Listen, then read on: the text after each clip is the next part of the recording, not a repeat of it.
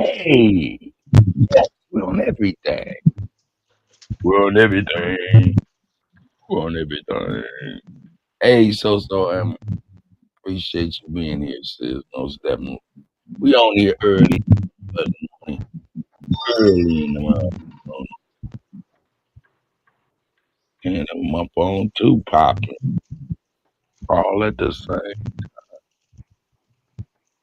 Oh shit, they over there hitting. It's too early to be hitting me. They said it's over for Diddy. It's over for Diddy.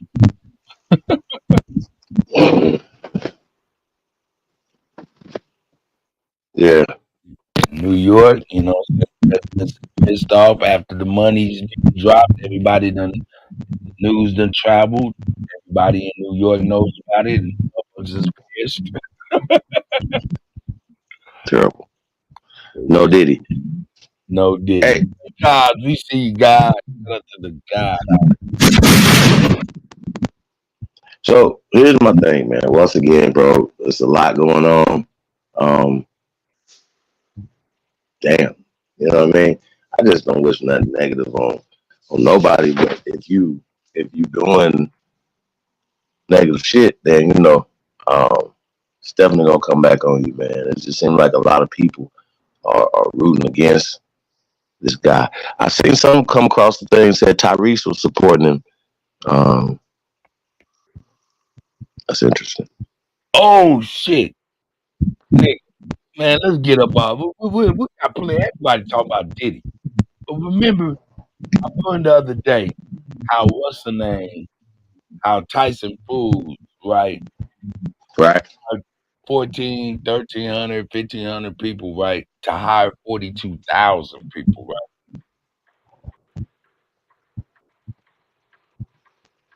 You So they remember did what?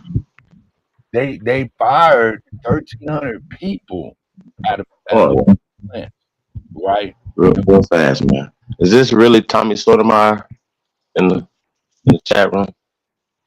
Where? 1-on-1 with Tommy Sotomayor. I don't think so. In your chat room, I don't see it. I don't know who chat room it is. I think so. Shout out to Drake Cobb's music. It's 1-on-1. Hey, Oh, Tommy Sotomayor, hit the link. hold up, Shout hit out the to link, Tommy. Hold up, let me put the link out there for him then. Come on in, hit the link, man. You're more than welcome, brother. Alibaba Haru. That's Salute to the right. OG. Selling hope. Tommy, man. Give that to him, man. You know what I'm saying? We got love for you. Son, baby, I see you. I see you. Who else up in here? Go. Old man. Lady Moon up in here. Yeah, yeah. Jen Marte. Yeah. East Side 1415. That's right. Haru, the Duke of the Great Lakes. Uh, Kill Switch. Mr. Miller. We really appreciate you guys. Brown Liquor, no ice is tapped in. go, He's a god. go.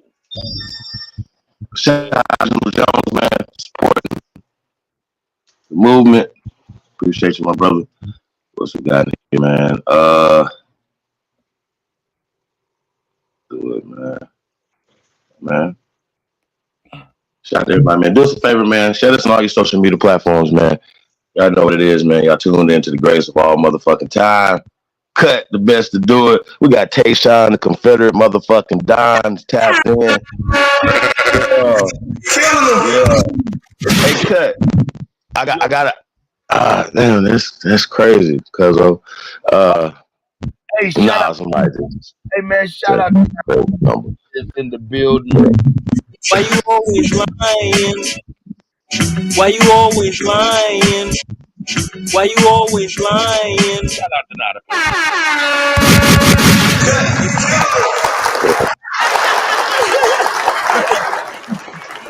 I'm not even gonna address that nigga comment. I swear to God, I'm not. Shout out to Charles Johnson, man. With the Nate, he said son baby. hey, He got please educate children all day, all children all day. Proper education always corrects error. Yeah, positive. Hey, real fast. Tayshawn, how is not a coincidence still slow on the Confederate flag? Like, Bro, why is this? bro, Why is this stop? I wasn't even gonna address it, bro. He's stupid. Like we know what it is with him at this point. I wouldn't even. I mean, I don't understand. He's been around long enough to have heard this at least 5 times, right? Right. They, where the flag come from? Who had the flag? We are the Confederates. I know you've been around and you've seen that. You know, you've seen these. You've seen the stuff. So when we talk about the Chickamauga flag, this is not pale skin stuff. They didn't bring it from Europe here, dude.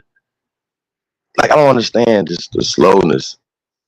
And I think it's willingly, what are we talking about at this point? Pan-Africanism is dead. This is the year anniversary of really, it's been over.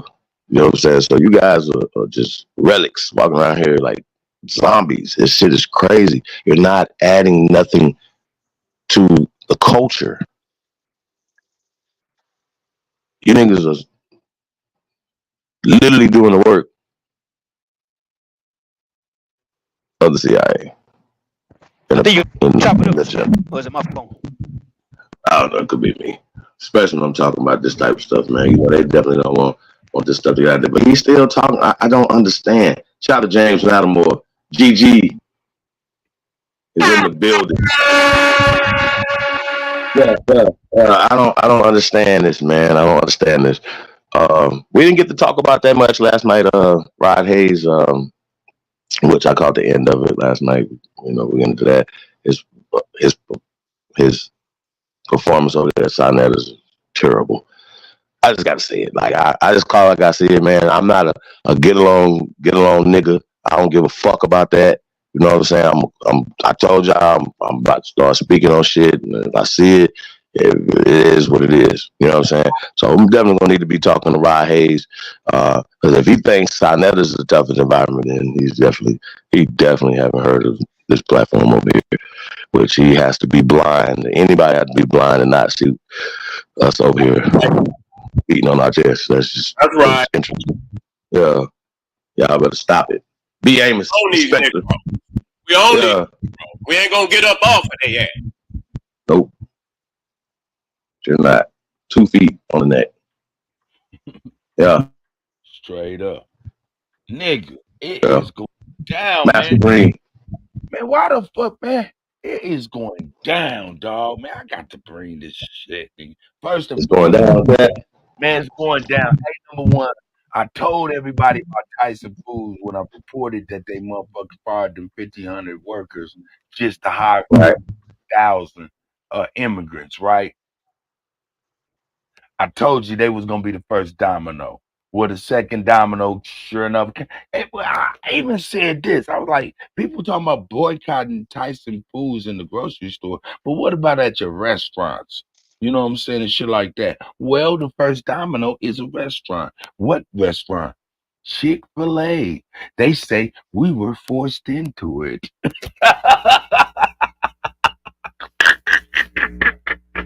We gotta fire people and hire migrants. Hey, shit is real in the field, y'all. Shit's real in the field. Shit's real in the field. But anyway, hey, you heard about that, right, Tayshawn?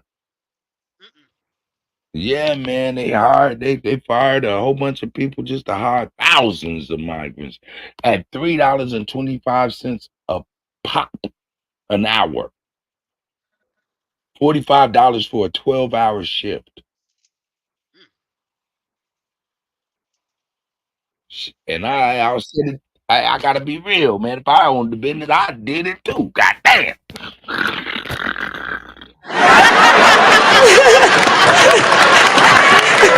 Man, nigga, that's good business. I'm sorry, it is, but fucked up for people, man. Here we go. Let's go. Check this shit out. Let's talk about Diddy. So, is there a Diddy client list? Hey, you know it's a problem. You know it's a problem when you got white folks talking about. Let's talk about Diddy. Let's talk about Diddy. That's a problem, nigga. That's a problem. Let's talk about Diddy. So is there a Diddy client list, just like the Epstein list? Diddy's, of course, allegedly the Epstein of the rap world, and a lot of powerful people running nervous today throughout Hollywood and in Washington. Chief, you heard that shit? He said, listen. I mean, call this nigga the Epstein of the rap world, bro. That's crazy. Epstein of the rap world is crazy, y'all. Do y'all homework on Epstein, man. And I see where this is going right here. Buff definitely seems like he's gonna pull what's the boy? New Jack City, Nino Brown. Yeah, it's bigger than Nino Brown. It's bigger than Puffy. It's bigger than no Diddy. It's bigger than Puffy. Hey man, I don't think this is a laughing matter. I can't crack jokes. I hate to see this, bro. It's just bad around the board for all the victims, everybody, man. But Brother Love could have been, you know what I mean? Like, do something. Why not positive things? I still ain't heard that yet. I still haven't heard that yet. My take on it though, bro. Like, I haven't heard the allegations, all the allegations that he's been charged for. I think they're all true. My thing is, if we gonna take Diddy down, we gotta take the whole industry down because they all down with it. But the main thing is, I'm trying to figure out, okay, what's the point of them doing this now? What are they trying to get our attention? Money. Look, old girl sued that motherfucker Puffy and got cashed out almost immediately. The motherfucker who helped produce that damn Love album was getting fucked in his publishing. He got mad. It was the final straw after Puff Daddy was globe-trotting and traversing the earth, palming his booty cheeks. This nigga got mad and felt out this lawsuit. Nigga got pictures of Cuba Gooding Juniors over there traversing the earth. Oh, problem that. Because look, check this though, Kutty. This is what I'm saying. Right? So you got Diddy, right? He's a quote unquote record label owner, right? But of course his record label is under another record label that's owned by the Jews, right? So being the fact that, like Bap pointed out, they talked about his house in Florida getting raided, his house in California getting raided, but they're not talking about the one in New York. So we know that the record label that he's under, that's over his record label, of course they ran by the Jews. Now, just a few months ago, these Jewish tunnels popped up in New York, right? The topic about that, right? So why are they not speaking out on his house in New York? And like I said, why is it only him that's, why is it only him? If it's a sex trafficking ring, he got a house in New York. Hey, listen. Speaking out about it. Hey, look, my bad, go ahead. Look, them type of people, you gotta put the special small hat name on them or something. You know what I'm talking about? Oh, you talking about the Jews? Yeah. See, okay, hold on. Well, now let me change the subject right quick. See, that shit right there, right? You remember the other day we was talking about other people that's not so-called Black Americans saying the word nigga? Right. See, but we can't say Jew, bro. Like, see what I'm saying? That's crazy, bro. That's crazy. But I got you, because I don't want to lie to get shit out. But but hold up, though. Look, we got a couple names. We got a couple names, you know what I'm saying, that we can refer them to that's not as offensive, like the small hat. The small hats, okay. And then there's a new one. Would you like to? It comes from Asia. Would you like to know the new one? Yeah. Huh? Yeah. Well, their first interactions with them was they sent some people over to Ashkenazi land, whatever, and those people stayed there for some years, right? Those people learned the customs of the Chinese people that came, eliminated them allegedly, took on their garb and their religion and their makeup, and came back to China and did some old discourse for about a long time, right? So being that happened and they got out of there, they called them people, they say in the tales, beware of the name stealers. Right. Wow. That's ancient. It's old. Like they call them way back the name stealers. That's crazy. Right. That's crazy. That is nuts. But anyway, I digress. I digress. But yeah, you right, man. Going on that tangent, man. Yeah, everybody can do whatever the fuck they want to niggas. Say what Right. the fuck they want to niggas, man. Straight up. You know what I'm saying? Straight up. Shit. What I was trying to get to is, do y'all think they gonna use P Diddy as the fall god to keep the name stealers safe even longer? Because of course he's funded by them, so they know what's going on. Just like with the Nickelodeon shit. Yeah, they calling out Dan Snyder, but Nickelodeon, y'all knew this the whole time. Like it's not fucking brand new news to them. Man.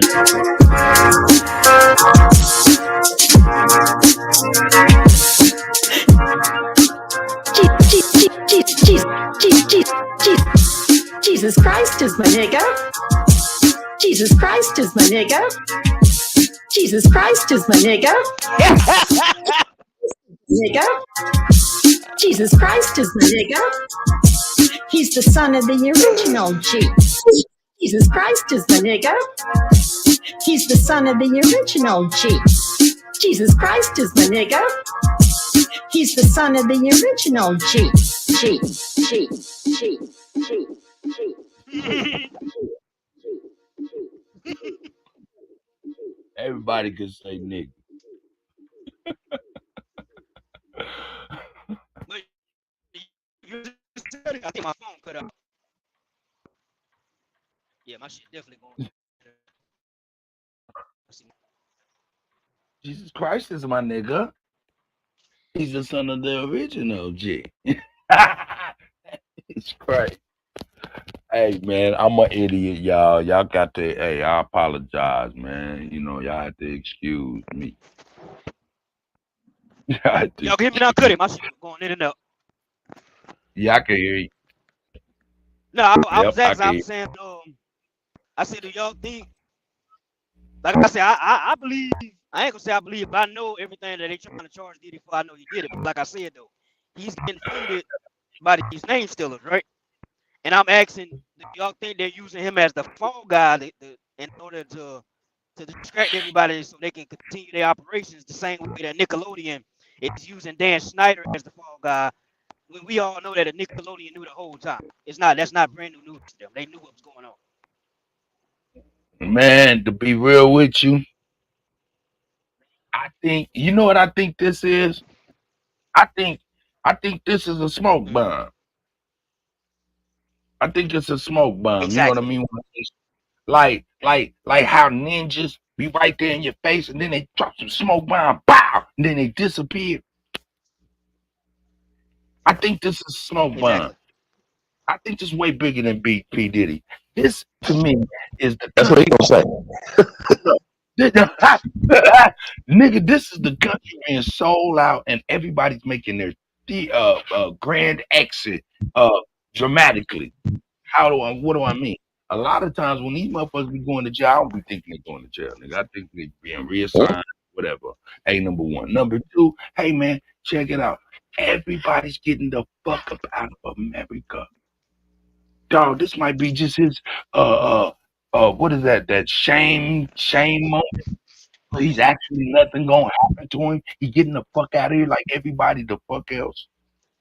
Only one's gonna be us dealing with these goddamn migrants and these motherfuckers, man. I mean, that's what I see, man. I think it's just I think it's a smoke bomb. So everybody, it's part of everybody disappearing that we even know. I mean, that that we know of. A lot of these motherfuckers gone.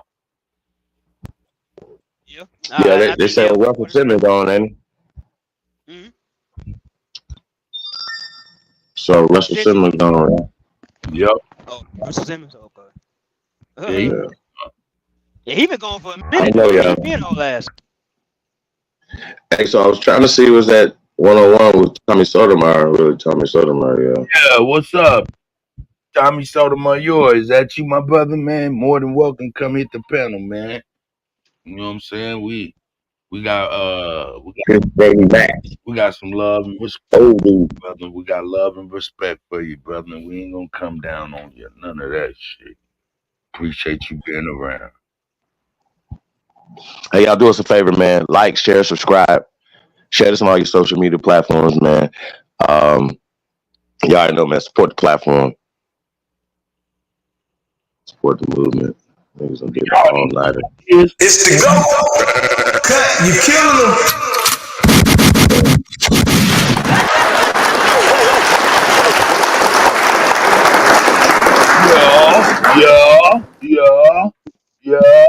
Yeah. Hey, Kutty, that Jesus Christ is my nigga shit on that Trey Ali beat is fucking funny as fuck. Oh, I ain't gonna capture it. That shit low key funny. Cut gonna be mixing that shit in with everything. Jesus Christ, my nigga. He's the son of the original. That shit low key fire, bro. That shit crazy. That shit wild. Shit wild, man. Nate up in that long. Christ is my nigga. Christ is my nigga. Christ is my nigga. Jesus Christ is my nigga. Jesus Christ is my nigga. Jesus Christ is my nigga.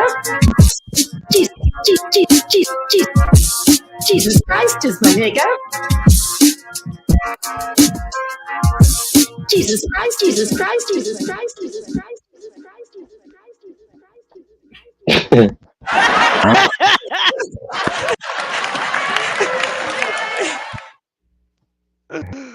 That's crazy. That nigga old dude. She greedy up in the building. That nigga said, "How the hell I wake up?" The enemy's public. But that Michael shit Harris. got type of skit or something, bro. No way, dog. I mean, knowing them, man, like they probably was really serious. You know what I mean? Oh no, they definitely said, you ain't see it. You never seen it? No. I seen it. I'm saying that they was not a skit. It was definitely serious. Like, you know, feel me? Yeah, serious. Like, yeah, that was a serious thing. Trying to get niggas on the bus. No, what you talking about? Huh? What you say? You talking about the people that was singing "Jesus Christ is my nigga"? Yeah. Yeah, what they was making a rap song for niggas in the hood to get them on the Sunday school bus. Hold up, nigga. Hold up, nigga. Hold up. Jesus Christ is my nigga. He's the son of the original G. And he was sent to earth to elucidate the way that we should be. What? Like if Man, you better look at that old man. That old man is a hype man. He better than Flavor Flav. Let's go, dog. Jesus Christ is my nigga. He's the son of the original G. And he was sent to earth to elucidate the way that we should be. What? Like. Oh, look at the loosen up of the tie, though. He's on beat and everything. Jesus Christ is my nigga. He's the son of the original G. And he was sent to earth to elucidate the way that we should be. What? Like. And y'all don't even get it. Y'all don't see the dance he doing. Y'all see the dance he doing. Y'all don't know that dance he doing. Hold on.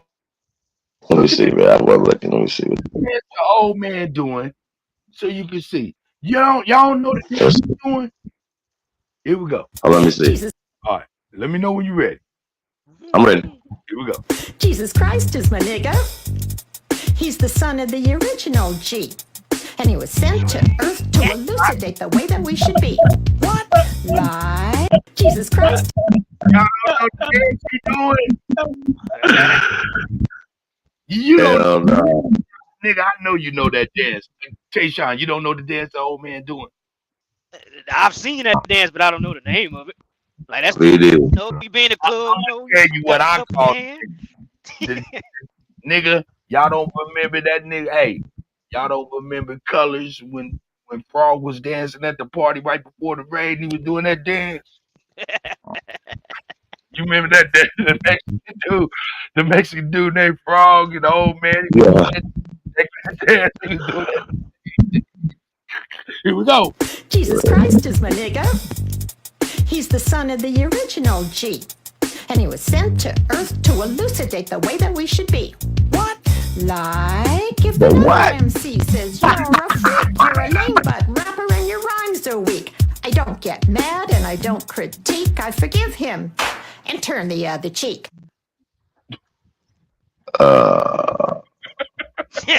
That's crazy, bro.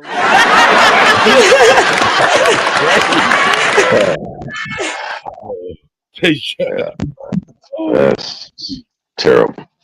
She was busting, nigga. Real time, yeah. She was doing her thing, nigga. Y'all can't hate on her. Congratulations. Shit. Congratulations. Okay. She should have been. She should have been a part of daylight. So it just reminds me of a lot of shit I hear, like Azalea Banks saying some dumb shit about Beyonce. Talking about she cosplaying, she doing the country shit. Ignorance is definitely not bliss, y'all. Gotta stop being so ignorant, y'all. Real talk. I think I even seen her in a cowboy hat before. If I'm now that I'm thinking about it, I almost think I've almost seen her in one. But once again, you know, people always coming and misappropriating our shit. Beyonce's from Houston. It's the culture in Houston. Right. Okay. Trail riding, cowboy boots, cowboy hat stuff. They didn't bring it from Europe, you guys.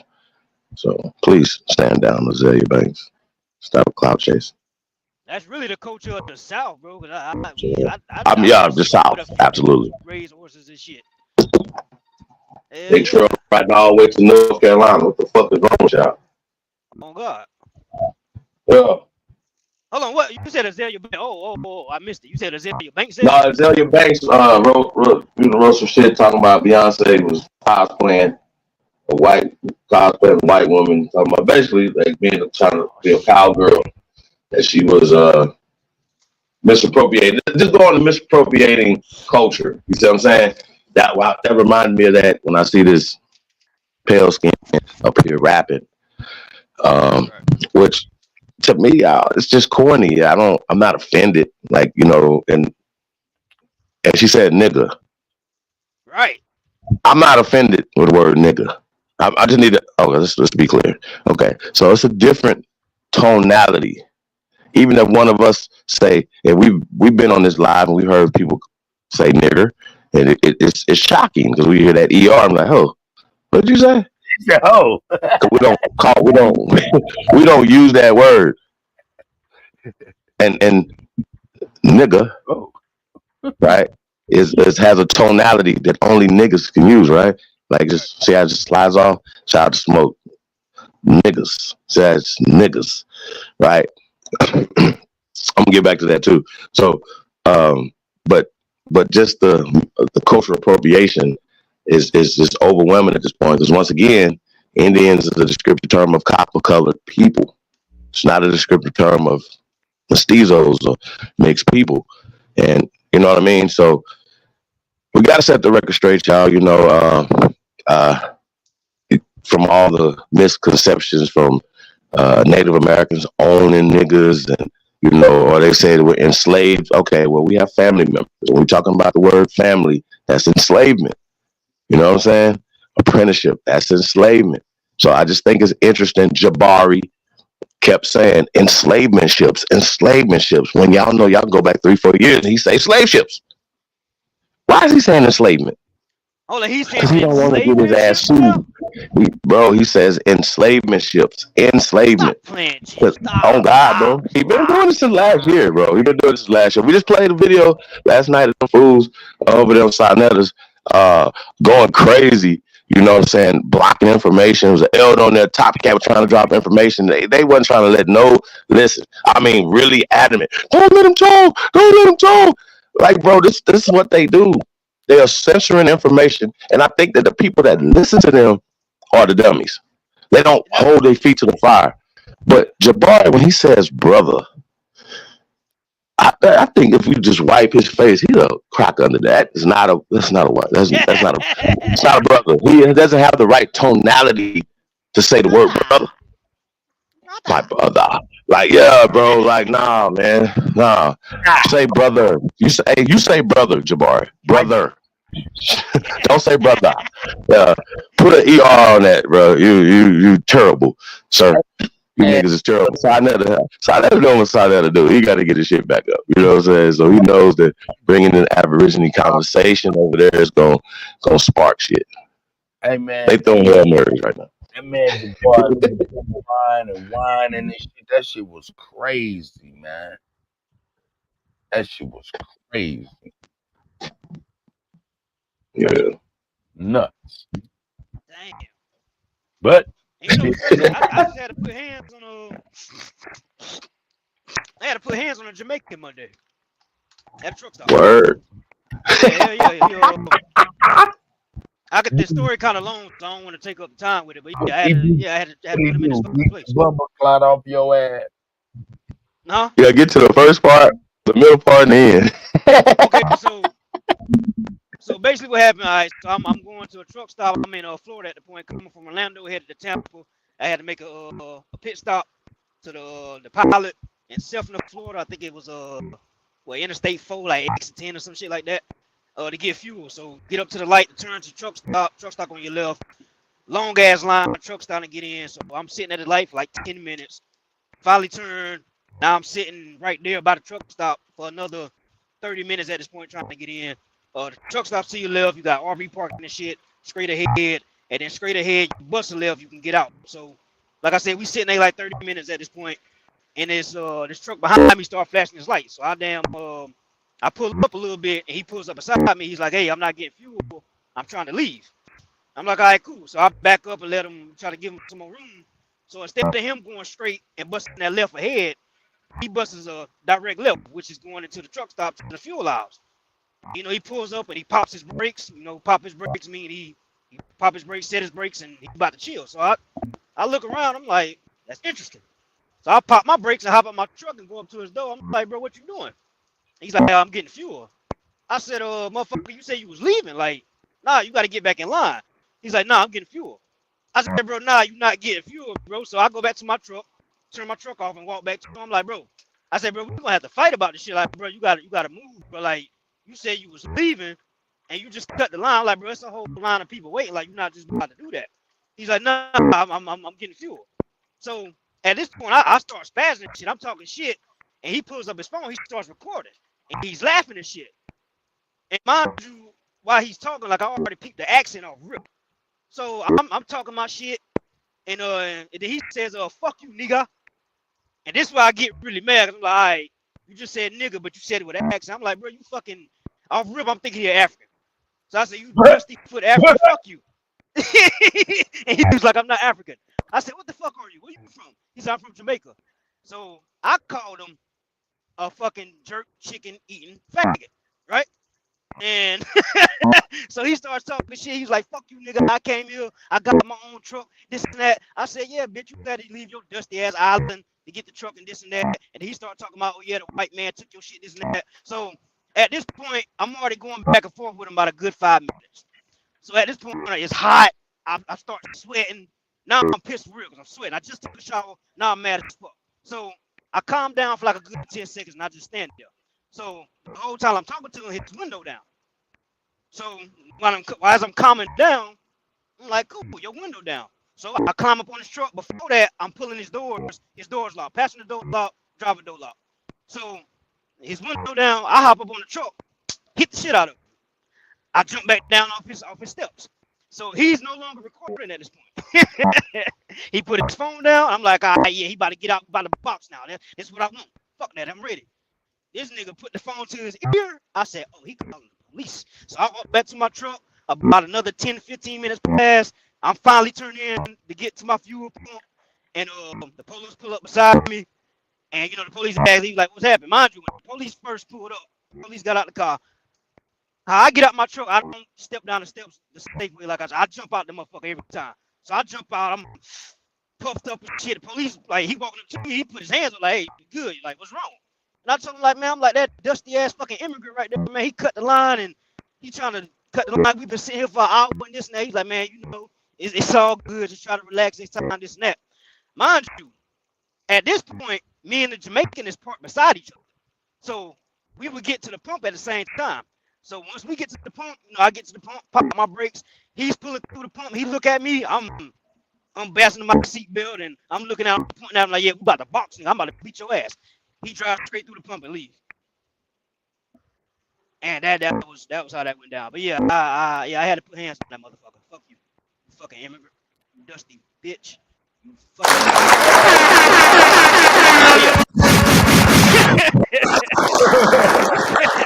You be like that sometimes, man. Yeah, man. Hey. You know, it be like that sometimes. You know. Jesus Christ is my nigga. He's the son of the original G.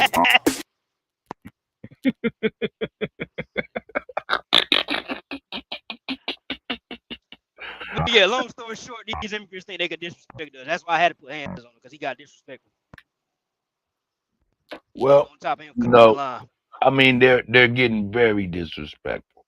Yeah. You know,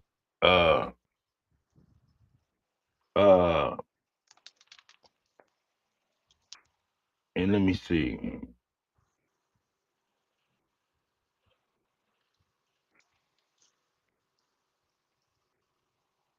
Let me see. Yeah.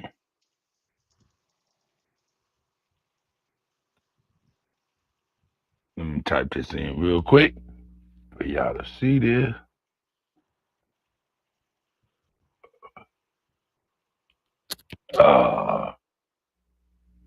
I might have. Here we go. Where is that at, man? I just synced it.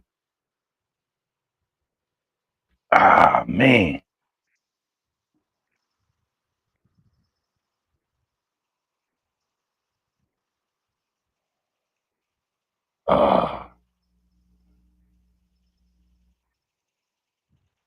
Damn. What you looking for, Kut? Man, I'm trying not to say nothing. Damn it. Damn.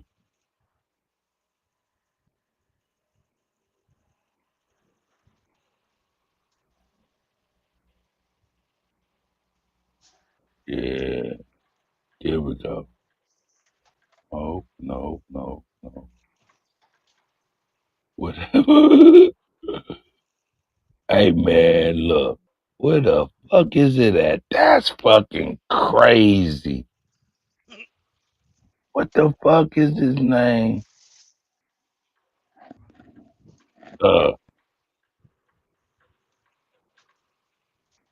This is gonna irk me until I find that motherfucker. That's gonna irk the shit out of me. Damn, that's gonna irk me, man. Anyway, man, I seen a video, man, with this damn Lyft driver, man, getting into it with this sister in the back, man, and she got to talking. He got to talking crazy to her. Man, he got to, huh? Yeah, man. I'm not surprised. It's man, nigger. Yeah, that's how that Jamaican, that nigga was talking cash cold shit. I'm like, bro, you got me fucked up. You know. Man, like, Yeah, so yeah, man. He wanted no smoke though. He would not jump out that truck. He wouldn't get down. Shit. Yeah. They getting bold, man. It's disrespect is crazy at this point.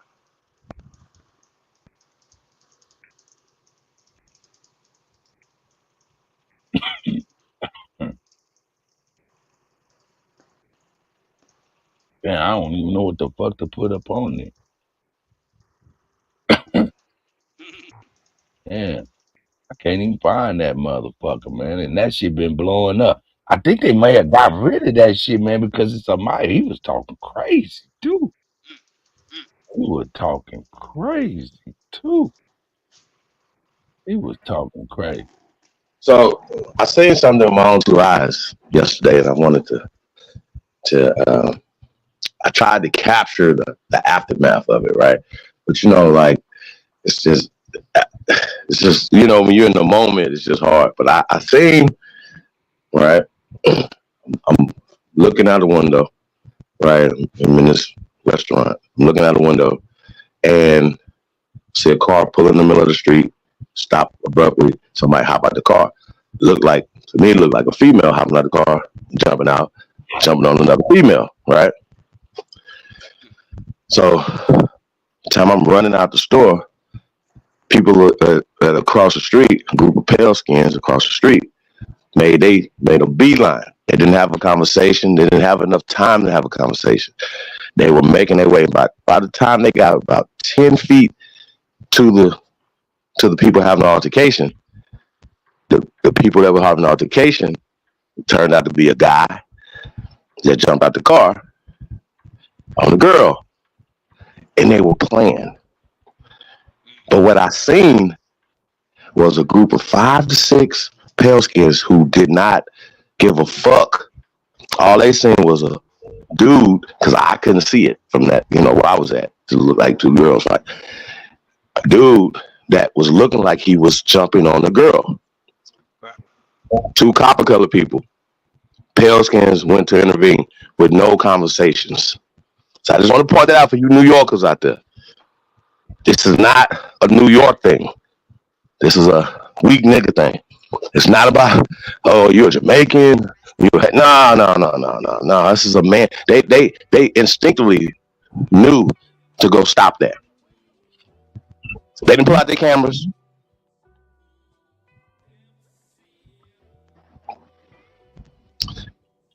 And they was about to put hands on dude. And they was like, oh, we just playing, this is my brother, blah, blah, blah. I'm like, what? But they was on the scene. They didn't pull their cameras out. So I just want to point that out. I seen it on 2 eyes, y'all. I wish I could film it. But I'm not a filmer, like I'm not a cameraman. You know what I'm saying? I seen it on 2 eyes, y'all. I'm still processing it. I'm still processing this incident that I seen my own 2 eyes. I was mad because they was playing. Why y'all playing like this? But the thing that I seen, that these men crossed the street, ran, they was on it.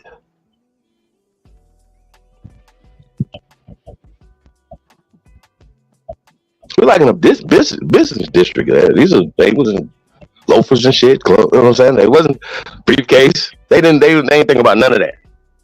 I just want to point that out. And they was playing. Hey, Sean, how you feel about it, brother?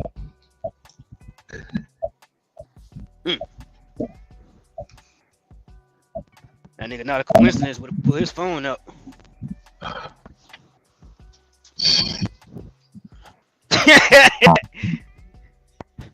It just goes to show you. Shot one.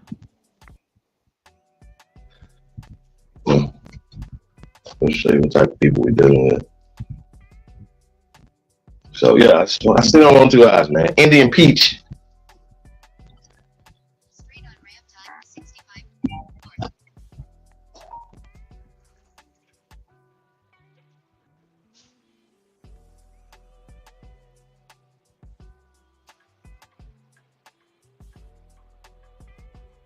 You still up top, Chief? Or you back in Vegas?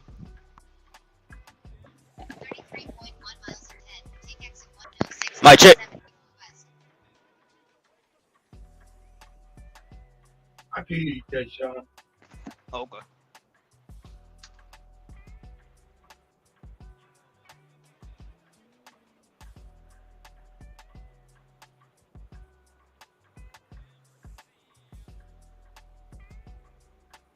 Man,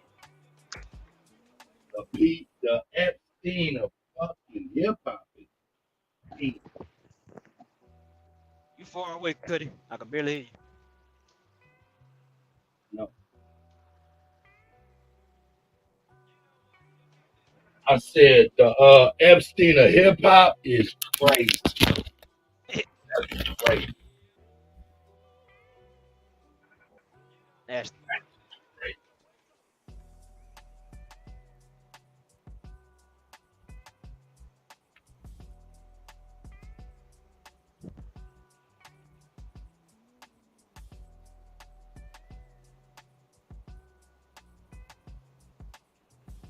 Yeah, but I think it's that's what I'm saying. Like I don't understand why this making big news. Cause it's like if you got most of our people sleep, so I can't even say that. But when I've seen the clips of Diddy calling people other grown men daddy, like I know every area, every region got their own lingo, like Michigan say my baby or whatever. Hey, Detroit. listen. Huh? Listen. Don't let these people tell you that bullshit. That never was a thing. Oh, I can't hear you. You gotta speak up, Kut. Hold up. Don't let these people tell you this bullshit, because you're not the only person I heard say that that's a part of motherfuckers' lingo. No, not the daddy part. No. That's what I'm saying. I was about to make a point saying different regions got their certain lingo. Like I know in Detroit, they say my baby or whatever. Dudes they say my baby. They refer to somebody they really fuck with. That's my baby or whatever. But that daddy shit, a grown man calling another grown man daddy, that's some shit I've never heard. That's not normal. That's not a New York thing for what I know, or Harlem or Brownsville, wherever the fuck he from. Nah, cuz so that motherfucker is definitely fruity. For sure. No doubt about that. So Man. Yeah. But like you said, the smoke bomb, like I wonder what is it? Like what they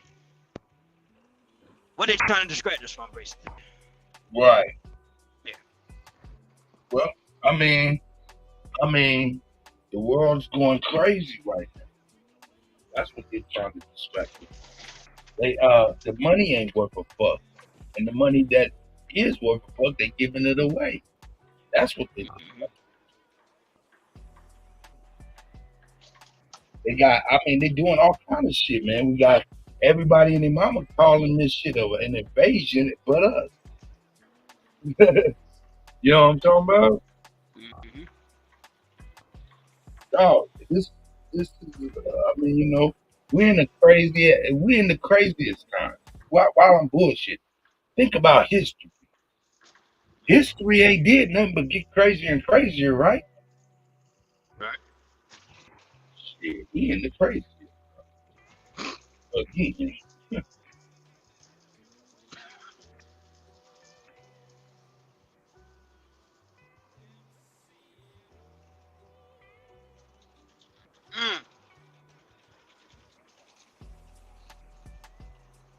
I heard something about I think I might be late as fuck on this too. They about to ban TikTok. Yeah, they trying to. That's what Joe Biden trying to do. And see, even that, my theory on that is, I think TikTok is too informative for people. It's got too much information where people can start critical thinking for themselves and waking up. I think that's what it is, because you got a website like Twitter, what is now known as X. So I had to make a whole new email and all just to get back on Twitter, because I got banned 3 years ago off Twitter because of my political views. But at the same time, Twitter, aka X, or X, aka Twitter, is literally Pornhub now. You can literally, if I wanted to, I can get up there butt ass naked and just do what I want, and they won't block the shit. But they got political views. You post it politically, you get blocked. But it's like the government is not trying to ban that, but you want to ban TikTok for what exactly? Suppress information is what I think.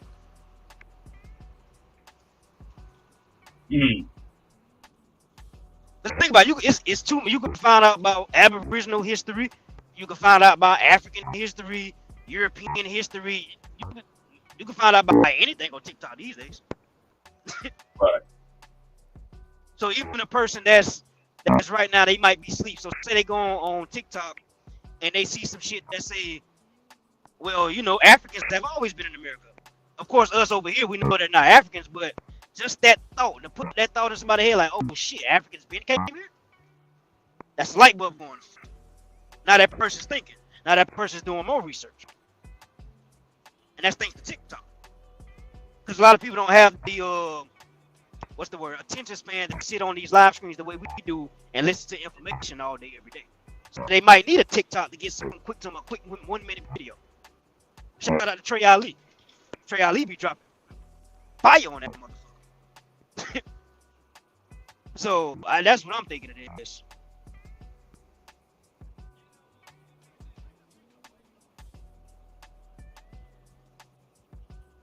That's what I truly think it is. You might have a point. You might have a point there.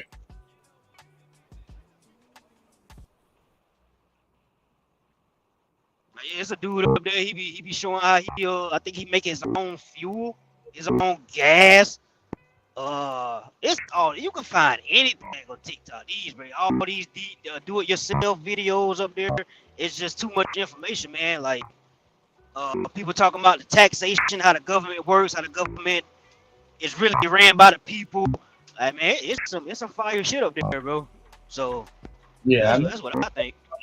But see, and then Joe Biden saying, "Oh, it's a Chinese man, get the fuck out of here, man." We all know that you don't have no hard feelings. Mm-hmm. Stop acting like it's an issue like that. To me, that's just. That's just. Yeah, man.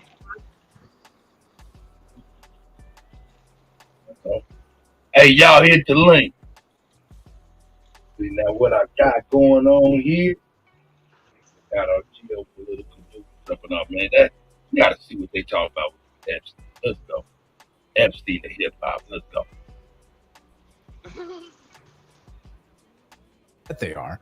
So last night, Homeland Security. Let's talk about Diddy. So is there a Diddy client list, just like the Epstein list? Diddy's, of course, allegedly the Epstein of the rap world, and a lot of powerful people running nervous today throughout Hollywood and in Washington. I bet they are. So last night, Homeland Security officials raided the Los Angeles home of rapper and music mogul Sean Diddy Combs, and then also in Miami. Simultaneously, coast to coast, they swooped in. In Miami, they had to use boats to come, as well as their armored vehicles, and they did the same. I don't know why they ain't talking about the island that he bought from Gloria Estefan. He got a private island that they also raided. That he bought from Gloria Estefan. And they also raided the New York home that they don't talk about. So I think that's pretty interesting. He said New York and LA, but they ain't speaking on that island and Florida. There's a house in Florida as well as an island in Florida. Or island somewhere that he bought from Gloria Estefan. I don't know where it's at, but it's an island. A whole island, nigga. Let's go. In Los Angeles, and all in connection to this massive sex trafficking investigation. Here's how the news broke on Wolf Blitzer. Breaking news, the Department of Homeland Security has just confirmed to CNN that federal law enforcement agents have raided properties owned by musician and producer Sean Diddy Combs. Yeah. So right now he's involved in 5 different lawsuits, civil lawsuits. And he denies wrongdoing in any of them, of course. He says, quote, "Let me be absolutely clear. I did not do any of the awful things being alleged. I will fight for my name, my family, and for the truth," he says. One of the lawsuits revealed today has Prince Harry involved in the lawsuit. Why is Prince Harry named in the lawsuit? And would apparently go to Diddy's sex trafficking parties on a regular basis. So this could be more headaches for the royal family. Here's a part of the lawsuit. Is that him with Kate Middleton? Sorry, I'm still trying to figure out who Kate That's Middleton Kate Middleton on the right. Yeah, that's the new AI generator. That's when you type in Kate Middleton into Google Gemini, you'll get a black P. Diddy. That's how it works. So among the specific acts in the lawsuit were Combs' use of vast sums of cash, drugs, fake promises of career opportunities, access to music industry executives, and circumstances that could have prompted defendants, including Universal Music Group and other employees, to specifically raise questions about Combs' sex trafficking. affiliation with, or sponsorship of Mr. Combs' sex trafficking parties garnered legitimacy and access to celebrities such as famous athletes, political figures, artists, musicians, international dignitaries like British Royal Prince Harry. And people were forced to sign NDAs prior to entering his parties and prior to being drugged and sex trafficked at these parties, according to the lawsuit that was just filed. So we have that piece of it. So when you start to peel back this law, I think it's very important as we kind of unpack this Diddy story over the next few weeks and we look more deeply into this, to remember that he is probably a low-level guy in this. I think it's probably safe to say that it goes way higher. And I think it's safe to say that he's probably taking the falling on a sword right now. Yes, involved in some awful things, allegedly, but it goes much higher than him. And so who can we throw out there like Jeffrey Epstein to fall on the sword? Have everything squashed, hidden, put away, so that we don't know the details of it. He, of course, hated Trump. He did. Wanted to go. So it's very weird that they would eat. Yeah, I'm gonna turn it down, but we can talk over this shit. He's very much a pro-Biden guy. He loved. That's what I suggested, though, right? Like I said, I believe he did it. Very odd about the whole thing. But he definitely thinks that we should do away with President Trump. Hey man, that he should. He look. P. Diddy the one passing out the word. History, though, he ain't the one bringing in individuals who've now grown up and they've talked about their experiences spending time as a young person, underage, being sort of brought into these sex parties and these environments at Diddy's home, almost like they were orphans in a way. Usher, who of course just sang at the Super Bowl halftime show, I was on Howard Stern's show talking all about this. We talked about all of the weird times that he had, and he was brought in at a young age to hang out with Diddy and got to see a lot of things. So watch this really awkward exchange and pay attention to the subtexts here. Moved to New York City, and I lived with Sean Puffy Combs for a year. That's the crazy thing. Now, that was L.A. Reid's idea, right? We're sending you over to something called Puffy Flavor Camp. There you go. To learn Flavor Camp. Yeah, Flavor that's Camp. what it was called. And you're going to go to Puff Daddy's. He's in the 90s. Do you understand what that's like? Puffy's place was like just filled with chicks and orgying like nonstop, right? No, not really. I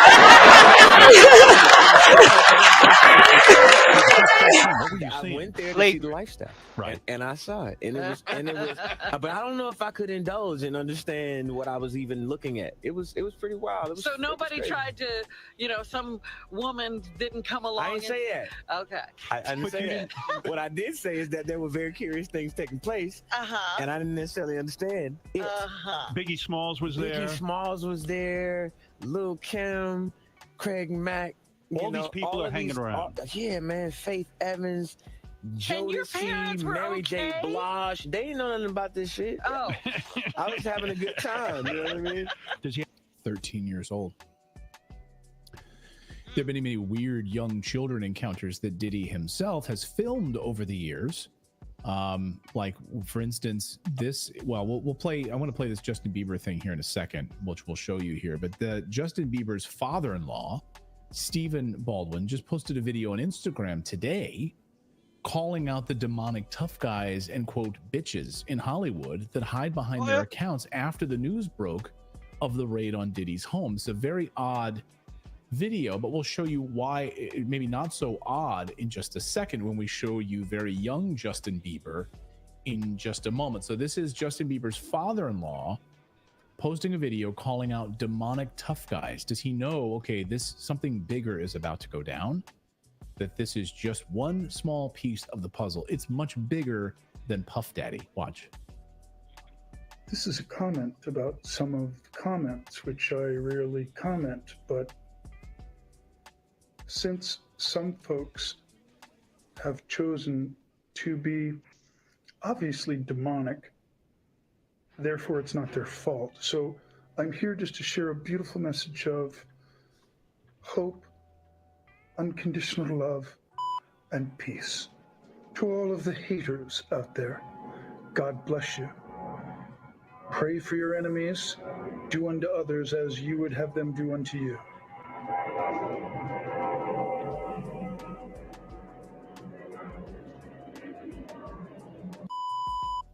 And remember, when I see you on the street, if you slap me in the face, I will turn the other cheek. But if I feel that second cheek stinging, you better run.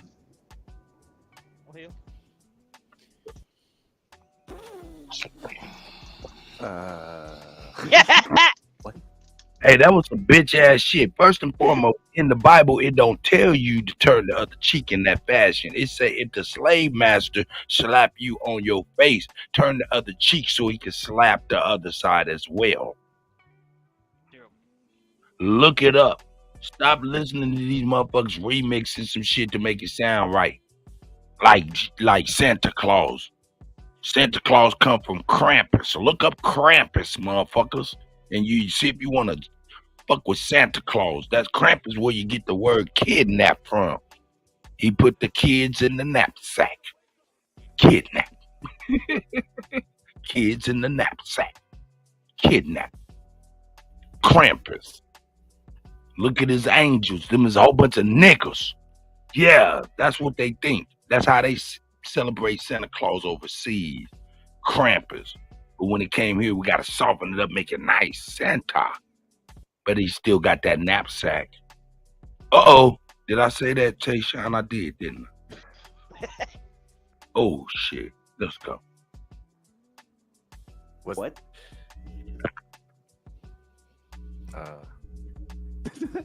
Was that Encino Man? I'm speechless. Like, I've interviewed Steven. I've had him in the studio, and he needs the cowboy up. He was kind to me. He didn't slap me. I don't know what was going on there. If you see me on the street and you slap me, you better be prepared. I'm gonna slap you right back. So Justin Bieber, in a famous now famous video, I'm gonna make it famous here by showing it. The young Justin Bieber talking about this weird sort of Diddy summer camp excursion that sort of Usher was just talking about, and others have talked about what's going on here. But here's that video you can see with Justin Bieber. Justin, you ever seen the movie 48 Hours? Right now, he's having 48 hours with Diddy, him and his boy. They're having the times of their lives, like you know, where we hanging out and what we doing. We can't really disclose. But it's definitely a 15-year-old's dream. You know, I have been given custody of him. You know, he signed to Usher. He signed to Usher. I had legal guardianship of Usher when you know he did his first album. I did Usher's first album. I don't have legal guardianship of him, but for the next 48 hours, he's with me. So and we gonna go full crazy. Going crazy. Nasty word. Whoa. Yeah, I'm going crazy. I'm just going to say whatever he's saying because he's the adult and I'm just a kid. So I don't know what the hell we're doing. What is excuse me, Mr. Diddy, what does buck full crazy actually mean? Because I thought this was like a summer camp. I don't know what the hell we're doing here, but what are we doing? What does buck full crazy even mean? So now photos have emerged of P. Diddy Combs with Rachel Chandler. That's crazy. And linked to Jeffrey Epstein, Bill Clinton, Prince Andrew, several other of the associates. Here you can see Rachel Chandler saying, "I'm 14 years old" in this photo. Here she is, 14 years old. And here is Bill Clinton. You can see Bill Clinton here with Rachel as well. You can see that. And then Prince Andrew as well, which I'll need to get here if you don't have it. Philip, do you have it or no? I don't have it. Okay. I read it as a picture of four things. That's okay. Let me just take it back to me real quick and I'll get it here. So there's Bill That's Clinton. Rachel. Who? What's her last name? Just pull this up here. And here is, of course, hold on one second. No. There we go. There's Prince Andrew with Rachel as well, and Ghislaine Maxwell there. So, wow, this. Oh, wow. That's a connection, right? The Right. Epstein connection, the Bill Clinton connection, the Prince Andrew connection, all with this Rachel. You just said she who should not be named. Oh, Ghislaine Maxwell. Yeah. Yeah, there was a time when you mentioned her. Saying that name. When you say that name, oof, you know what happens to YouTube videos. Oh my gosh. So look, we should be clear. Again, he hasn't been charged with anything yet on the criminal side. He hasn't been arrested. And when they showed up at his houses, they went in, took out massive loads of electronics and cardboard boxes, and they just kept filling it up. 2 of his sons were at one location in, I believe it was Los Angeles, when they were handcuffed and brought out as well of the house. He was not at home, and TMZ caught up with him at the airport where he was about to board his private jet when the Department of Homeland Security rolled up on him. Oh, pause it, good. Pause it right there. His jet then left Hold up. from Los Angeles and was flying. What's wrong? I just want to say something about TMZ. I want y'all. I'm not TMZ. I'm thinking about the truck company. TMZ. The reason why TMZ always catch this type of shit, these videos, is because they're in on it too. Like, how the fuck they just randomly catch this nigga at the airport at the same? Like, come on, y'all. Like, we know what the fuck is up at this point. So that's all I want to say. That's real. That's real. And didn't include P. Diddy. So he is not on board that jet. It did arrive in Antigua, according to reports, Antigua and Barbuda, Antigua and Barbuda. And in Antigua, so a lot of people wondering, well, now it's grounded in Antigua. Did it fly off to Cape Verde? Is it going there as a non-extradition country, something? And were there things on board that they were trying to hide and get it out of country so they couldn't be extradited? Who knows? That's what some people are speculating, that there were things on board that plane, not Diddy himself, but maybe important pieces of information. Who knows? That's pure speculation. We have no confirmation of that. But we do know that he wasn't on board. We do know that he was seen then in Miami, and the Department of Homeland Security rolled up on him, and his flight wasn't going anywhere. But he hasn't been arrested at this hour, to our knowledge. And what will they be looking for? According to, of course, law enforcement officials, you don't go to this phase of an investigation unless this is like the end of the investigation, basically. Like, you've heard all the reports. You've heard all the reports of sex trafficking. You've heard eyewitness testimony. You've seen the evidence. You've seen pieces of evidence. And now you're going into the home to confirm a lot of those pieces at the end. And that's what this is about. But again, no arrest yet. No handcuffs. What's going to come of it? He maintains his innocence. He's posted that he has haters who just want to get into his pocket, he said. There's a long history here of his family and its relationship in weird ways to the CIA. Diddy's father, Melvin Combs, famously worked with Frank Lucas. And his father, Melvin Combs, Diddy's father was a drug dealer. I think she's trying to say something good. Who ran? No. I'm just saying. Whoa. Ran heroin for the CIA. Now, Frank Lucas was, of course, the heroin king. Worked for the CIA and heroin for the CIA. Wait. Hold on, Cut. I gotta say something. I gotta say something. Hold on. Lucas was then, of course, turned into a film, and you might even know the name. Many eagle-eyed observers might be aware of who Frank Lucas was. Hey, Cut, real fast. Wait. Y'all, maybe I know that the drugs and stuff are all a part of but I never heard that Frank Lucas was working for the CIA. You didn't know? Oh, that's what they just said?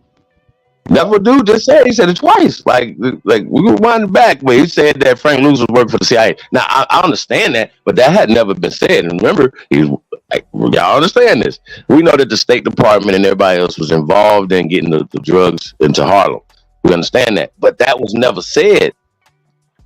Hey, but hold up. So what is redacted talking about right here? Wasn't Puppy Daddy involved with Frank Lucas? Oh yeah, all of this, all of the above. He's opened up a can of worms right now that's interesting, to say the least. We know the CIA is involved in it, but I never heard that. So I want to know what he know about Frank Lucas' connection to the CIA. Yeah, is Frank still alive right now today? I think he is, right? He's still around here somewhere. That makes sense though. I mean, yeah, he's the biggest. Ain't no nigga doing that, bro. Stop it. They not putting no shit, no caskets. Ah, come on, fam. Y'all think that? Really? Y'all believe that? Like, so the feds didn't charge him for doing that? He just got a little, really? So y'all think if he's putting drugs in the caskets of fallen soldiers and then sending, they was just, that was just gonna be it? That's for real. Come on, y'all. They don't know about that. But I never heard it before. So yeah, Cut. I just had to Cut. You killing them. This is all of it's connected. All the drugs and everything. Do we know now that the drugs are connected to the CIA? Yeah. Oh, yeah. Everybody comfortable? Yeah. We all comfortable with that. So now that you know this has happened, we know that these guys, even unbeknownst, they were still working for the CIA. Right. We cool? But they're saying that Frank Lucas absolutely knew, and right. I've been saying this forever. So what are we doing? So yeah, Cut. This is crazy. Shout out to Redacted. Let's go. Right. Money ran heroin. Frank Lucas, of course, who ran heroin for the CIA. Now, Frank Lucas was, of course, the heroin king who ran heroin for the CIA. Now, Frank Lucas was, of course, the heroin king. He was a drug dealer who ran, and he worked for Frank Lucas. Frank Lucas, of course, who ran heroin for the CIA. Now, Frank Lucas was, of course, the heroin king, worked for the CIA, ran heroin for the CIA, and yes, worked with Melvin Combs. So Frank Lucas was then, of course, turned into a film, and you might even know the name. Many eagle-eyed observers might be aware of who Frank Lucas was played, and that was Denzel Washington, played him in the movie American Gangster. So he played Frank Lucas, who was friends with Diddy's father. Damn, and they did the movie called American Gangster. That's crazy. It has a whole new ring to it now. That shit has a whole new ring to it now. Am I wrong? American Gangster, and you working with them folks. Right. Right. Ooh, yeah, that's deep. I know. What's good, Seth? It's an unwritten rule. It is an unwritten rule in the dope game. If you get a movie, you a rat. You know what? Statue, I heard them all. But nigga, I ain't heard none of that. That's a good one though. That's been one like nigga when the white boy came out with what's the white boy name came out? Blow.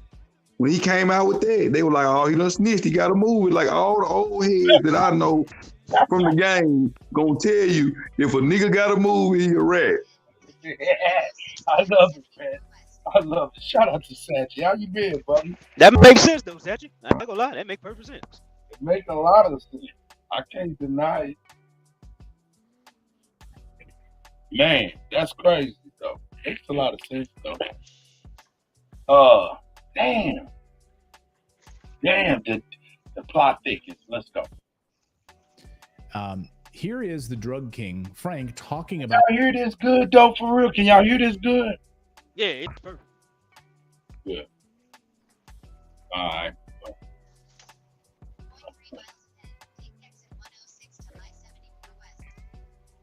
Working with P. Diddy's father, Melvin, and how he's upset that he got shot. He ended up getting shot in a botched drug raid, or a handoff of drugs, and he got shot. He was the wrong person to get shot. I think they were trying to go after Frank Lucas. He got shot instead. Listen to him talking about this. I'm Ray Lucas. This is my dad, Frank Lucas, and shout out to Vlad TV. Thanks for setting up this interview.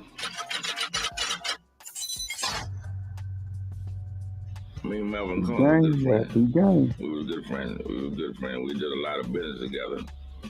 Of course, it was not a legal business, but we did a lot of business together. And I was sorry to see what happened to him. That shocked the hell out of me. And the guy who did it, I'm glad he got what he got. Okay, so. And I know Melvin used to come to your club, the turntable, a lot. Yes, he did. He come there all the time. Melvin was like a lady man. Yeah, he come there all the time. He come to my club all the time. Yes, he did. Can you say the name of your club? The Lord Price Turntable, 52nd and Broadway. I met Sean Combs. I met him when he was a little boy. He used to come over to my house. His daddy used to bring him over my house. He used to come see me on various businesses, and they used to bring him over my house. Yeah. So the story gets thicker, and be really interesting to know what this CIA connection is, if there is any, and what sort of dirt Diddy has on a lot of other people right now, and is he taking the fall for a lot of other people who are hoping and praying that the light of day doesn't come out in this? As Breitbart News reported, several sexual assault lawsuits have been filed against Combs in recent months, including a lawsuit from R&B singer Cassie that was settled last year. Another one of Combs' accusers was a woman who said the rap producer raped her 2 decades ago when she was 17. Of course, Combs, again, has denied all the allegations, says they're sickening allegations, and there are people trying to make a pretty penny off of him, a quick payday. And a male music producer also accused Diddy of sexually assaulting him, forcing him to have sex with prostitutes. He's denied those claims as well. So I think we're going to see a lot of information, although it'll be interesting to see if it's similar to the Epstein saga, where we don't get to see a client list. We don't get to see who signed NDAs. We don't get to see the names of these people that have come to these, sex trafficking parties. But we do know from the Department of Homeland Security, this is a sex trafficking ring that they're trying to bust up here. How deeply does it go, and where does it go? When did you see the updates we on need to Twitter say right he now that left the country? What'd you say? Hey, Chief Holiday. Have they found any evidence of this man sex trafficking anything? Yeah, well, no. They got a lot of people, yeah. Besides people saying it, I'm saying, have they got some real tangible evidence that we can say, oh yeah, he did that shit? Flight logs and people corroborating. Yeah, it's pretty bad. I mean, I don't trust it. I don't trust people's words no more. So this the thing though, Sachi. The government, politicians is included. Diddy is just a fall guy. Politicians is included in this shit. They sex traffic too. Like he's just a fall guy, but they know what's going on. They already know. Or politicians just included in it to make it look good because they after his ass and here's what he got. That's what I'm saying. He's just a fall guy. Because there's a lot of people on that Epstein list. There's a lot more people than Diddy that should be going out right now. That's all I'm saying. Because I ain't looking at nothing but his catalog. That's all I'm looking at. That's all I did. He got a hell of a catalog. Yeah, hey, we're gonna move forward. I'm gonna swap devices and stuff, but I gotta push play before I can stop this. Okay. Shout out to the Butters, man. Come on in here, man. You niggas need to come on in here. We just touching base. Chief Holiday, are you there?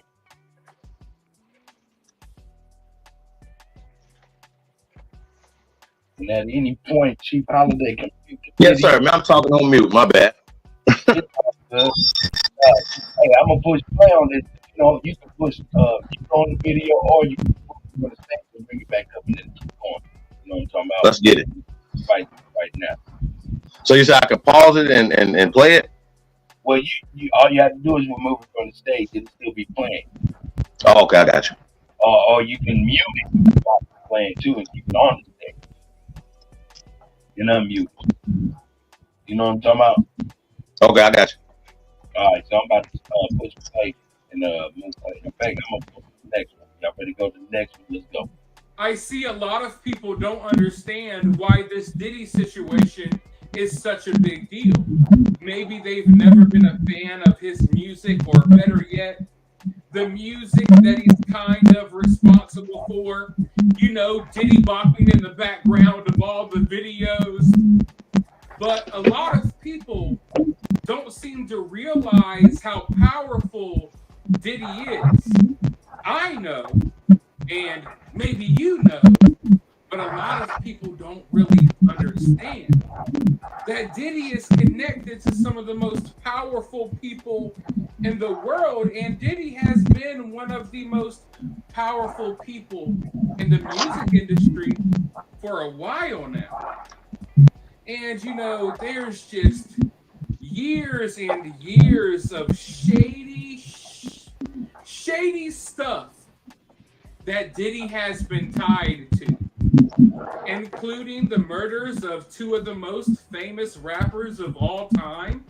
And that's just the tip of the iceberg, ladies and gentlemen. But you know, my interest in this story kind of goes beyond Diddy at this point. Because we've all kind of known about the stuff that Diddy was doing for years. I always say it's an open secret, but I don't want to keep saying that because it's no secret. If you know, you know. I understand a lot of people haven't been paying attention. And right? So it's not like you had anything to gain from paying attention to what's going on in hip hop and the rap community or whatever. But for those of us who know, we know that Diddy's been tied to a lot of things. There's been accusations out there. Other rappers, singers, you name it, they joke about the wild things that happen at Diddy's party. There's tons of videos out there of Diddy acting weird with people, including but not limited to Justin Bieber, Meek Mills, you name it. So my interest in this story kind of goes beyond Diddy. Because when something like this happens, it's almost like a virus or a cancer or a social contagion. It spreads. Once one person gets exposed, another powerful person gets exposed. Once one person finds the courage to speak out, all of a sudden, all of these other people find the courage to speak out. So now that people are speaking out and exposing Diddy, you already know that other people are going to catch some strays. Other people are going to get exposed as well. So that's one reason as to why I'm interested in this story. And then Diddy has the ability to take down other powerful people. I think we're going to see other people in the music industry who are tied to Diddy that may go down along with Diddy as well. I believe that this story has the potential to open up the floodgates when it comes to the music industry, because Diddy ain't the only one. In fact, Diddy's not even really unique when it comes to doing things like this.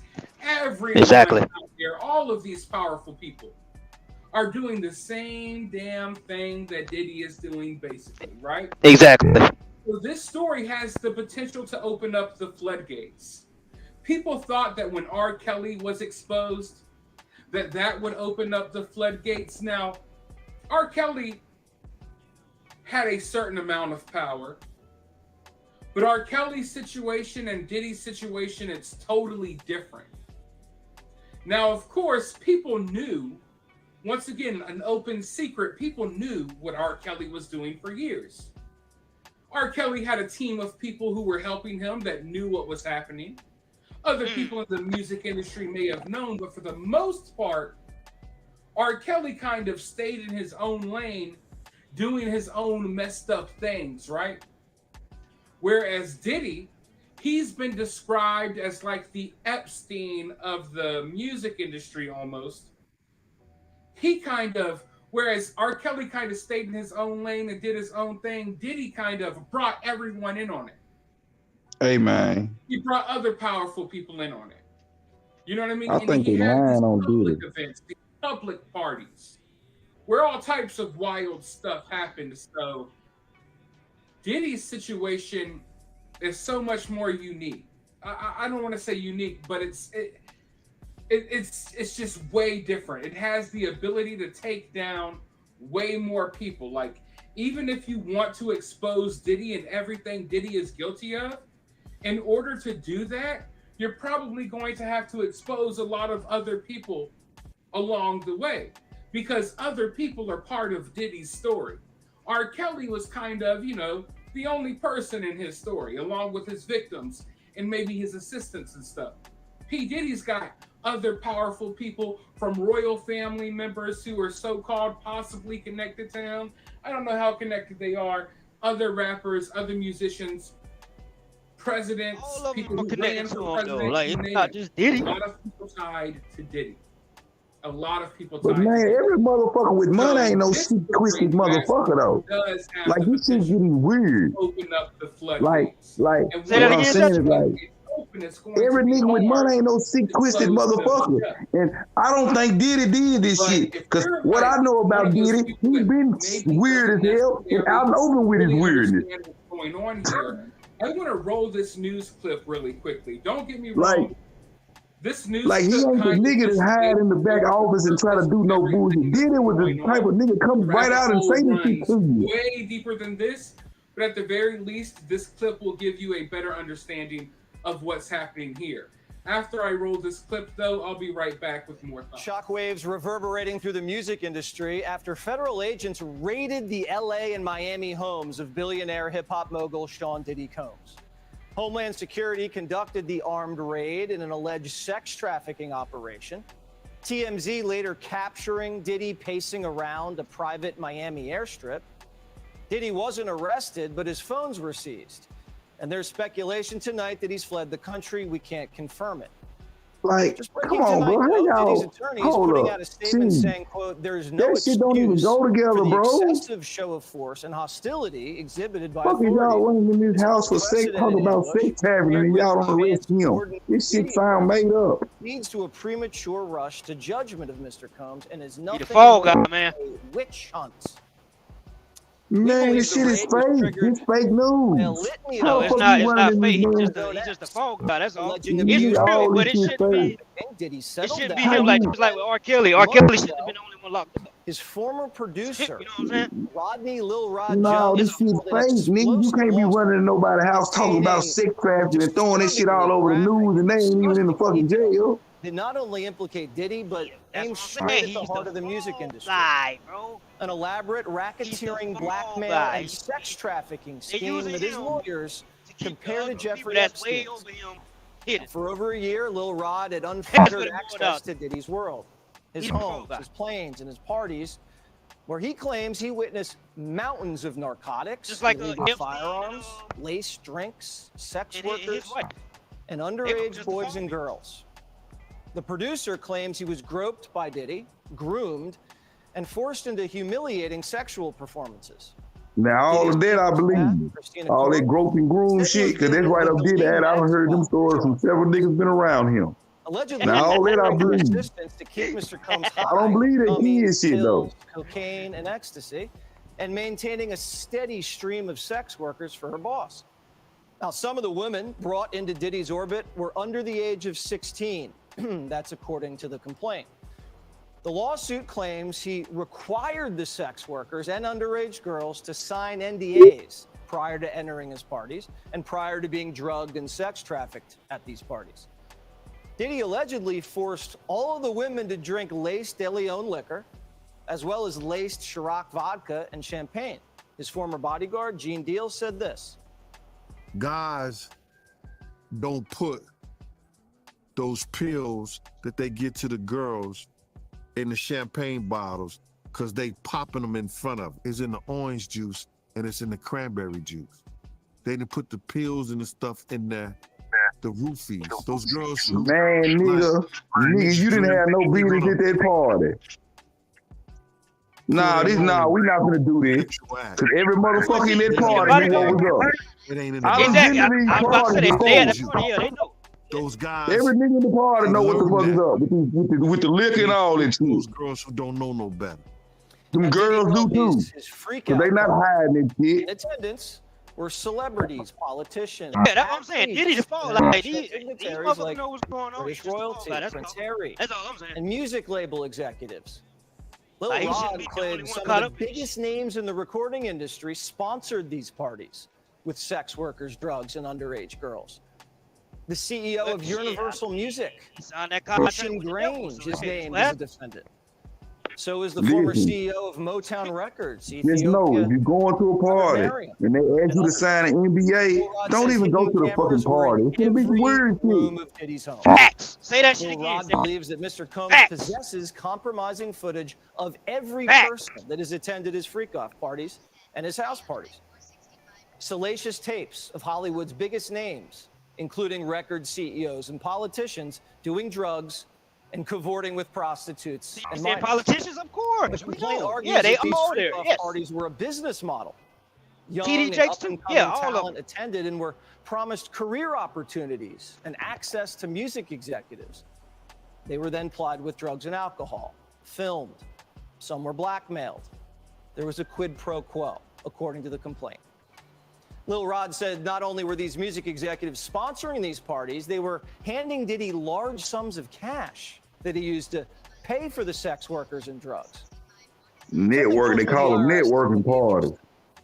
The suit claims the defendants funded the sex trafficking venture and participated in the recruitment of victims. Now, if this is true, this is Same ones that so run bad. the healthcare system, the bank. Famous It's artists all like the same Usher, people. at It's the the age same of exact 13, were And now they whisked away blackballing Diddy. Diddy's puffy But like I flavor said, he was with him. I lived with Sean Puffy Combs for a year. That's the crazy thing. Now that They was just L.A. use Reid's him as a idea. phone guy. That's all it is. You over to something Listen. called Flavor Camp. There you go. Granny Ben told me, man, the white boy break all his toys when he get tired of that motherfucker. I don't know if I could indulge and There you go. understand what I was even looking at. There you go. Wow, it was So nobody tried to, some woman didn't come along. I didn't say and, that. Okay. I didn't say that. What I did say is that there were very curious things taking place, and I didn't necessarily understand it. Would you ever send your kid to Puffy Camp? Hell no. 15-year-old Justin Bieber spent days with Diddy. Right now, he's having 48 hours with Diddy, him and his boy. They're having the times of their lives. What we doing, we can't really disclose, but it's definitely a 15-year-old's dream. I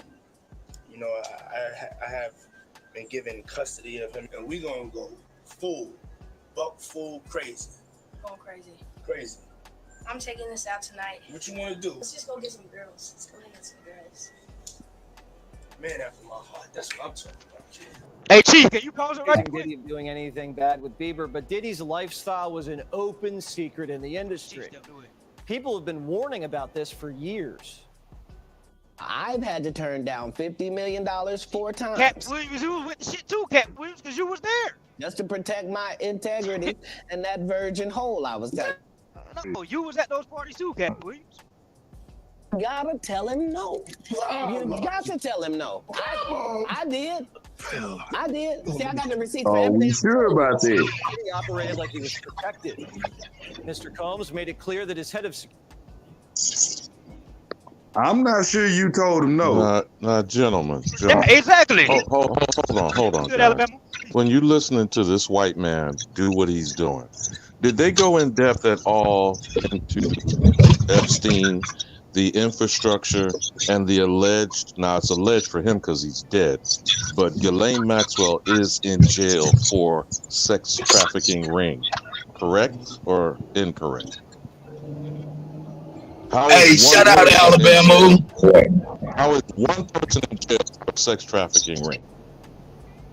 Hey, I had it muted, Chief. shot standing outside the studio. Here, let me mute. Okay, you got it. I know you was there. Yeah, you can pull it down and you can pull it up. It's got shit all day. You know what I'm talking about? Oh no, no, I don't. Your things might be redacted and be going in. No, don't worry about it. Yeah, man. Hey, I got it popping. So you can pull it up, pull it down, mute it, so we can talk over it, all of that. Word. That guy nice little playlist. So Chief Holiday, again, and Tayshaun was correct about whether or not these people are fall guys, or if you want to repeat shit like Professor Black says that white supremacy breaks its tools. The point still remains. White folk are not going to expose white degeneracy, pale degeneracy, as you call it, Chief. How is one white woman in jail for a sex ring? and alleged Epstein Island is still not exposed to this day. Whether he's dead or not, because you know there's conspiracy theories that Jeffrey Epstein did not kill himself, that he is not dead. But again, where is the sex trafficking ring? How often have y'all watched in the 80s and the 90s Negroes piled up in drug dens and massive busts for drugs? You've seen that how many frequent times in the 90s? When have you seen a sex trafficking ring busted on TV?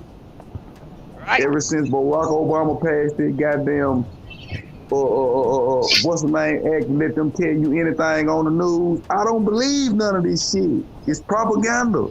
It's definitely a distraction. That's what I'm saying. Like this shit is protecting the higher ups. That's all I'm saying. It's definitely protecting the higher ups. But for Diddy to be included in it, of course Diddy was. I don't think it's protecting nobody. I think it's just giving your ass something to watch on TV, and they finna hide, and it's a distraction from something else going on. And when they say they locked them up, they finna make it. I think it's both sets, to be honest. But I ain't gonna say I think. I know it's both. That's what I'm saying. This shit should not be televised like this. That I agree. That I do agree. This should not be televised like this. This shit is not important. You know what, brothers? There was someone in the chat that said, "Who started this? Hugh Hefner and Larry Flint." Say that again, Alabama. Hugh Hefner and Larry Flint. Did they not let them both die in old age? Right. Exactly. That's what I'm saying. Like exactly. Exactly. They're protecting other people with this shit. They're distracting other people with this shit. Y'all making my point. Yeah, I agree. Man, I agree. It's a distraction from something else. Yeah. Because I don't believe none of them charges, none of this shit real, or none of that. I believe all that Hollywood film shit. Because, like I say, Obama passed the damn law to allow them to give us propaganda on every channel on TV, and ain't nobody saying nothing about it.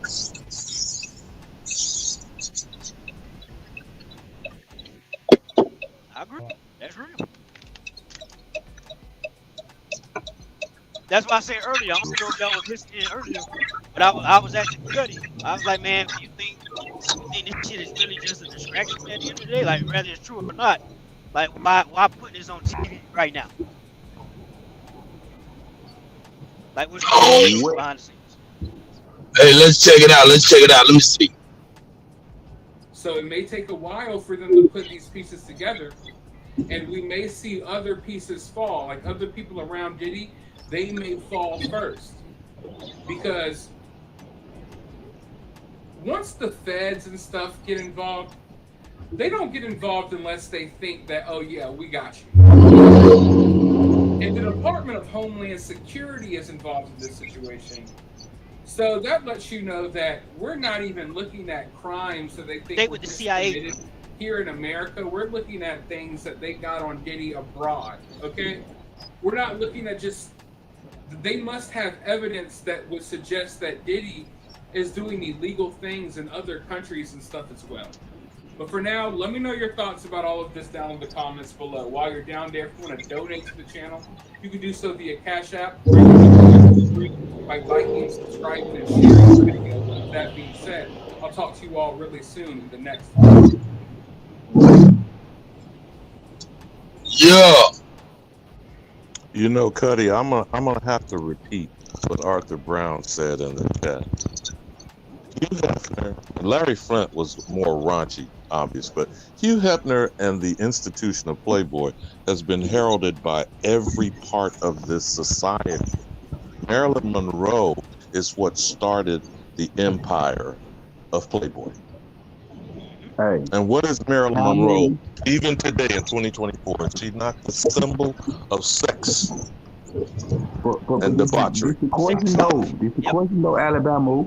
How many of them little white gals went down there and got with the FBI and them police and said them folks was raping them and doing all the extra stuff to them and all that weird shit? How many of them have been handed over by Ghislaine Maxwell and she's the only one in jail? Over 20 to 30 years. how many of those people were receiving young girls in this Alabama, session? And there's no Alabama. one in jail. Alabama.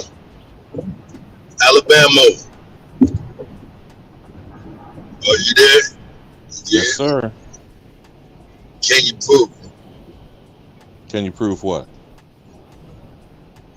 That the proof of Ghislaine Maxwell in jail? Or are you saying the proof of what she did for 30 years with no one else going to jail? We know about that, but I'm saying, can you prove she in jail? That's like asking, can you prove if Epstein was killed in jail? How do you know, Negro? Reason I say that, man, is a big thing is they can't find her motherfucking her federal booking and they can't find no mug shots, no nothing. They can't find nothing. Y'all keep thinking. That man passed the propaganda law in 2012. They can literally show you a straight lie on TV. Now, I wish you'd stop doing that, Sashi, because the President of the United States doesn't pass law. But I get the point that you're making. Man, passed by the Congress under... Hold on, Sashi. Hold on, Sashi. Hold on, Sashi. Hold on. No, I'm not going to let you keep doing that. I'm not going to let you keep doing that. Hey, one mic. Come on, calm down, gentlemen. The administration does not pass law. The Congress passed law. That's just a simple fact, bro. I'm just not going to let you keep doing that. Now, just because it happened under... Hold on. Yes, you can say, just like propaganda. You just said some propaganda. So I'm going to state the facts, my good brother. And anybody can state propaganda. Calm down, what the facts are. Congress passed law. That's just a fact, okay? No matter what administration it happens under, Congress passes the law. Why did you pick? But did the law get passed? I want to know why you horned in on that little bit of small point when you knew what the fuck I was saying. It's not a small point. It is a fact. Now, back to the facts that I will continue to share, Sassy. Hold up. No. You're not going to do that. You're not going to do that. You're not going to do that. You're not going to do that. Now, you yourself are incensed by propaganda being broadcasted. So, like I said, I'm going to stick to facts. I'm going to stick to facts, Sassy. Secondly, the fact is, all of the history of the society is propaganda. Not any one part. All of it is propaganda. Now, to then hang your hat on one part of it, which is your choice, because you, like everybody else, talking about one part. See, y'all niggas want to play all these bullshit ass games. Nobody got calm down. Sachi, calm down, brother, please. The problem with this conversation, with this conversation is that you're focusing on an individual, as I just asked, Kutty. One individual, we're led to believe, is in jail for an entire criminal ring.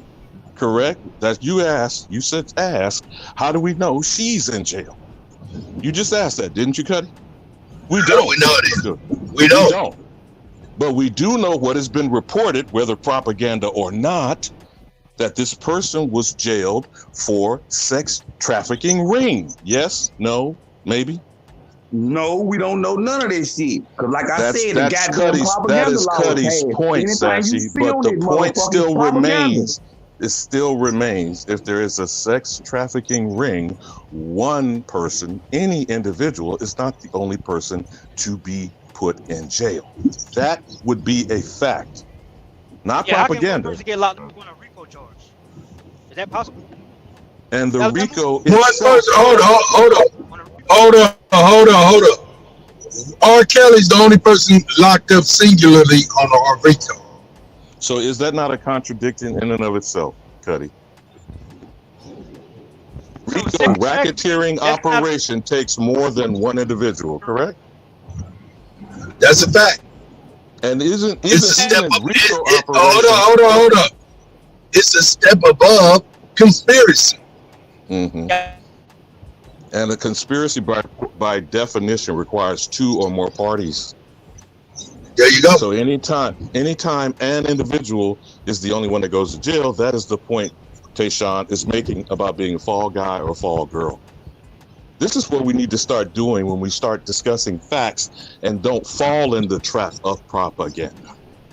Now, the fact still remains, there has been more than 2 parties conspiring against the American since before 1492 and the Doctrine of Discovery in 1452. So for me, Sashi, I don't care what it is, all of it falls from that propagandistic lie. So none of this stuff is truthful. None of this stuff has any basis in fact, and we're all living in the big lie, as Joseph Goebbels called it in Nazi Germany. So it doesn't matter to me whatever point in time on the timeline, you want to pick out one part of it and say that is the and premier propagandistic lie is fraudulent. Until we address the entire fraud, which is my point about there is only one American and everyone else is a United States citizen involved in a criminal enterprise against the American. Now we're looking at more recent versions today, but the entire operation is a criminal enterprise fraudulently conspiring against the American. Now, is that not more than 2 parties doing that? I'm gonna let y'all have this conversation because I don't even know what the fuck y'all talking about no more. Because I don't know. I don't know how we got back to this album. We wasn't even fucking talking about that.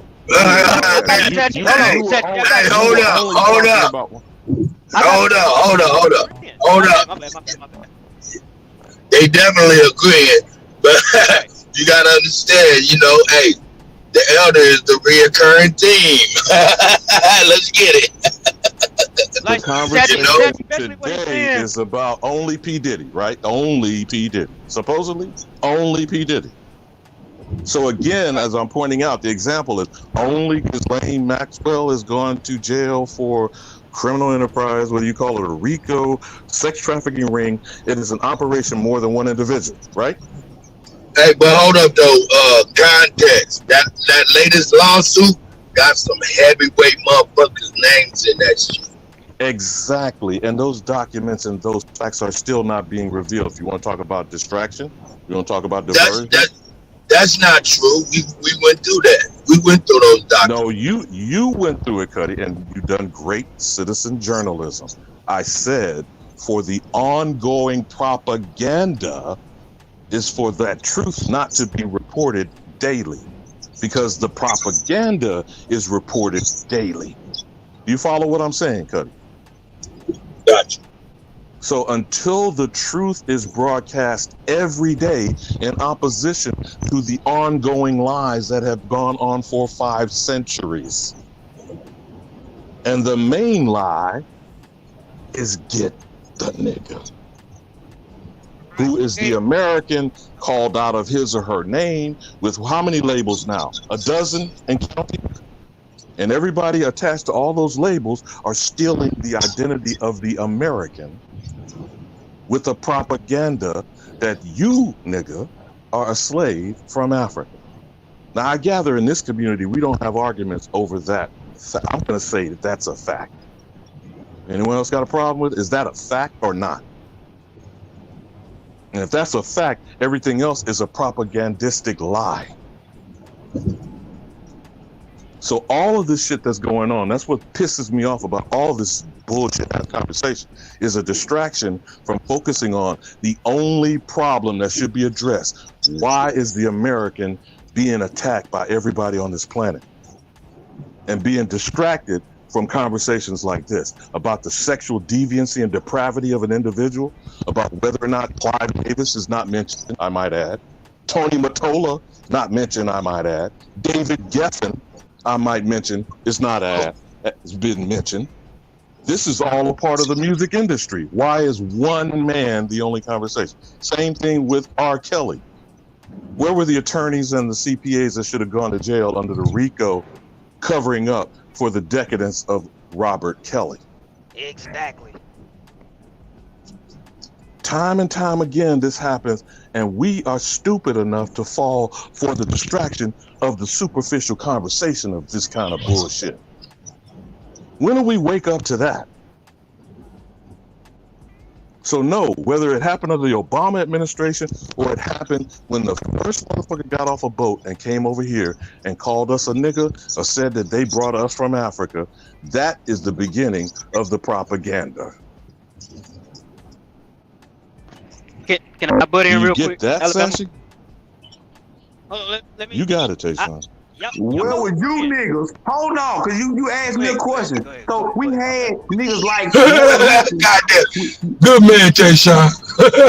You had niggas like Roy Wilkins in 1969 called Black Studies Jim Crow. Where was you niggas at backing that man up? Ask that did you not mention the name Roy Wilkins? Did you mention the name Roy Wilkins? Was he not heading the Colored People Organization? What was the name of the organization? Yeah, and he said when they first started putting Black Studies in school, he threatened to sue. He said Black Studies in school to get a Black Studies program is a Jim Crow school. Okay, you said that he threatened to sue, which means he didn't. And now today, Waya is suing and we're not supporting it? Why would that be? I don't know what's wrong with these niggas not supporting.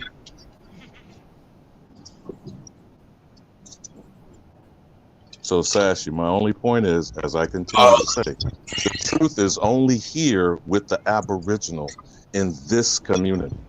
Everything else is a propagandistic lie.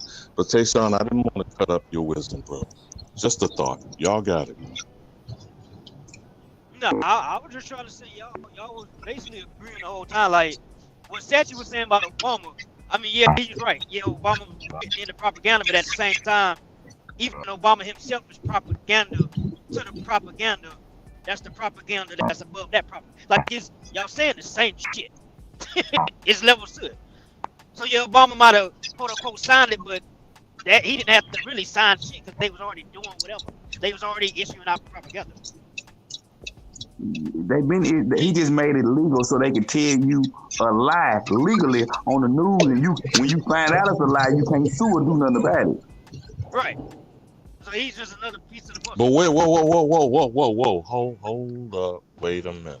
Now, okay, Sash, I heard what you just said, but how are you going to in the same breath say you can't sue against propaganda when there's defamation lawsuits going on daily? Did you hear about the latest one out of Arizona? Defamation and propaganda is two different things. Propaganda leads to defaming people because of their lies that are being told. Lie and not defame nobody. Wait a minute, hold up. I'm going to ask you again. Have you heard the latest defamation lawsuit that has been awarded and won? By the way, this is another one of these election deniers in Arizona. Carrie Lake, you familiar with her? I don't know if Kutty shown any of that particularly as breaking news, but she has not only folded against the defamation lawsuit, she's quietly trying to hope they reduce the damages so they don't break her ass like Dominion Voting Systems is attempting to do with round 2 with Fox News. Now, these are just two examples, and it perturbs the hell out of me that Farrakhan is sitting on the Nation of Islam, refusing to discuss the issue of that defamation lawsuit with the ADL. So if we circle for a quick moment back to Roy Wilkins, you said that was in the 50s and the 60s, right? Did not sue against black being brought down as studies. What is black studies anyway, my good brother? What is black studies, brother? What is black studies, Sashi? The beginning of this Pan-African movement we got now? Is that defamatory against the American? Exactly. But this is the point I'm talking. Okay, Sashi, y'all got it, man. Y'all. So no, hold on, Alabama, hold on, wait. So you saying that's propaganda, right? And even though it's in law, allegedly that Obama wrote in law that you can't sue propaganda, but in actuality, we can definitely sue for that. Is what you about to say? Is it a lie or is it the truth? Yeah, it's a lie. That is the basis of defamation lawsuits being awarded. That's why I'm asking y'all, have y'all seen the latest one? This is less than 24 hours showing how defamation is being risen to the forefront, and we're fucking clueless on what that means. Nah, y'all deflating. See, you can sue for any type of defamation. I'm talking about the act he passed was specifically for the news. For news publications where they can tell you anything. Hold on. So you're conflating the two. But no, you're conflating the two, my good brother. What I'm saying to you is you first and I'm not disagreeing with your argument, Sash. I'm saying listen to what you're arguing. You're saying Roy Wilkins and the NAACP was going to sue against Black studies as, what did you call it? You used the phrase Jim Crow education. Is that correct? That's what he said. That's what he said. But, no, I'm not saying whether he said it or not. I'm saying, is that your agreement to that position? Yeah, he said they were Jim Crow schools. Oh, okay. Did they file the lawsuit? And by the way, you do know there's a difference between the NAACP and the NAACP Legal Defense Fund. You do know that, right? Yeah, but they ran him up out of there. Different institutions. Damn whether they ran him, the individual, up out of there. No, what I'm asking you, Sassy, you're not hearing me, brother. The NAACP Legal Defense Fund did not file a adjournment. What do they call it? A retainer. I mean, I can't think of the legal term right now. I wish Bessie was in the mix, but that's why I said under the umbrella of what Wyatt Nation has done is what you're suggesting should have been done in the 50s and the 60s. Yes, no, maybe? Yes. Okay, yes. So now are we in agreement that this was an actual Jim Crow? God damn, nigga, you niggas sound like me more and more. Chief Holiday, god damn it, Alabama. Nigga, can a nigga keep us saying that he say to his goddamn self, god damn it, why the fuck you niggas bite all the goddamn time? I know I'm flavorful. But motherfucker, develop your own flavor profile, motherfucker. Don't just take my recipe. Yes, no, maybe. What you think? Okay. What if I start saying okay? Okay, but guys, so I'm gonna bite, goddammit, because your ass came from me. You don't perceive me, you came after me. So I'm gonna bite on all the shit that came from me, nigga. Now, again, Sassy, I'm saying to you, you said I'm gonna fight. Yeah, right, all right. I love it. Shit came from me. Because I perceive you. Now, again, Sassy. Oh, shit. Hey, check. A Jim Crow system exists according to you, Sassy. Regardless of your opinion, you used a legal argument. You gave a person. You named an organization, which is the National Association for the Advancement of Colored People, correct? Yeah, they used to step, man. I don't know what happened to them.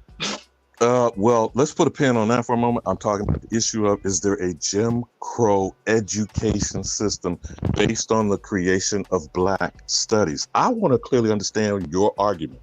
And I agree with it, by the way. But I'm asking you, is that the argument?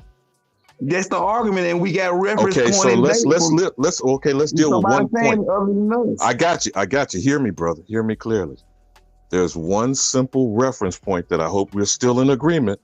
It is Negro History Week and the miseducation of the Negro. Would you agree that that would be a fundamental building block of Black studies? Oh, well, you know, Carter G. Woodson has got to go in there because he is the father of this shit.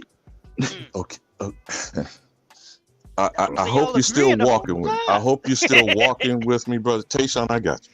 But do you feel what I'm saying here while we keep having a confused conversation?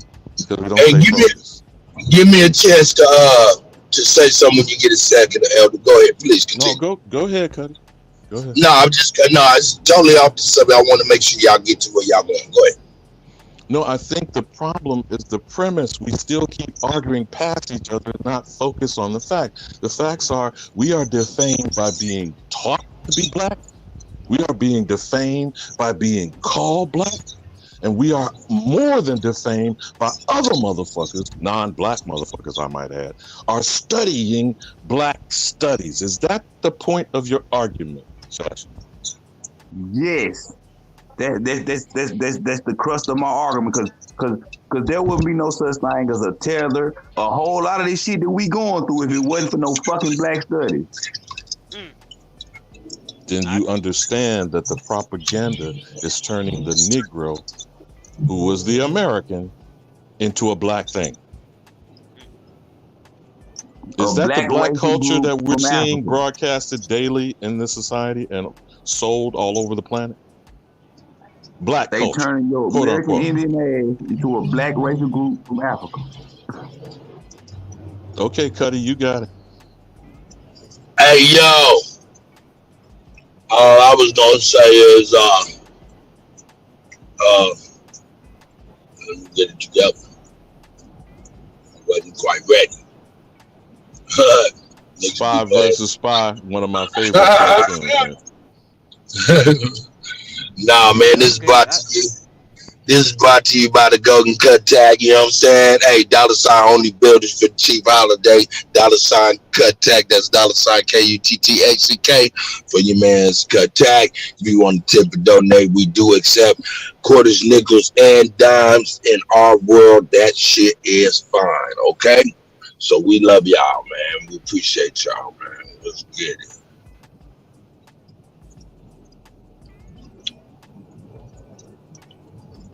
We have a Jim Crow education system, according to the great certified session. But again, is that propaganda?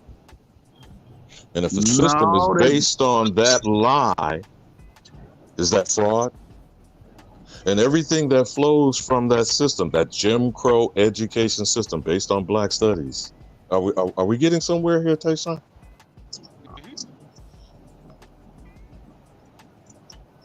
This has gone on for centuries. And being bogged down over one dickhead degenerate, whether it's P. Diddy, R. Kelly, all of which are covers for the white, decadent, pale degenerates that Chief Holiday call them. You don't hear nothing more about Matt Lauer, Charlie Rose, Left Moonves. Damn, Harvey Weinstein's supposed to have his second trial in L.A., even though he's in jail. You think there's one deviant that should be going to jail for any of this activity?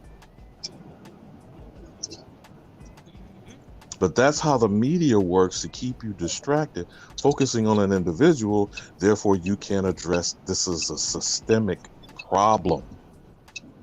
The entire system is based on defaming the Negro, who is the only American, by calling him or her black, and then trotting out black motherfuckers like this and show you they're a disgusting, despicable, decadent degenerate. Is that what we're seeing, Tayshaun?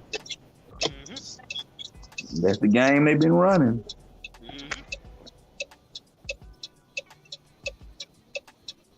Just think about what they done did in the last about 4-5 years.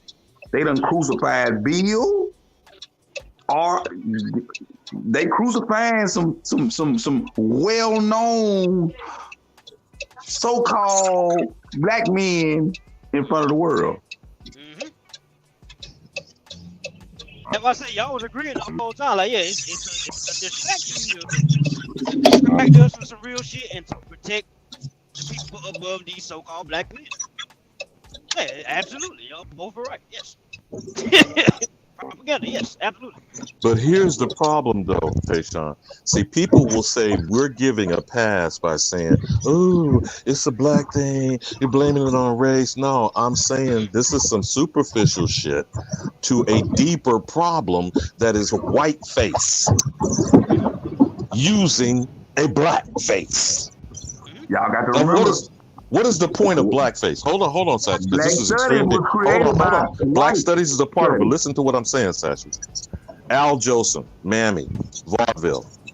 That's not the beginning of blackface. You know this coonery and buffoonery of using blackface was on dark-skinned people. But what did Al Jolson do when he did it with that song? And they left New York and vaudeville and went west and created Hollywood and did blackface through everything. Did they not? Starting with Birth of a Nation. What did that movie do? Birth of a Nation. Which one? The first one in 1915, D.W. Griffith. But listen, he showed. Oh, and I'm gonna tell y'all what's crazy. Cause Birth of a Nation got something in common with "Say It Loud, I'm Black and I'm Proud." They played them both at the White House. Did y'all know that? James Brown performed it live at the White House for the president. Say it loud, I'm black and I'm proud. I don't think I knew that. I don't think I knew that.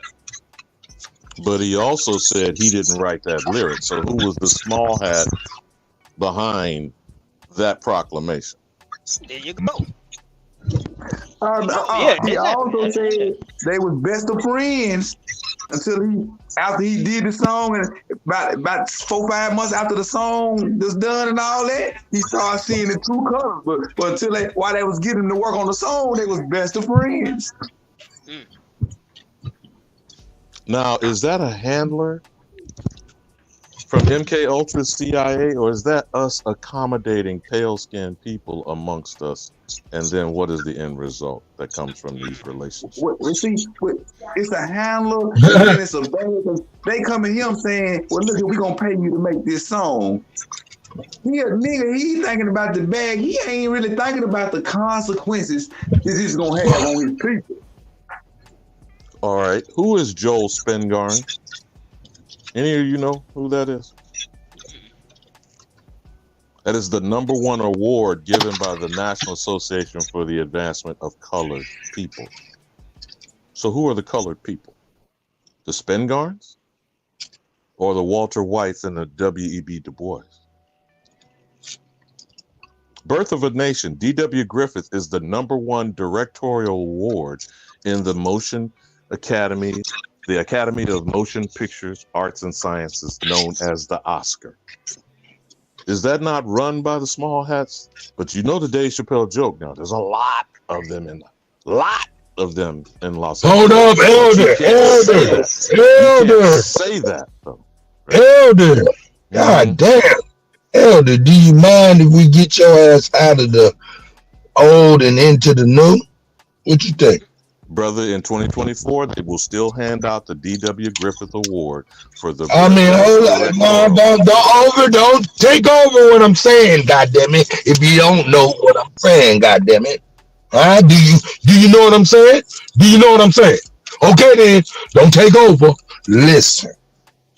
Let me bring you into 2024.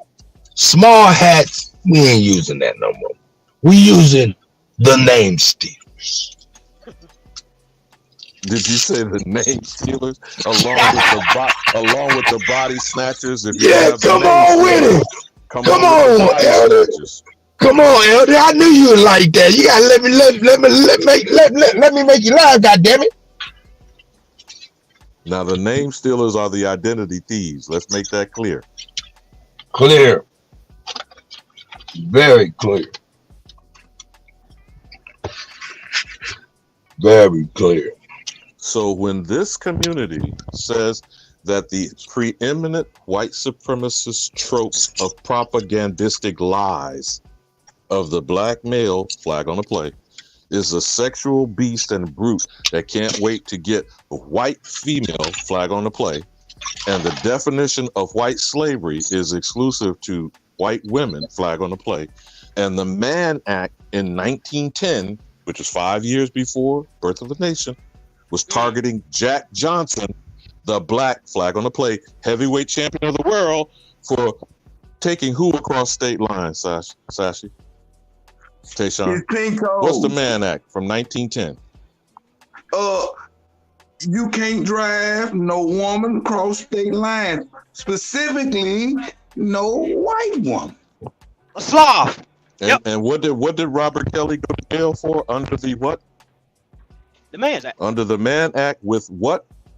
RICO charges and only one person in jail. Cut that shit out, Jesse Lee. Amazing. Right, that's what I'm saying. Like it's the fault. That's what I said. Y'all been agreeing this whole time, bro. Exactly.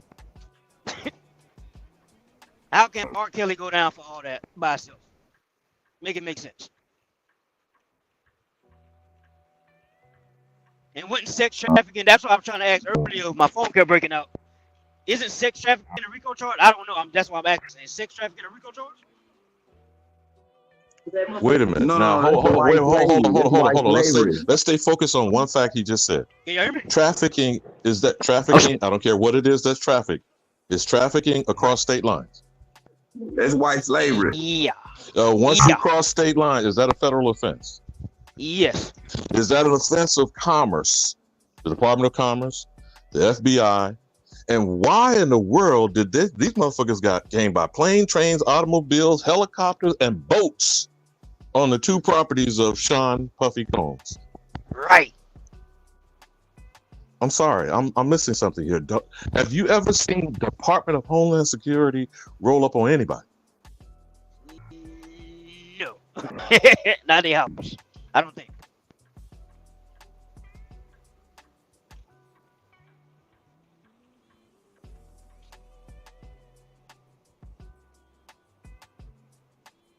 What homeland are they securing against an individual? An individual.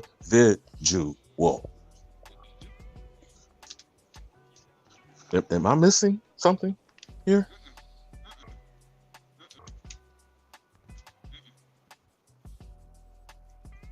Clive Davis' name not uttered. Known to be the groomer of Sean Combs. Arista Records, the empire, not uttered. Known to be the person and entity that became to control what? Bad Boy? Bad Boy Records? I mean, I don't know, because I'm just repeating shit I heard. Y'all correct this old nigga who obviously hasn't been brought into contemporary times, according to DjKuttack. Oh, Alabama, can I address something in the chat real quick, real fast? You get it right back. Navi, who you talking about? Puffy is our Messiah. You talking about somebody in the chat, or you talking about us on the panel? But if you talking about the panel, I want to say this. I speak for myself. Fuck Puff Daddy and the rest of the celebrities at the end of the day. Fuck all of them. So that's my stance. But we just having a conversation right now, breaking it down a little deeper. So, my bad, Alabama. No, let's underscore what Chris Jimmy Mack said right after that, bro. I mean, do niggas even know what DHS is? I guess we finna have a civics lesson on the acronym DHS.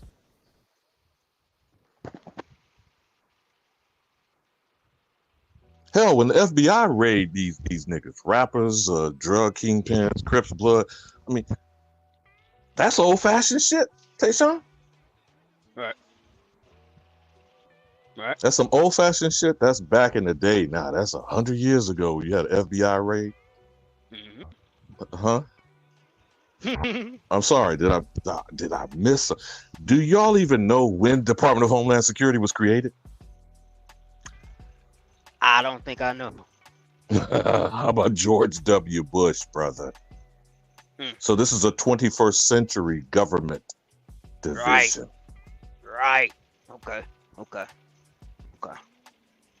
Hey, I'm willing to bet they reworded the Constitution too when they started.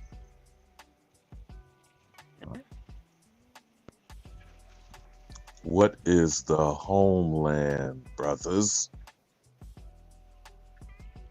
And who is securing it?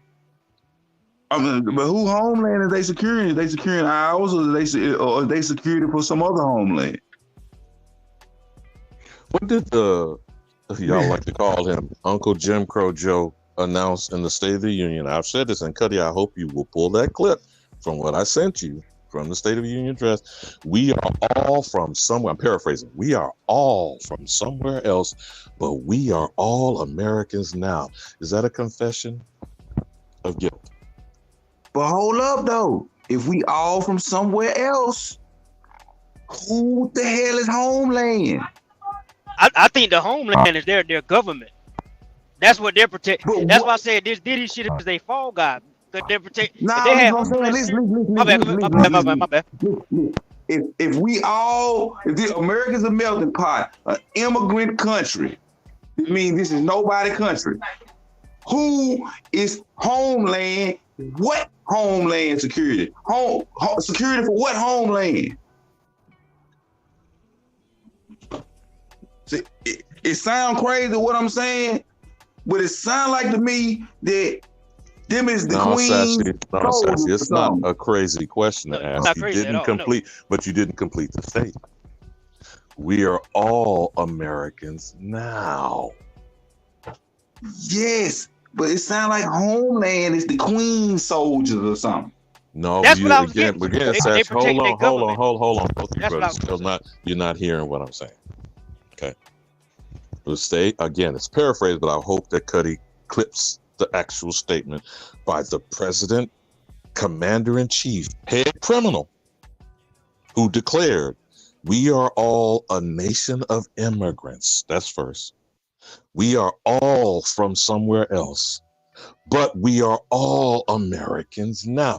Who the fuck is it American for them to become? So who was American when you got here? Is that a confession? Man, signed, sealed, and delivered. What is a confession? A guilt? It's admission of guilt. Then you admit to what crime? Identity theft. That is the number one federal crime. Not murder, not child molestation, not kidnapping, not rape. But federal crime number one is identity. Look it up for yourself. Do your homework. Look it up for yourself. I got to disagree with you right there, because when they admit to the identity theft, all of them words that you just said go with that.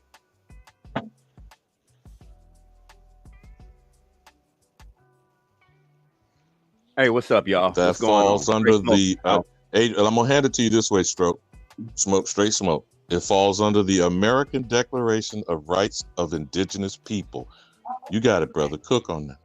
Hold on. Do you feel where I'm coming from, though, Alabama? When you said identity theft, then you said murder, all the different words you said, murder, all the other stuff, that go with that.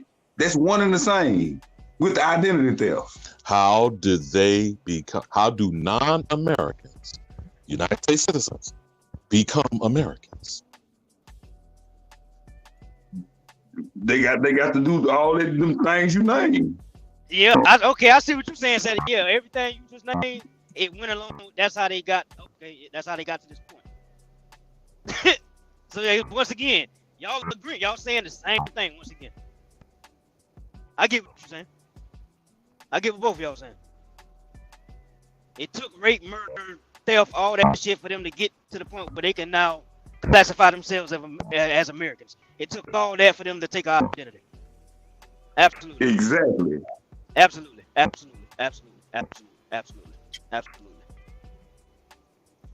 Well, that makes sense now. Yeah. Well, it's something else that I was in the background doing a little clerical work, y'all. And I have to tell you that Homeland Security is not what you think it is. It is not what you think it is. Because technically, they didn't even have the right to go to that man's house. Right. It's not their job. Talk to me now. Well, let me ask you. Let me ask you. Go ahead, okay, what? I got a question for you. What is Homeland Security really secure? Break that down, because I got a theory in my mind, but I feel like you may know a little bit more than what I'm thinking. Okay, you want to know what is Homeland Security's actual job preference? Right. Like, yeah. Okay, so their responsibilities is health and human services, justice and energy, and the border. Right. Who is currently the head of Homeland Security? Mayorkas.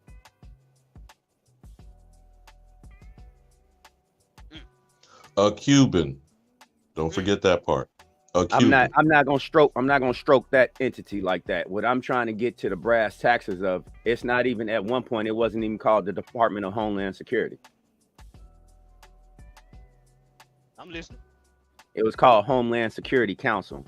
Ali Bamu was right. This happened in the wake of 9/11, but at the same token, that's when they created the anti-terrorism, border security, immigration and customs, and cybersecurity. And that under the Patriot Act, you definitely have to put the Patriot Act in that straight smoke. If Okay, I got one more question. All right. One more question before you go. And this is, I'm gonna go back in time a little bit, but after I ask this question, it's basically a yes or no question, and you can go right back, so I don't fuck you up. So before this Homeland Security, right? Was the CIA not flying drugs into the country, United States? Of course. Okay, now you can go back to your point. My bad. I'm just a piece of shit. Yep, that's all. Oh, you all good. Okay.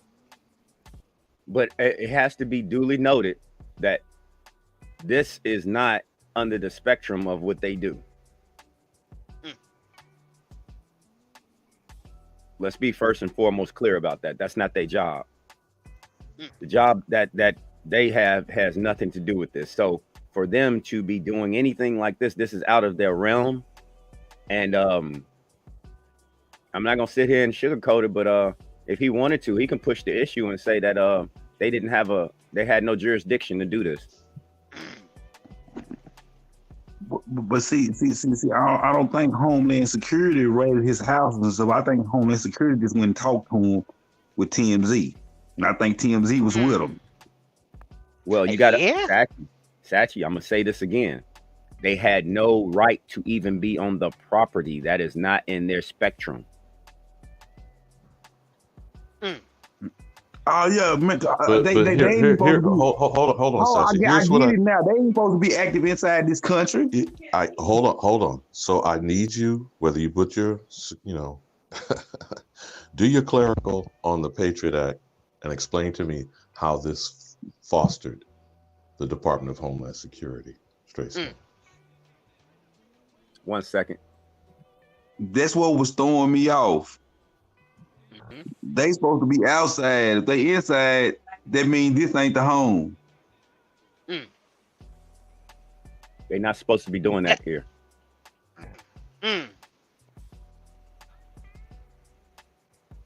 So that's why I asked, what are they really secure? No, Tayshawn, when you asked the question about the CIA transporting drugs internal to the borders of the United States. Oh, I see where you're going with that now. With the Patriot Act. Go ahead, Smoke. Go cook on that. I see where you're the going Patriot with that Act. now. Yeah, I got it. I got it. So the Patriot Act was enacted following September 11th attacks and the 2001 anthrax attacks, which stated the goal of tightening U.S. national security, particularly as it related to foreign terrorism. In general, the act included three main provisions: expanded surveillance abilities of law enforcement, including by tapping domestic and international phones; easier interagency communications allow federal agencies to more effectively use all available resources in counterterrorism efforts; and increased penalties for terrorism crimes and expanded list of activities which qualify for terrorism charges. That has nothing to do with what he was doing. Right. Hold on, bro. Now here you go about expanding jurisdiction. What is terrorism? Right. And what are they now defining as terrorism must be protecting the homeland from? Now you know what the CIA shit is about international versus domestic, right? Correct. They should not be operating on our soil, on Correct. Turtle Island. How often is that violated? That's the point of Tayshawn's question about the drugs, Oliver North, Iran Contra.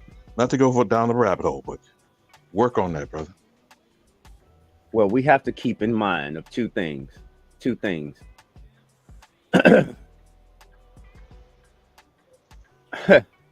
There's like I said, HSC, not DHS, HSC is only it's an executive branch. So that means that the president had to be involved to send the word to Mayorkas for Mayorkas to say, well, this is going on. The president advises Mayorkas after Mayorkas briefs him. So Mayorkas then sends out his department. Mayorkas is not supposed to be doing this, bro. Bottom line, I don't care if you do want to use the Patriot Act. Still, all in all, you're not supposed to be doing that. So basically, what you saying is this go all the way back to Dirty Joe. Yes. Hey, it's kind Which of all weird. makes sense. I'm sorry. Go ahead. It's kind of weird, man, because it's like it's been several people get popped, and it's leading all the way back to a call from Dirty Joe. I'm gonna say this. Let's consider the source, okay? Let's consider the source. And when I say let's consider the source, let's look at the seed of Mr. Joe. So if somebody needed to get rid of somebody for real, that was, I don't know, accomplice in such activity. Now I see why Department of Homeland Security can be involved if it was dealing with Hunter Biden. If you're gonna say that, go to the crime bill. Hold on, go to the crime bill of 1994, and what is that foundation laid?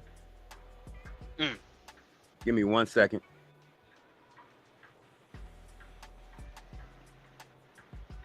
Y'all cooking. I love this shit. Y'all piecing a lot of shit together for me. I appreciate it. Remember, anytime that we're talking about the penal system, the prison system, based on convict leasing in 1867, where has it gone from there? Isn't this the whole mass incarceration thing? Remember the 13th documentary done by Ava DuVernay? What's the whole supposed criminal justice system standing on? The nigga? Well, we have to keep in mind of one thing, okay? Always keep this in mind. The only time every single time you're going to see a brother get bumped is because they are the underling of a different color. Of a criminal organization, right? Hold on. What I'm saying is that they were the underling or subordinate to someone else. Like you said earlier, how come they not mentioning, I don't know, Clive Davis? You know, ain't that what you said earlier? I want to go a step further and say, how come nobody's mentioning Quincy Jones? Pac told us about Quincy Jones way back in the day. I know y'all remember that.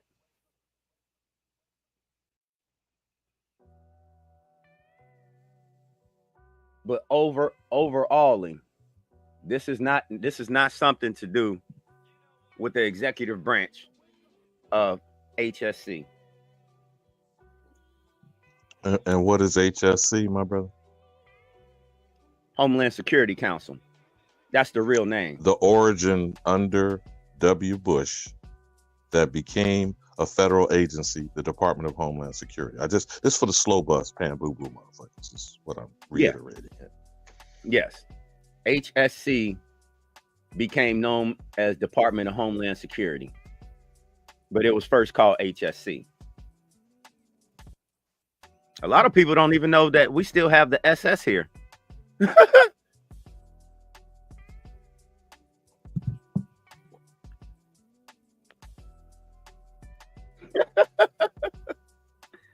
This is crazy. But you can't have old dude is saying, what the fuck y'all talking about? What's up, old dude?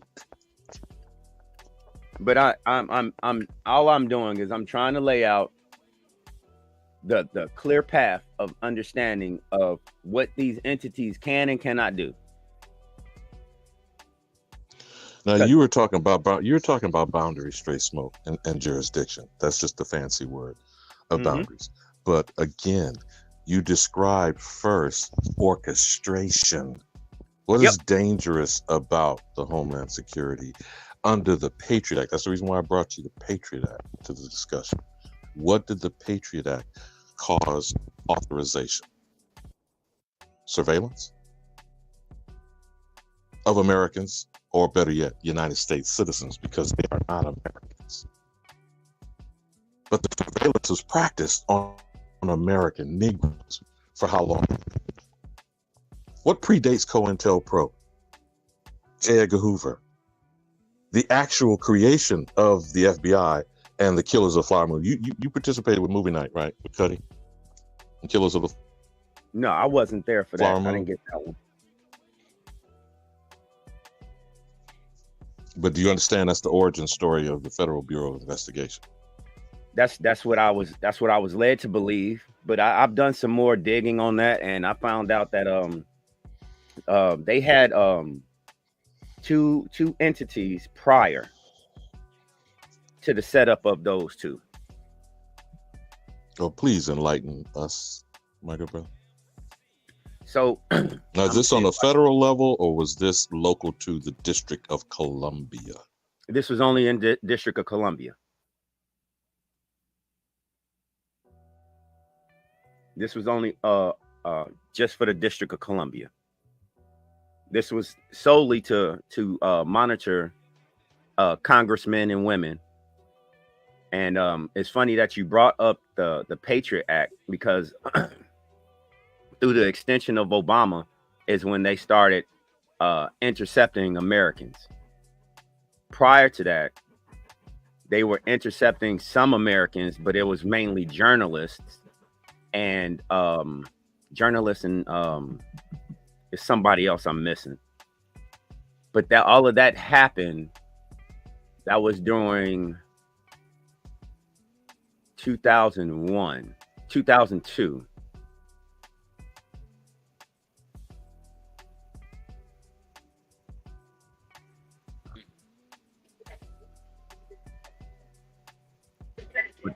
This gave them access. This is how your FISA court was set up.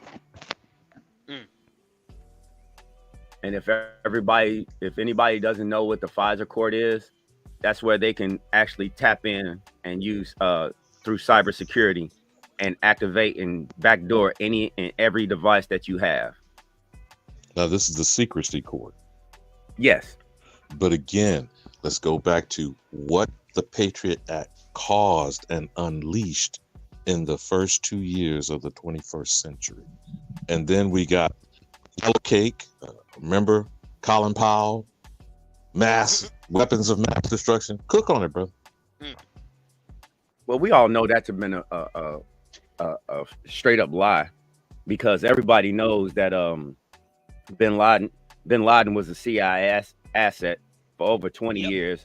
His family sat on the board of Iridium Satellite, and he was a benefactor from the Mujahideen War. They always needed a boogeyman. Now the boogeyman changes his face every time they needed any more arms to be built or weapons to be made, because majority of these people sit on the board of Raytheon. Majority of these people sit on the board of the War Machine. So that's why everybody that you see, even the defense secretary right now, he was on the board of Raytheon before he even became defense secretary. Okay, let's name drop a little bit here now. Raytheon, Northrop Grumman, Lockheed, Martin Marietta, Honeywell, Bechtel, and Halliburton. Who is Halliburton sitting under? Darth Vader, Dick Cheney, but Cook. But these are all the type of entities that gave you what you're looking at nowadays. All it is that they just funded it more. And they always use the umbrella word of terrorism. Now, the word terrorism has been tossed around and bent out of shape for almost 57 years. Because and what is terrorism and what is a terrorist? Okay, well, so a terrorist is someone that goes against the government, that does actions against the government.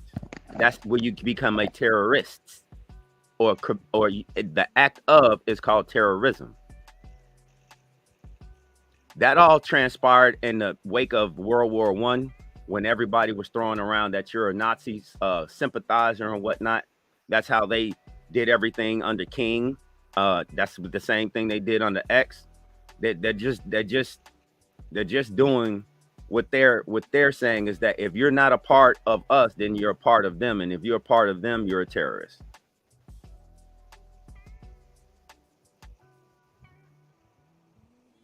Yeah, I do this shit here.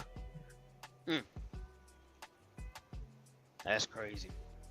So I know it seems that we have wandered from the Diddy conversation, but again, is it well, I'd like to stay away from stench, but is it an individual that we're discussing or a conspiracy?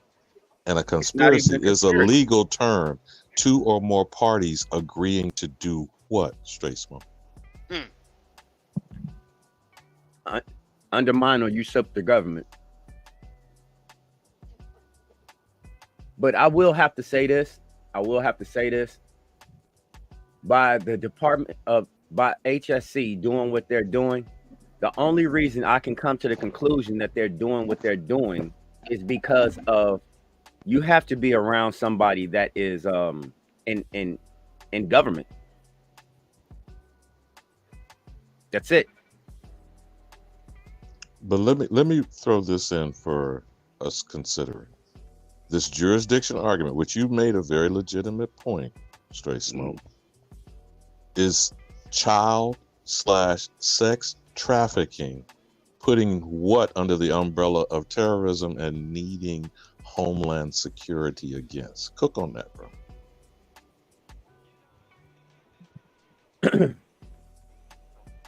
Well, we all know that trafficking, let's just call it trafficking of any commodity. Let's leave that where it stands. Trafficking of any commodity that is not regulated by the federal government is against the law. All right. So DHS or HSC has their own wing under them. Everybody should know this, which is the Department of Justice. That is the military strength of HSC. Now, again, I have to go back to saying this. If you are not regulated by the government, you can be under governmental laws and restrictions and et cetera, et cetera. But for you to have HSC to come at you, you need, first off, it's coordinated at the White House. This is Homeland, HSC always does everything at the White House first. Because that's a security council is what you're describing. That is a security council. But let me just point out one thing. I don't think you meant to say it that way. You're not saying the Department of Justice falls under the Department of Homeland Security. Let me point out the orchestration of the intelligence community. You know, there are at least 17 intelligence communities, right? Remember the argument during 9/11 and the cause for the passage of the Patriot Act is left hand not doing what the right hand is doing. So the argument was the department, what did you call it again? Homeland Security Council? Council. Okay. To now evolve into the Department of Homeland Security was the coordination of intelligence agencies and surveillance security systems. You see that trick-a-nigganology shit? But cook on it, brother. In other words, what that is called is that it's called the Cybersecurity Division of HSC. You ever seen the movie Eagle Eye? Of course. Now, would you compare that narrative to what this supposed connective tissue of the cybersecurity connected to 17 intelligence agencies, the CIA just being one of them? You have the defense military intelligence of each of the military branches, right? Air Force, Army, Navy, Marines, they all have their own intelligence branch, right? Correct. So what happens with this cybersecurity connectivity tissue under the Department of Homeland Security? Okay, well, we have to, those other entities that you name, those all fall under the DOD. That's the Department of Defense. Now, the real kicker is that you have to go back and start looking at who were the heads of these so-called entities at the times of calamity. That lets you know the policy that was in place, that lets you know the propaganda that was going to be shown, and that also lets you know what false flags you will see as well.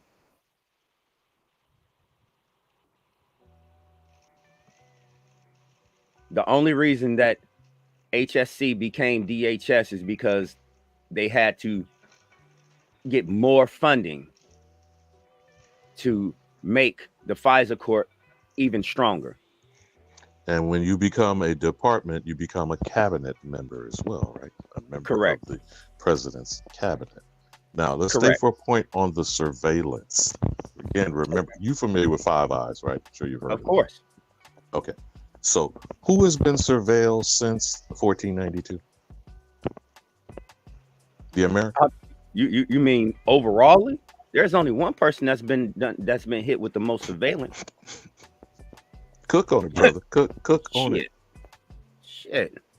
That's why I don't I understand people like to go back and look into the past. The past always gives you the insight or the foresight of what's to come.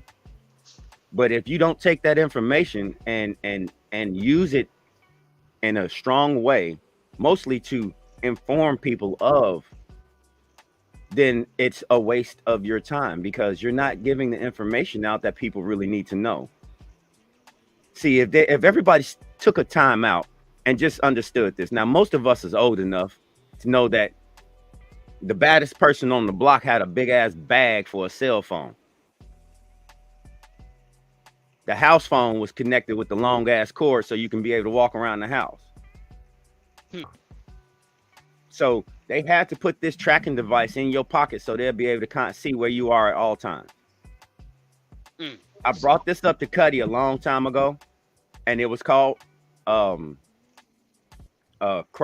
Cradle to the Grave. This was a CIA thing that was done back in the days before Facebook even started. See, a lot of people don't remember. Don't you remember who was that? MySpace? Don't you remember MySpace had all those FBI agents going to jail? And don't forget the internet was ARPANET, and you know what DARPA is, right? We're always going to fall back on military research. But go ahead, cook, brother, cook. Because all of this is you're using government platforms. You're using a government platform. AT&T, all of these people they are subsidiaries. They are subsidiaries. Hold up. Wait a minute. Just for a quick. We're going to the Wayback Machine just for a second. American Telephone and Telegraph. Or actually, it's reversed because telegraph came first. Who used the telegraph but military communication? Who put the phone poles up for American Telegraph and Telephone to become what is it today, brother? Work on that. As far as the surveillance system, work on that, brother. This is all brought to you by your federal government. And the first persons that they used it on was us.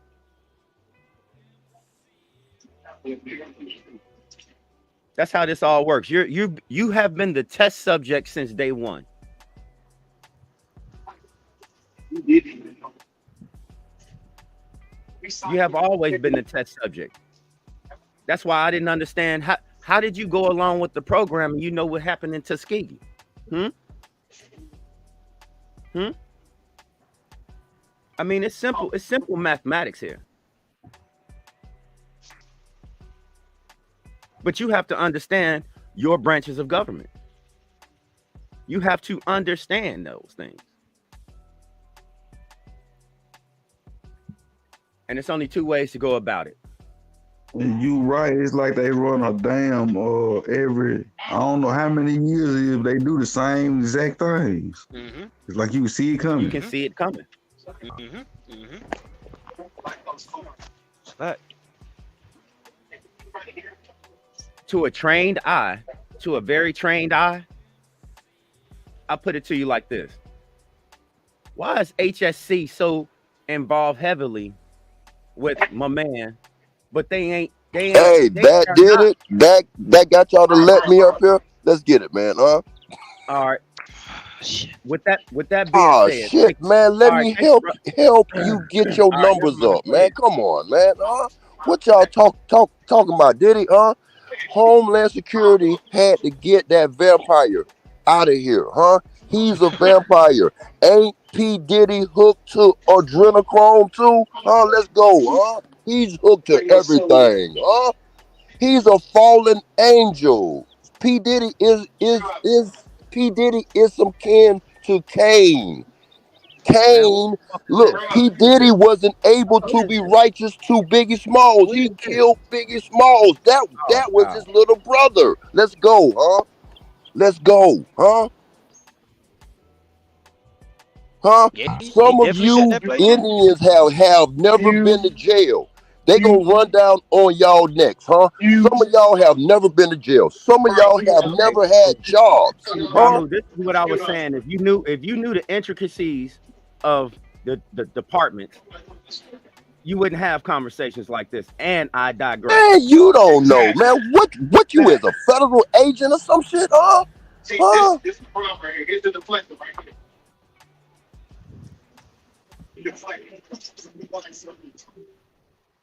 About that. Y'all know everything, man. Y'all are too young to have been retired. Have y'all ever had a job before? Have y'all ever had summer jobs? Huh? Y'all sound like y'all. Hey, You sound like a drunk, sir. they run it. I'm not drunk. I'm drunk off of truth. But the truth is, they gonna run down on y'all fake ass Indians next and put y'all on strategic reservations. Huh? Let's go. Huh? Let's go. How are we fake Indians, bro? I thought that was pretend the Indians. projects. Y'all are pretend Indians. Be like your grandmama. I thought Your urban grandmama Indians are was black. already in the They projects called in the your ghetto. grandmama a nigga. They didn't call her an Indian. Let's go. But Huh? nigga and I'm Indian just is the same saying. thing. Bro. It just mean dark skin.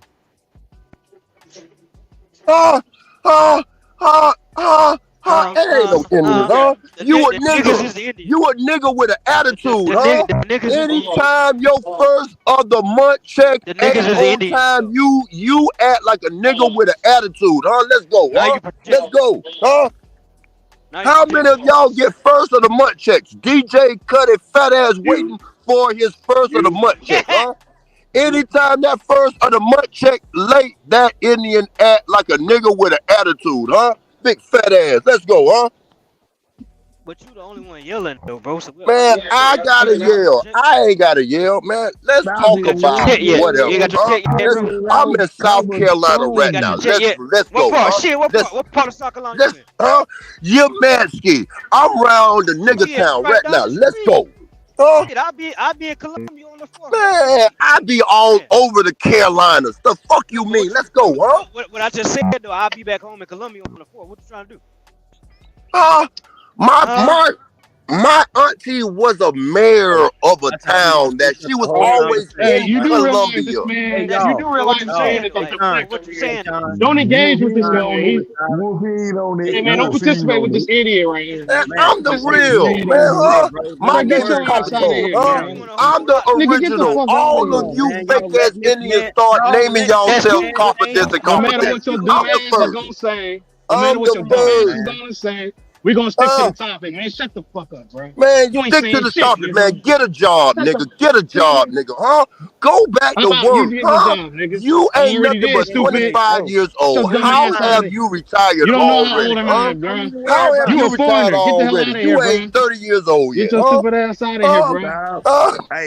Cutty, get this motherfucker out of here, man. I know. That nigga say he get messy. I know where that's right down the street from Columbia. That ain't too Damn, man. You see how twisted somebody can come in with that bullshit. Y'all was on fire. Y'all was on fire every time. Exactly. I was Every trying to time, be it like, never fails. it doesn't. My bad, There's y'all. always somebody coming on the panel to deflect and disrupt every goddamn thing. But go ahead, Smoke. You was on something. Yeah, you was on You know.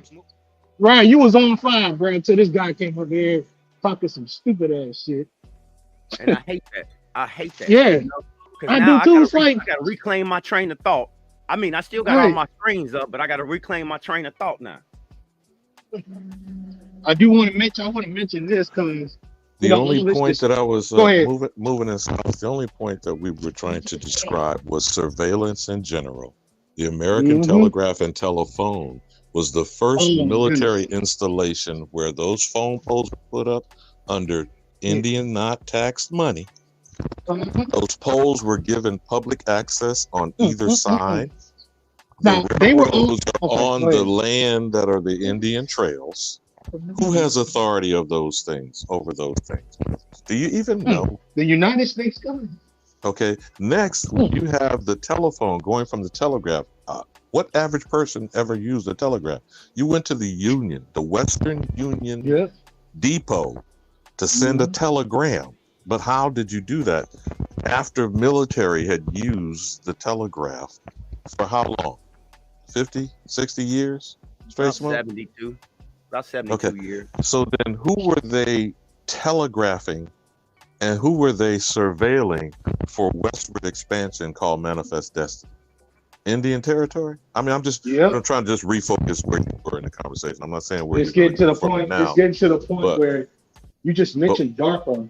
No, hold on a second. Hold on, moving. I want to say again in the context of what the question was originally from Tayshawn. What homeland is being secured?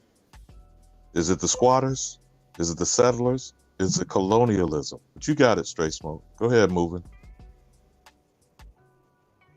You got to take into consideration that they're still, like you just said earlier, they're still trying to surveillance the Negroes in America, by using our tax dollars, and not to mention, you was just talking about the security of they came in 2001, but just prior year after that, it was 1999. Did the movie Enemy of the State came out?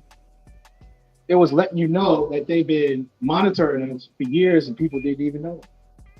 With the phones from the 80s to the 90s, and just all of a sudden, a year later after that, they used an event like 9/11 just so they can surveillance us even more. It just sounds very ironic how they are using our tax dollars against us. And we don't even know. We don't look at the fine print behind what we do. And it's like we cause more harm with our tax dollars against us in our communities than we've ever done. And the fact that people are looking at Diddy, he's just an employee of the criminal, corrupt organization that's still on and going now. Organization is still going. That's what I It's still going. Yes. Take down the administration. Take down the corrupt administration. Just the whole entire thing, which is under the United States. You can't take down an organization that big. They used our tax dollars to build it up. It's too big. That's what I was saying earlier, but I was saying like the only reason why Diddy is at the forefront of this shit is because he's the fall guy, but I don't feel no sympathy for him because he was in bed with these people, and this is what the fuck they do. So now they're using him, like you just said with the 9/11 shit. For some reason, for Homeland Security to go to his house for this situation, it's not normal. So now, what are they about to beef up now? Now, how is Homeland Security going to be trying to scare him, and they can't even secure the illegal immigrants coming into this country? Exactly. Right. What the hell are they doing? Why are they all crowded this year? And illegal immigrants are coming through. On that move, right? I can elaborate on that. But it's strange that Homeland Security just went and talked to him. They didn't arrest him. Right. So, but you're missing my point. Homeland Security. When have you ever known anybody to be on the news on 245 and all these channels talking about what they talking about and not be in jail? Check this, statue. I'm gonna try not to take y'all to outer space because I want Straight Smoke to get what he was about to say. Diddy, this man is not about to. I know y'all don't believe in the cloning shit and all that shit, but I'm telling y'all what I know. That's not what I believe. It's either two things about to happen to Diddy. Either he about to get Epstein, or they gonna have him go to jail, but it's not gonna be him in jail. If y'all catch what the fuck I'm saying. And I'm leaving He's that. on. He's on the hit list. Okay. I'm just I'm saying. in it right there. They run the same I play. don't know about none of that. I got you, but again, I mean, I'm not trying to direct the conversation. I'm saying wherever Smoke was, I was trying to help him focus and bring it back to what is the homeland that is being secured. I don't know that we addressed that yet, but when the question was asked, what is the Department of Homeland Security? What is the homeland being secured? Remember again, the Patriot Act is facing forward, external to Turtle Island. The point of 9/11 was not an in-house job, domestic terrorism, right? That's what they told us, right? That's what they told us. Though we do know that was a demolition job, and we do know there was internal motherfuckers that brought down the towers, right? But we're told these are Arab terrorists, and there's been a terrorism war against Islam for going on 3 decades, right? Because a war on terrorism is an intangible thing. That war is in perpetuity. But when they set this up, they set up the terrorists as the Nick. Y'all see my avatar. You understand what a contraband war is? That's you, Negroes. You feel me? So they have been locking your fucking ass up since first encounter before 1492. Can we agree on that? We have now a criminal enterprise called the criminal justice system, based on locking who the fuck up? The prisoners of war that you see in my avatar. Now, again, on this point in 2024, whose homeland is being secured, Straight Smoke? Well, we're not going. I'm going to say the whole thing. The homeland that's being secured is the criminal organization that took it. Okay. That's what I was. So use that raid, use the P. Diddy raid as an example, as a how do you say this? As a talking point, as a teachable moment. What? Because these motherfuckers came in helicopters and on boats, bro. I'm gonna say again. Was that a Miami Vice scene in the Miami property? They just shot a movie. Don't forget about others. All I'm saying is they shot a movie. Just like, I put it to you like this. I don't think a lot of people realize this. I had to go back and see for myself. That Baltimore Bridge incident, wasn't that an opening scene in Obama's Netflix movie? Shut up. Wait, no, wait. Hold on. What was the name on the ship, though? White Lion? But go ahead, cook on it. Cook on it, Smoke. You said that was the opening scene to what movie? At Obama's Netflix, sir. Leave the world behind. But cook on it, Smoke. Cook on it, Straight Smoke. Get the fuck out of here. Y'all boy. Don't. Nah, man. You? What? Watch the movie. I'll put it to you like this. The operator of the boat was Ukrainian, bruh. Get the fuck out of here. Stop fucking What's wrong with playing. y'all? Wake the fuck up. Oh, we have been woke. This is crazy. Nah, I've been woke since they've been putting chemtrails over our house. Go ahead. Cause see, I didn't watch that movie. I seen everybody talking about it when it came out, but I never watched it. So for you Me to say neither. that shit just fucked And me until up. this incident happened, I had a buddy of mine. He was like, "Hey, Smoke, go look at this." And then he sent me a clip, right? And I'm looking at it. I said, "Wait a minute." He was like, "Yeah, bro, predictive programming." Hell, even the Simpsons did one when Diddy was on the run from the police. Ooh. Yep. The Simpsons, and don't they have those event cards that Kutty showed last time? And they show the next event. Yo, you need to pull up that video for those event cards. What's the next play? This is crazy. I've been watching the Simpsons going back just to see what's coming up next. Fuck what you mean? Yep. Wow. They knew about September 11th back in the 90s. They knew about 9/11 before 9/11. Yep. Right. Y'all talking about that Illuminati card game? Yeah. Okay, yeah. I've seen that. And see, I don't see how people don't wake up to that. Like they had a card game before this shit happened. They gotta play. They gotta play for Trump. Or they gotta play for Joe Biden. Wow. Bruh, they did so many. There's so many things that I've seen came true.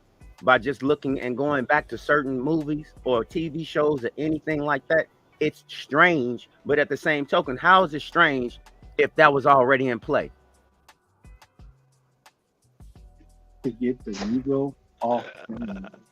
Could we get on what he said? And I agree with your statement, Straight Smoke. The homeland being secured is the nation of immigrants. What does the number one criminal say?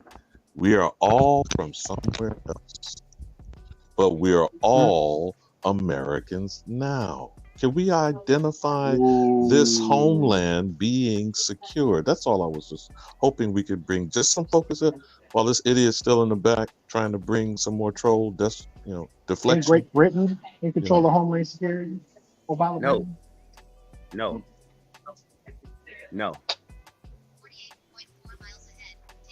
I need everybody to understand this. We are the Department of Homeland Security became the Department of Homeland Security in 2001 under George Bush after the 9/11 attacks. Okay. But prior to that, there was always a Homeland Security Council. Ergo, Ali Bamu brought up Five Eyes. That is the 5 nations that watch over and spy on other nations.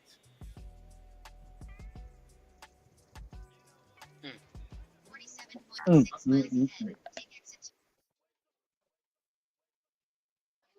that's crazy. No, it's not. This is really all right. It's not crazy if you understand the inner workings of, like I said, government. All right, because all of these entities work together. That was the whole thing that they needed to happen. They had to have all these entities on the same plane. So if one person says, "Oh man, we got 76,000 commodities being trafficked," right? Well, if that's the case, why isn't it not? Who is? What is that name of that group that comes in and confiscates anything that they deem as illegal? The regulator. Who? No. It's a specific name. It's on the tip of my tongue. I'm trying to think of the name of them folks. You said they come in and pick up what, Tracy? All right, if you got a commodity that you're not supposed to have, they'll come in and seize it. Oh, you're talking about Bureau of Alcohol, Tobacco, Customs and BATF. Yeah. Bureau of Alcohol, Tobacco, Firearms, and they've added explosives. Right. But go ahead. Right. Okay. Now, mind you, the reason that they have all these entities to do things is because you're regulated by the government. So if you're not doing what the government wants you to do, you fall under penalty of law by said government. Everybody is tracked. They've been doing that since. Listen to me, man. Matter of fact, I'm just gonna pull it up again, just so everybody. While you're pulling that up, Straight Smoke, I wanna reiterate what the homeland is. It is the federal overlays. It is the 13 districts that are the Fed Reserve, that are the Social Security Administration, that are the federal district courts. This is the federal overlay, brothers. You understand what I'm saying? This is the homeland securing foreigners that are United States citizens of that foreign enterprise, supplanting the American, standing on your knee on your neck every day. That is their homeland, not our land. You follow me, brothers? To replace us with the squatter role. All right, check this out. See, this is what I'm saying. This is what I bookmarked these stuff. Okay, so let's get something understood real quick. Hold on, let me kill this real quick. All right. Now, as you again, Straight Smoke, as you get that prepared to bring the 13 districts, the 13 colonies, the 13 Federal Reserve Banks, the 13 Social Security Administration, the 13 districts for federal district courts. That's the overlay. Y'all follow me, brothers? Rich families. Yep. Okay. Go ahead, Smoke. Now, Now let's take it at face value. So if the Department of Homeland Security began operations on March 1st, 2003, because of the Homeland Security Act of 2002, enacted in response to September 11th. Okay, now let's go back to this. DARPA LifeLog project was created in 2001. It enacted in 2002, and it began in 2003. DARPA wanted the public to give them all their vital information willingly.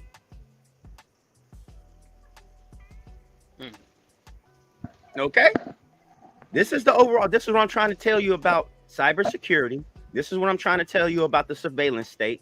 This is how you create the prison planet. All right.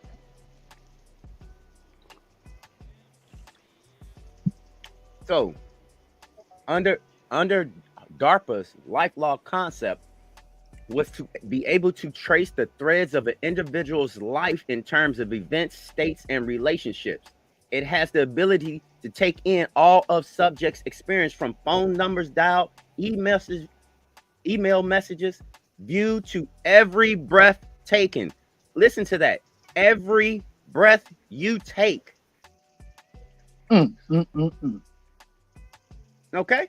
So we go back and we look at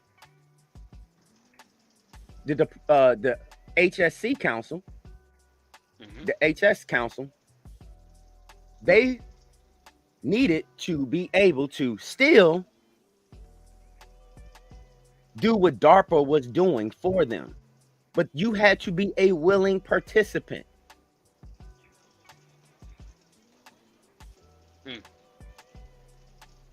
You would have set up the whole way, the entire time. Just like Ali Bamu said, 1492. Get it in your head. You are the very first test subjects of everything. Everything. Right. That's true. Right. That's true. Wow. You were test subject and didn't even know.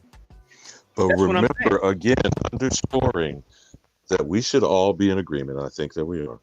This is a criminal enterprise. This criminal enterprise is based on land speculation, actual land grabbing. The Indian Removal Act is 1830. We're 6 years coming up on this bicentennial. Okay?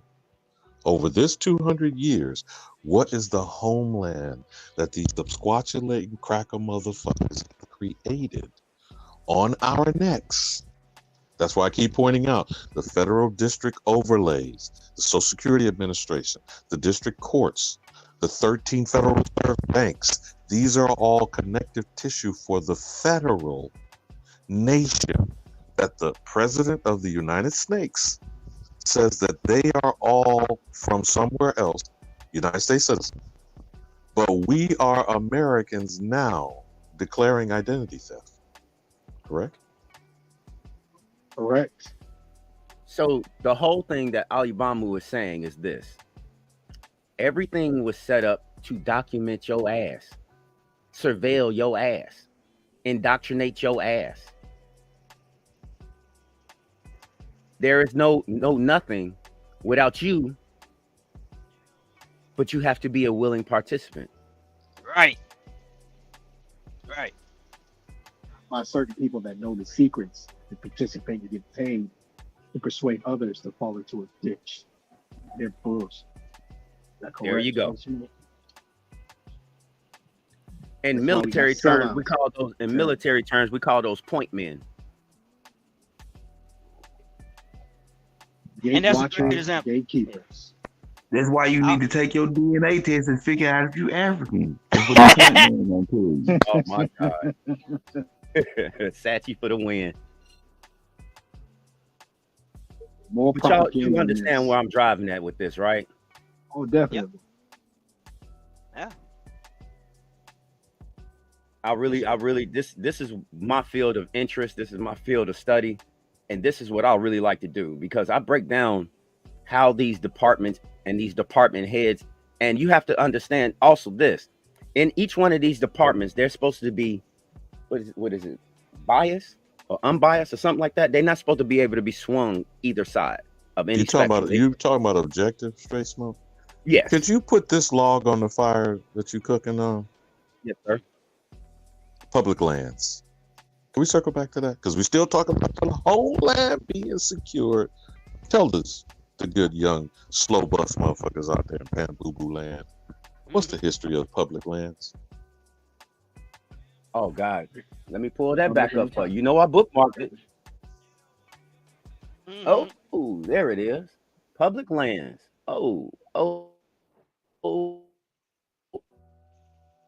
I'd like to hear sales, military bounty, preemptions, donations, and the Homestead Act. Wow, let's get into that. The reason Ali Bamu brought that up. Now, one last point though. Why is 1775 crucial on this timeline? And what are bounty lands? Smoke. Cook on that. All right. My stomach growling, man. Let me get the barbecue up. So I'm just gonna read directly from our timeline that we put together. September 16th, 1776, the Congressional Act established guidelines for granting lands of 100 to 500 acres, termed bounty lands, for those who enlisted in the Continental Army to fight in the American Revolution. So, way before 1830, there was already a play on you Negroes. They've already set up their scheme. And the reason Ali Bamu brought this back up is because there was always a premise to get what Ali Bamu was saying, the Negro. And now on my end of it, and I'm going to say this again, you have to be a willing participant or a sellout or a point man for said entity for this all to take place. Do you really believe that they came over here and was able just to take land, remove people,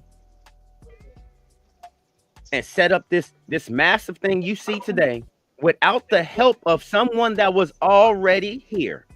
Exactly. I'm glad you just said that, Straight Smoker. That's why, and I'm not about to make this a more conversation, but I know how niggas get with that term. That's why I say I'm not gonna sit here and say some niggas from across the pond just came over here and just started doing some shit to us. It had to be somebody from the motherfucking inside. Thank you. Yep. Work along and get a deal. And the descendants of those people are still getting paid, and their families still getting paid today. Exactly. Okay, brothers, hold on, just for a moment. Since y'all made that statement, how do you cede lands outside the 13 settler colonies? Straight Smoke. Circle back to that. How do you cede land outside the settlement? Oh, we needed somebody to, hey, brother, why don't you come sign this treaty with me? Yeah. You need help with this? Come sign this treaty with me, and we're gonna protect you. We're gonna protect you in this treaty. Here's some money. We'll give you this. Oh, you know, it's always this thing. It's always called this thing. It's called incentivisements. How do you get somebody to go along with something? You incentivize it. Go in their churches or whatever it was called. Make the people agree. You get the chiefs to make agreements and have them go along with it. Yep. And then the chiefs will sell out, and then they give lands. They can tell the other people. And all of a sudden, later on, take them. They don't even know what happened. But here's the thing. But hold on, movie. Are we staying in defining the homeland? You follow me? Again, I'm not trying to control the conversation. I'm trying to say, are we focusing on what is the homeland that's being secured? You feel me, brothers? Right. So back to the bounties and the public domain. Explain that to me, Straight Smoke. Back to the bounty and the And in the public land. Okay. A wide variety of congressional acts govern the distribution of federal land in the 30 public land states.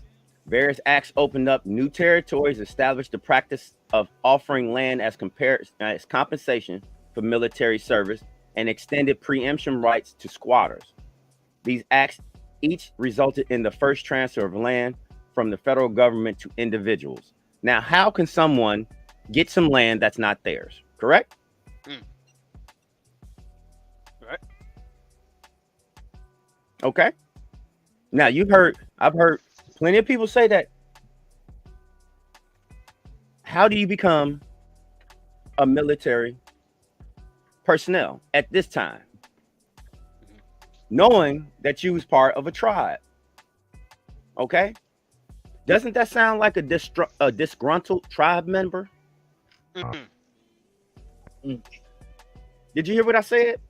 Yeah. Say it again. Yeah. Doesn't that sound like a disgruntled tribe member? Does that make you a traitor and a turn? I don't want to give me no portion of this. So now, if does I go that make you and a I serve in traitor this- and a turncoat? Straight smoke. Exactly. Does that make you a So if traitor and a go turncoat? ahead, y'all don't want to give me a part of our land. Fine, I'll go serve, and guess what I'm gonna get? I'm gonna take the land from you. Yep. It Now wasn't just remember, it was now let's somebody keep who this was straight. jealous. Hold on, move. Let's keep this straight. There is Go ahead. no federal government. There are 13 colonies. There's no Uncle Sam. There's no organized nation. You follow me? So these are squabbles between 13 settlements that are recruiting who to do what in their behalf, distributing ceded land that neither of them have authority over. I hope y'all brothers understand what I'm pointing out. Oh yeah, I sure do. I mean, a lot of people. You know what? I'm gonna put it to you like this. They even lied to you when the Federal Reserve actually started. They lied to you about that. The Federal Reserve started in 1785. Elaborate. I Yeah. never heard that.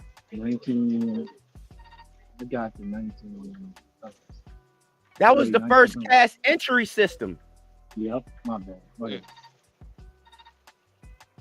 That's how they generated their money.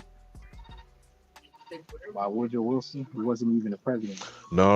You're not listening to what he's saying, moving in time. You had a first bank, national bank, and you had a second national bank that was broken down by Andrew Jackson in the 1820s. But go back to your point about 1785 and the monetary system, bro. It's not the Federal Reserve, but I get what you're saying. It's the origin story. But go ahead, cook, brother. In 1785 is how they set up their cash entry system for the federal government amongst the federal lands. Now, mind you, they're not even a government yet.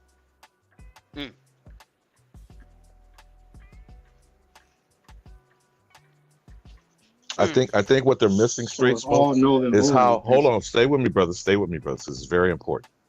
They are putting out allotments of land called bounties. What does it say there in the definition? What was the tracks? 320 to 640 acres?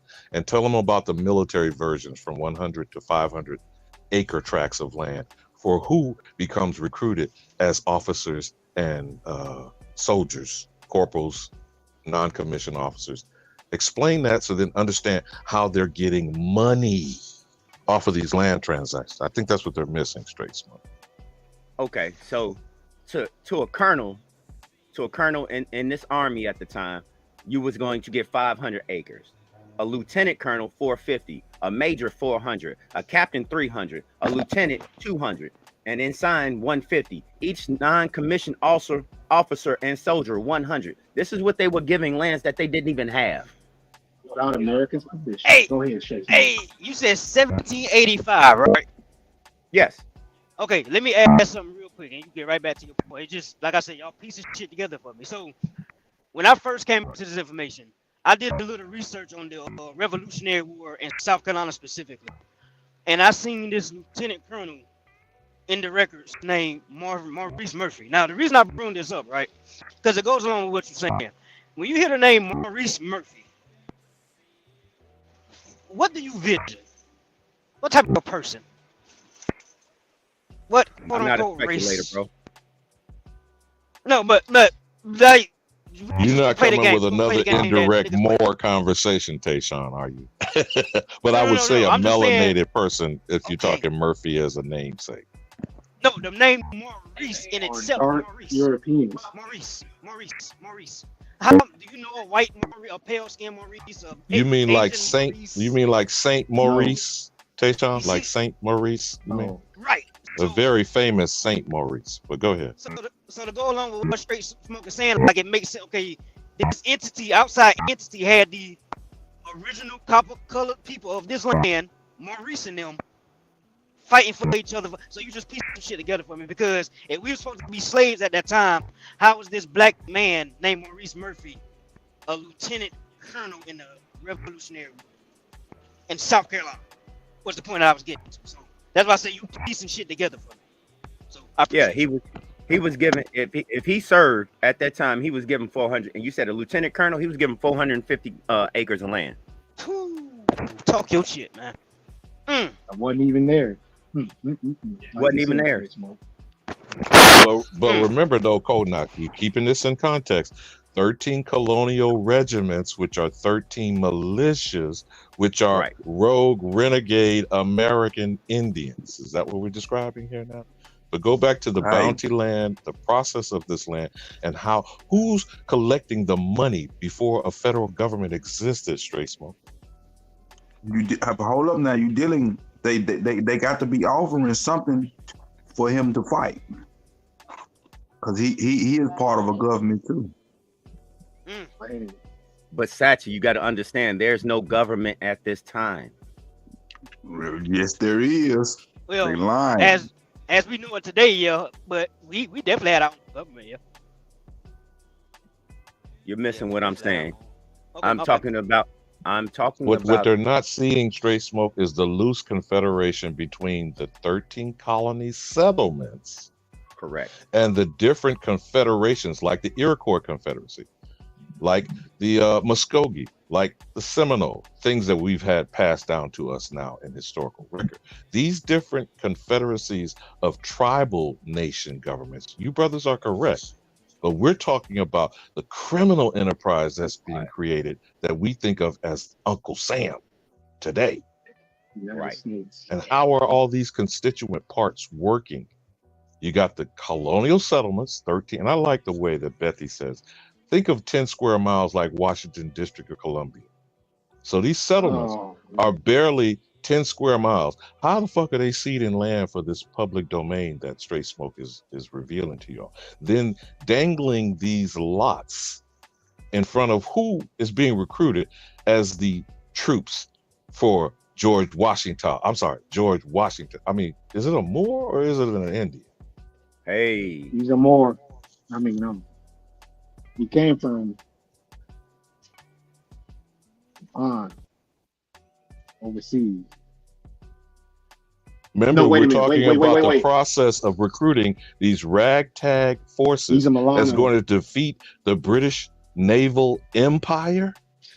This is the narrative we've been taught is the Revolutionary War. But think on what Straight Smoke is talking about with the land acquisition. You follow me, Smoke? Washington was actually here. My bad. I'm sorry. Go ahead. What'd you say? I said Washington. I stand. I want to be stand correct. He's not from overseas. He's from here. He's a mulatto baby. Excuse me. My bad. That's all I wanted to say. Don't want to lose you. Go ahead. Oh no, you're fine. You're fine. But I just want everybody to understand there had to be willing participants in order for this to operate, to come to fruition.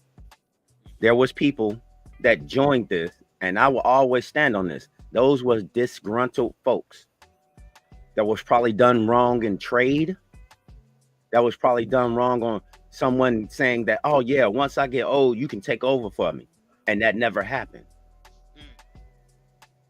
So now you got this pale face that came up and said to you, or a group of you, who would like to enlist? We're going to have a war, and we need your help. And by you helping us, we can give you a set amount of land. You think somebody that wasn't disgruntled with your chief or your confederation wouldn't have signed up just to get back what they think is rightfully theirs? Yeah, cause nothing beats the cross like the double cross. Dark skin folk, yeah. All kinfolk ain't skin folk. I say it again, man. I mean, you're looking at the flourishing of the snake. Now this snake then turned into a full-blown dragon.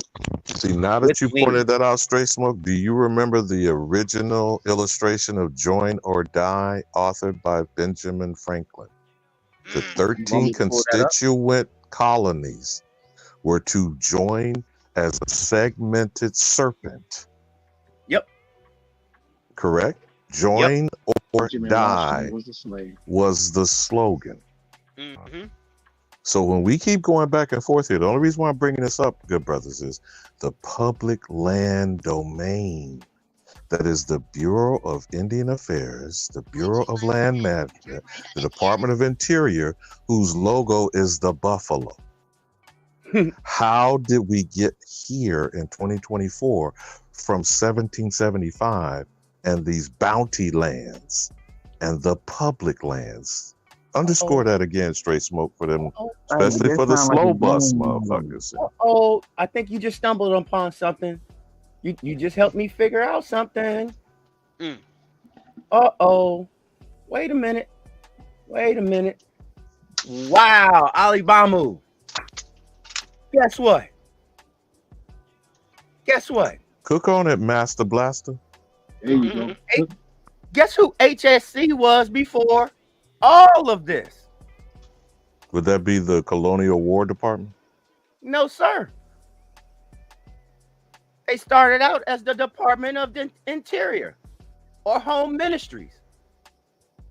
Ministry. But what's the date? What's the date on the timeline on that, Straight Smoke? Because again, we're giving the title department to something before the federal government was created. It was not created till 1789, and the 1790 census was the enumeration to create the governing bodies that we know as the House and the Senate today.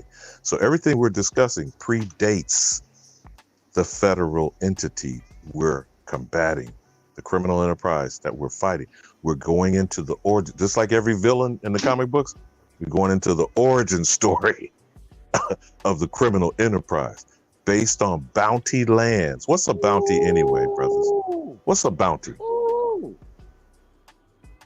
So they was created.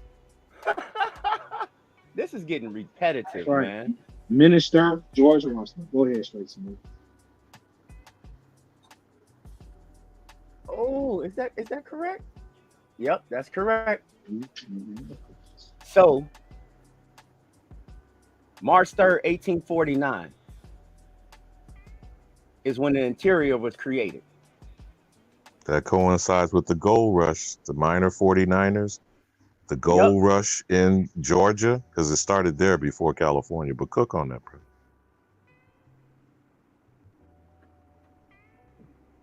Department was established March 3rd, 1849 at the event of President Zachary Taylor's inauguration.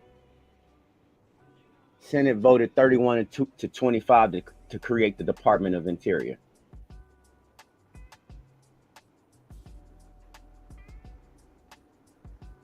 How many of y'all heard about that President Zachary Taylor?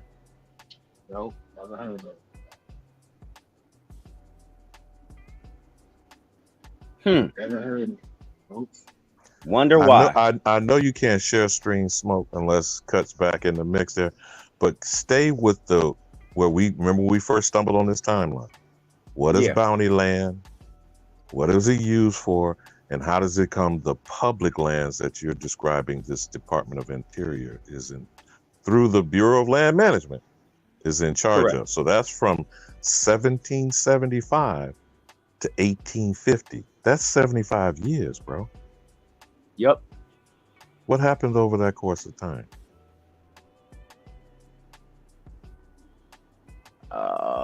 Congress enacted the first law of managed the public lands that resulted from the 13 newly independent states agreeing to relinquish their western land claims and allow the land to become the joint property of all citizens of the new nation. The ordinance for the public lands. Pause and underscore that sentence. What was the Western Territory? Was that the Northwest Ordinance of 1787? Repeat, please. Congress enacted the first law to manage the public lands that resulted from the 13 new independent states agreeing to relinquish their western land claims and allow the land to become the joint property of all citizens of the new nation. Ordinance for public lands north of the Ohio provided for their survey and sale in tracts of no less than 600. Pause again, straight smoke. For their survey, is that Lewis and Clark? Yes, sir. The Northwest Territories? Yes, sir. Cooking. And don't forget, 1787, what was Sierra Leone created? Same time? Yes, sir. To displace American Indians off their land to where? West coast of Africa? Yes, I sir. just want you young brothers to understand the time and what's going on simultaneously. But cook, brother, cook. Be it ordained by the United States and Congress assembled that the territory ceded by individual states to the United States, which has been purchased of the Indian inhabitants, shall be disposed of in the following manner. This is in accordance to the Land Act of 1800, also known as the Harrison Land Act, for its author, William Henry Harrison, reduced the minimal purchasable unit of land to 320 acres and also introduced the option of credit sales to encourage land sales. Lands purchased under the Harrison Act of 1800 could be paid in 4 designated payments over a period of 4 years. The government ultimately ended up expelling thousands of individuals who could not make the repayment of their loan within the set time, and some of the land ended up being resold by the federal government several times before defaults were rescinded by the Land Act of 1820. So not only did they take your land because you gave it to them. You gave it to them. Bottom line, you gave it to them. You was usurped. They put you in their military, and then you came back and you got a portion of what they wanted you to have, where you should be. So that makes me believe something in some kind of shape, form, or fashion. This is gonna sound really crazy. Really crazy. But I just want y'all honest opinion. Is it possible that people got removed and reshuffled off of certain lands and placed in another landmass is because they were willing participants and they chose that location?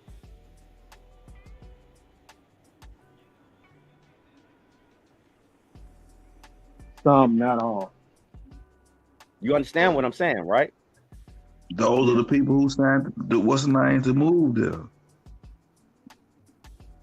I understand exactly what you're saying.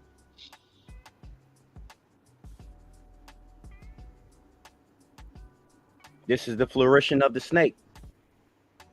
Some were aware of it and some weren't. And the ones that didn't participate got shot. Go ahead. Or worse. Did you say the ones that didn't participate got moved? The ones that participated. I'm saying the ones that didn't participate, they didn't want to leave. Listen, you got it worse. The ones that participated done it. Correct. And when they got there, they got rid of the old ones that may have been caught up in the mix, sleeping, not knowing what's going on, or just following their leader or whatever, whatnot, or their chief may not have knew. They got rid of them by, I'm gonna say 1906, 1907.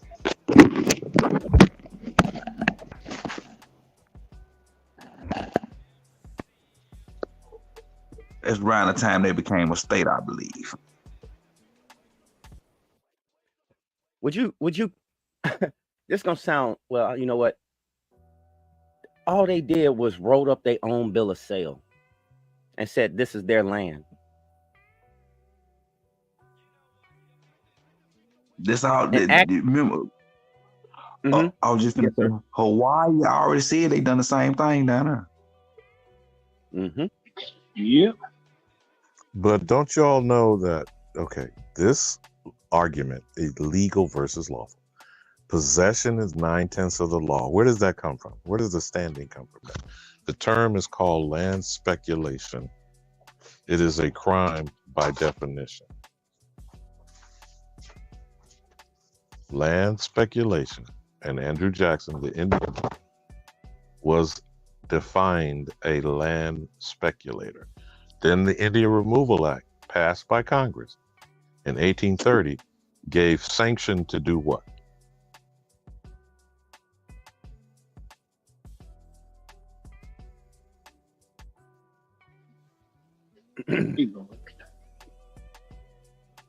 I got something for you, Alibamu.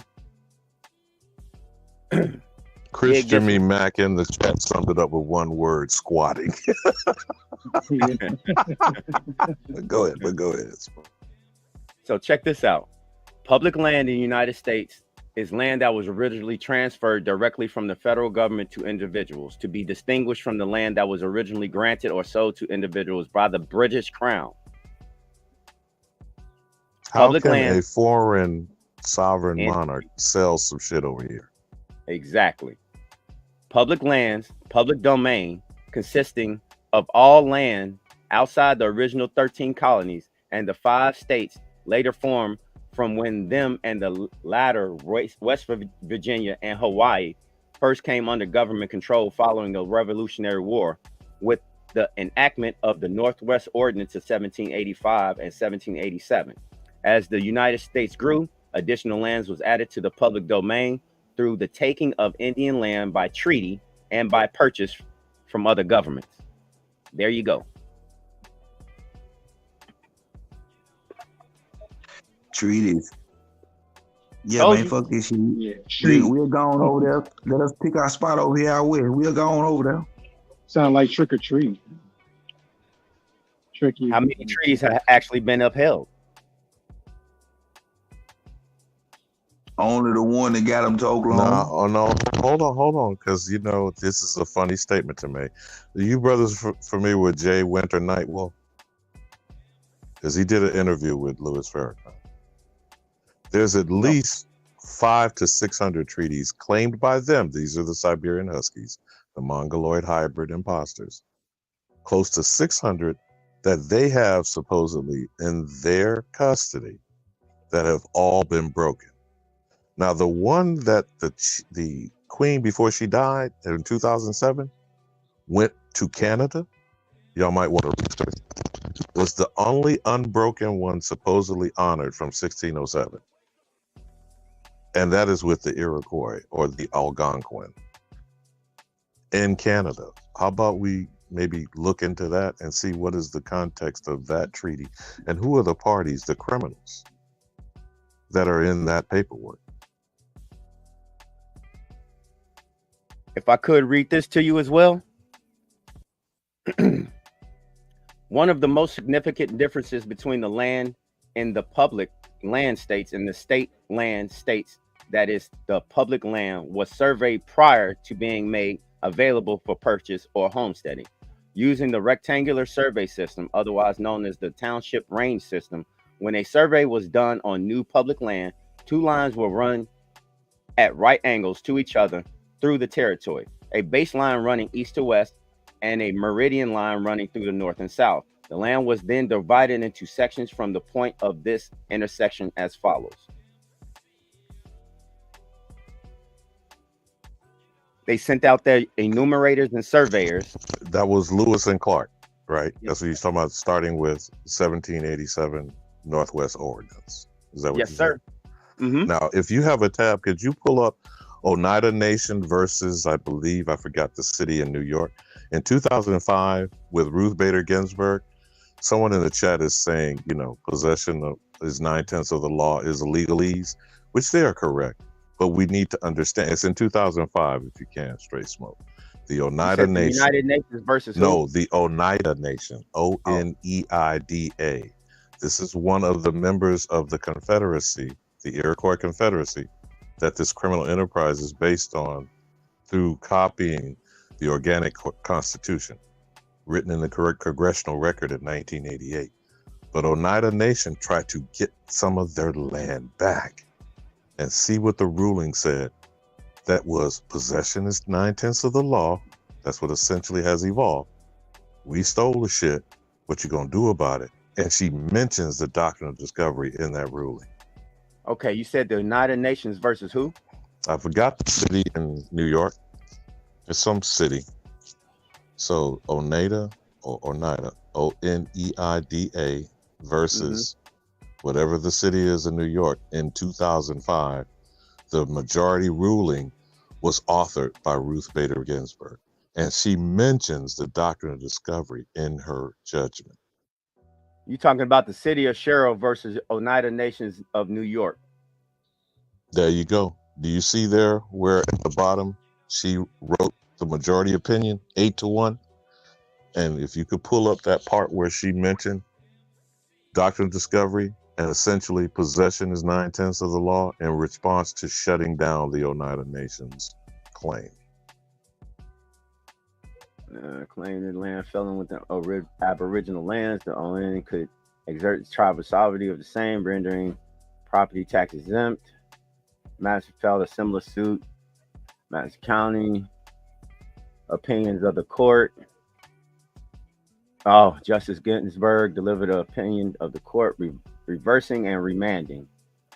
Okay, the second court found the lands qualified as Indian territory, which meant it was exempt from state and local tax. Justice Ginsburg's decision overturned that filing. Instead, Justice Ginsburg held that the OIN purchase of the land did not revive its tribal sovereignty over the land because almost 200 years lapsed where the land was not under OIN control. During this 200-year period, the lands came under state, county, and local jurisdictions. This meant the lands were taxable for property taxes. Municipalities, the country, and the state relied on that land taxable revenue for over 200 years. Ginsburg also noted that during this 200-year span, the OIN did not attempt to regain title ownership over the land until recently, and even then, only a small portion of its original 6 million acre reserve. Because of this, the court opined that 200 years was too long to be out of OIN ownership. Therefore, OIN could not reassert its tribal immunity over those lands as an automatic mechanism.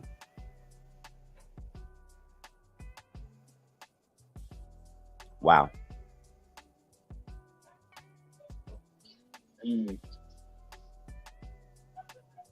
Under doctrine of discovery, Stop. Before you go further, I just wanted to hear you come upon it. Set the preface of this whole either sentence or paragraph that you're about to read, because remember, this is a chief Supreme Court. Well, actually, she's an associate justice, but she was picked the only Jew on the court to write this majority opinion, which is 8-1, right? Right. Chop it up, bro. Under the doctrine of discovery, County of Oneida versus Oneida, Indian Nation of New York. Excuse me real quick. Hold on. Give me 1 second, y'all. I got to take this call. Brothers, where he's going to go. Now, this is for people, and I love Chief Holiday, but understand, this is no different than you've heard people in y'all's conversation of consciousness. People argue over, does the Willie Lynch letter exist, right? You've heard people say that in y'all's conversation? Yep. That the letter itself doesn't exist. But if you ever got a copy of the letter, does the behavior exist amongst the American known as the Negro? Yep. It's all it is a script on how to look at Negro, you know? But if the behavior exists, that means you have agreed to it, right? Exactly. So whether the doctrine of discovery exists or not, by 2005, the Supreme Court has stated it is the law of the land. Do you understand the significance of that?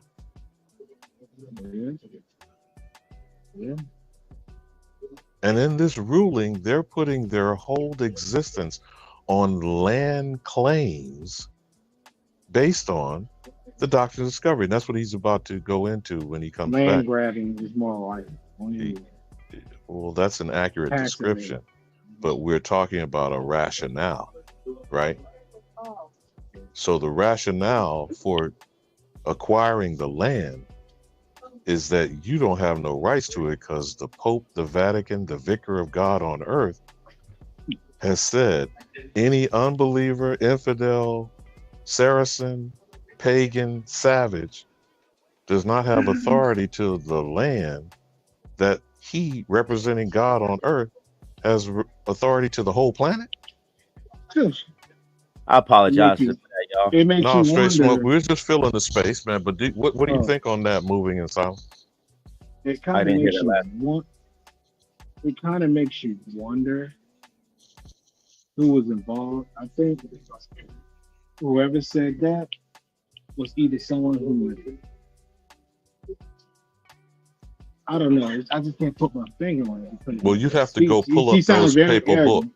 No, Yeah. but you'd have to pull up those papal bulls. There's 3 of them: Dum Diversus, Inter Cateris, and Romanus Pontifex. And you would pull up the Pope that initiated those papal bulls back in the 1450s. But go ahead, straight smoke, on their declaration from the Supreme Court I'm gonna of have the to look that doctrine of up. discovery.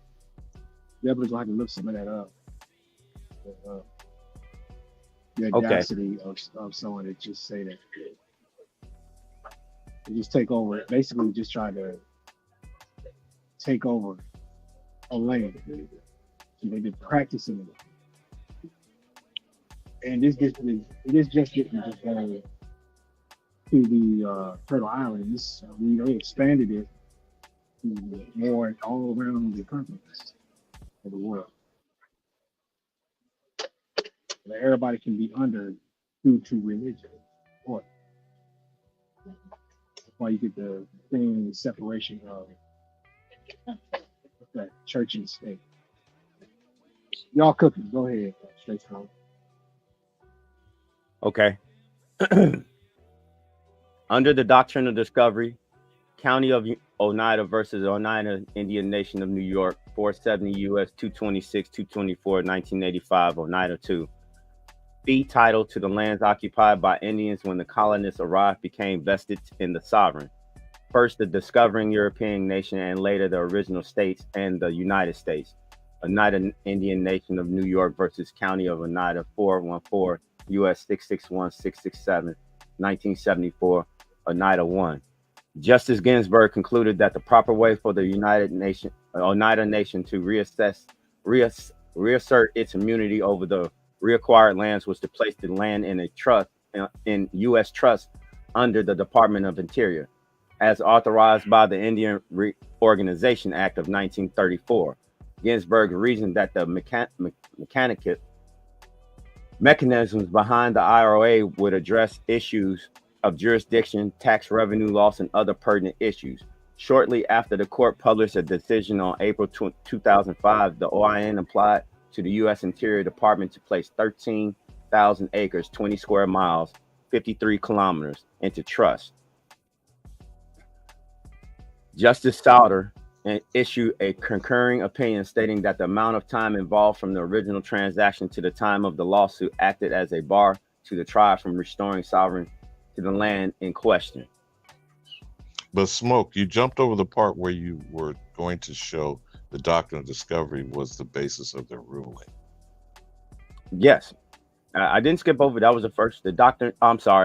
This justification provided by Ginsburg was meant to help those not familiar with the case history to rationalize her decision. The doctrine of discovery was cited in the opinion's first footnote as follows, and that's when I read the doctrine of discovery.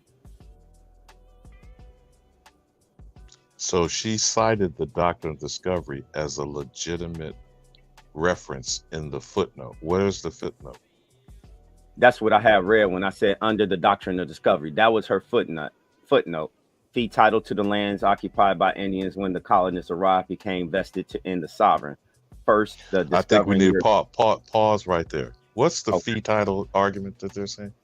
And vested in who is the sovereign? Colonists arrived, became vested in the sovereign. That would be the OIN. No. These are colonists sent by King George. Right. Fee title to the lands occupied by. Now, wait a minute. Hold on. Let me stay straight on the timeline here, because it's James first. Now, are we talking about Jamestown?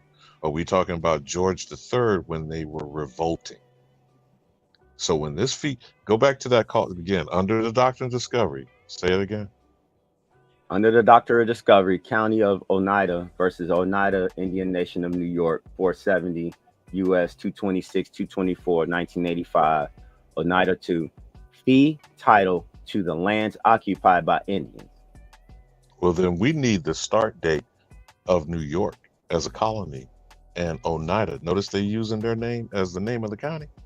Yes, they are. So who authorized the colony of New York? Got me. When you're saying the statement of the fee simple title, is that what it said? Fee simple or fee? Yeah, fee simple. Isn't that what the phrase is? Fee simple title. Fee title.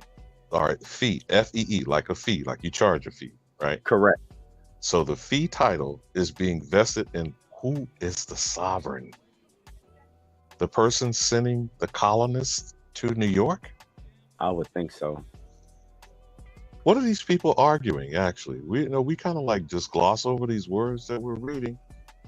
What are they actually saying, my brothers?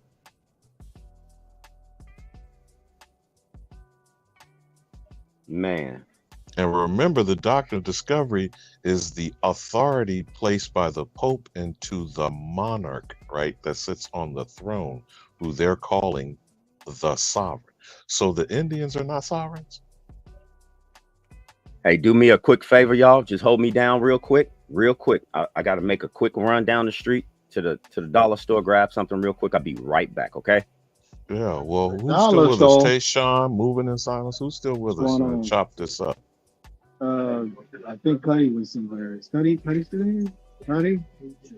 He probably was somewhere. Oh, Sashi done dropped too? See, when we start getting into the roots, that's getting into the soil. It's getting into the ground, right? One thing. Are y'all bored? Are y'all bored, brother? Are you bored? We ain't bored. We just snatching the listening, land. taking What the notes. fuck? Yeah. I ain't bored. I'm just listening, taking notes, relaxing, and taking notes. What say you, Sashi? Ratchet. You're not falling asleep on I us, are you? just came back in here. I've been moving around on y'all, so I don't know what y'all talking about right now. Okay, we're talking about crickets. You know what fee title is, Sashi? Are you brothers familiar with fee title? Fee title, No. F-E-E. No. Fee title? Yeah, this is the ruling we were discussing from 2005, Oneida Nation versus Sherrill, New York. You hip to that court case, Sashi? No, I don't know nothing about that one.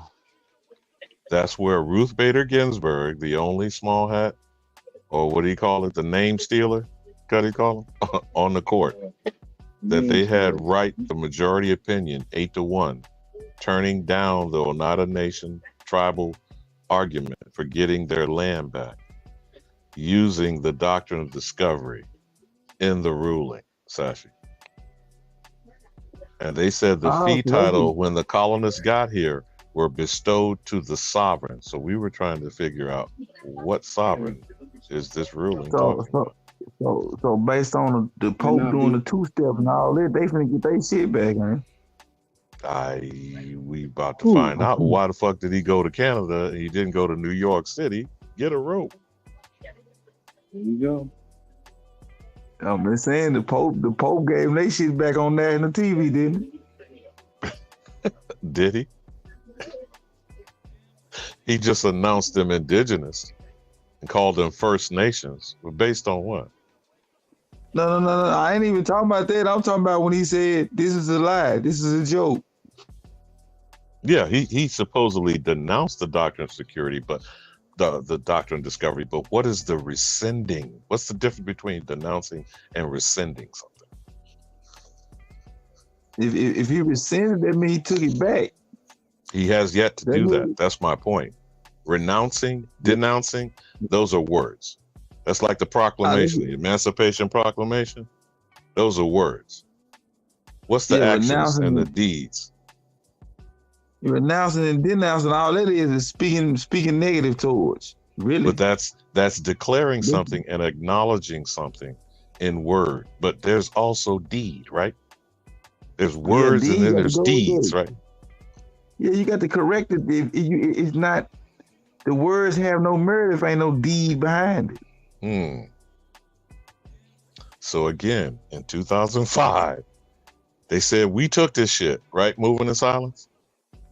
Yeah. Based on the doctrine of discovery. What you gonna do about it? It was only a few of them who sold out the people so they can have crickets. Make a deal with these callers. But here's the reason why I bring this up, Sachi, because we get to be very clear and exacting, because I'm working on my language, okay? What's your understanding of the Muskogee Creek Nation shit that we pulled up with Kutty last week? Now, you mentioned name stealing. You said what now, moving in silence? You mentioned name stealing. No, Kutty corrected me on using small hats. We're not use small hats anymore. We use name stealer, right, Sassy? No, it doesn't matter if they got. That's their new name, the name stealer. They're chameleons. They can appear in different skin colors with their name stealer. It kind of makes you wonder. That's all. It just makes you think colors. They'll use a particular image to point us directly at the image when really behind it. It's different types of people working in different functions. Something to think about. But Ruth Bader Ginsburg is one of those, is what he's saying. Yeah. So she's a member of the name stealers who sits on the Supreme Court of this land. In 2005, told Oneida Nation they could not get their land back from the city of Sherrill in New York, Sashi. Based on what authority using the doctrine of discovery? Or they're trying to make claim. So the denunciation was really just spitting in people's face. Well, I know you clearly understand that from hood speak, but what I'm saying to you is that when you do an acknowledgement and you're denouncing something, what's next? What's the responsibility to follow up with that? You got to clean up the actions of what you did. Like, if you ain't gonna do no deed behind what you saying, and you just spitting in people's face. And they're not gonna make it alone. Okay, stay with me for a minute, brothers. What did we find out in Kutty landback.org with the Muskogee Creek Nation, which is a direct offense to him, because you got that Muskogee Creek right there with the middle finger on the screen, right in your face. Did they give 3 million acres back to them in Tulsa? Nope. You're saying no, but there's supposed to be a court ruling that they were awarded 3 million acres of land. This is just they get it back yet? How they get it? I don't know. How do you know? I don't know. I don't know. Okay, so next thing, they have a pending lawsuit with the University of Auburn for a casino site to be built where they have dug up remains. Are you hip to that litigation?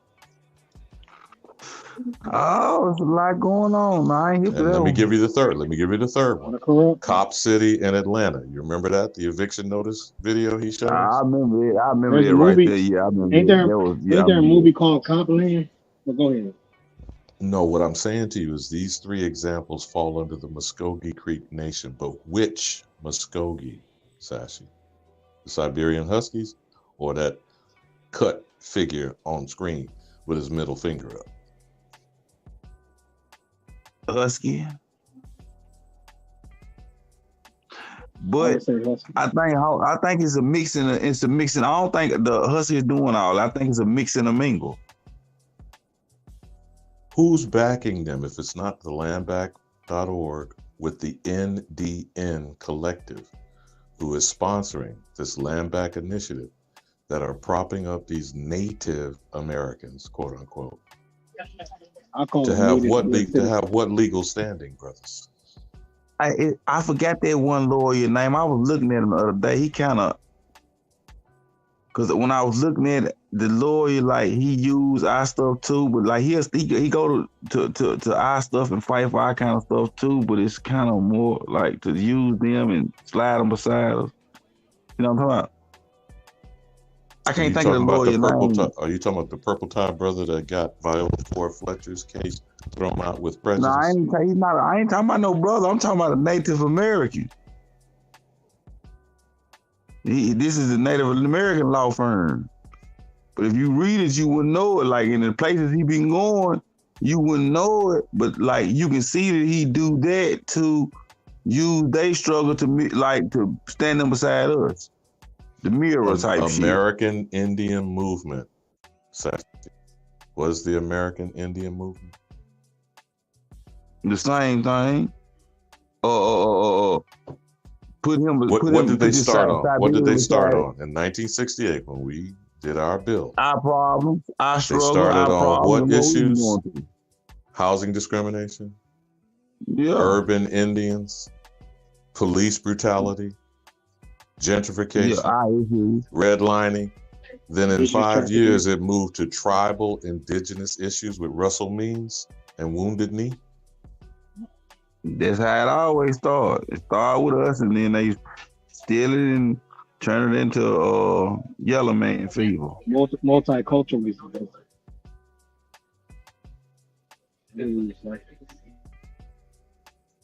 So the Niagara movement, with a person called Joel Spengard, where the National Association for the Advancement of Colored People give their highest award every year. Who's the colored person? The name stealers? You? Yeah. Because they colored your ass and stole your name. You're classifying that along the way.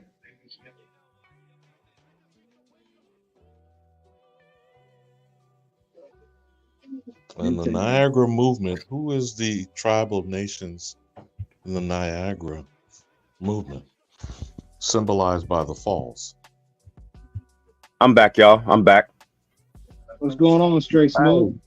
Did you get some cookies? See how they colored us and stole our name? They colored us black and stole our name, y'all.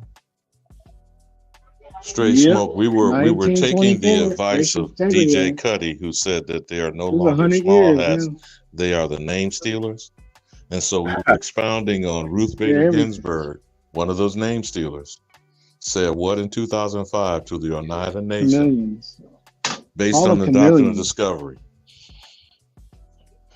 I'm gonna call them chameleons. Go ahead.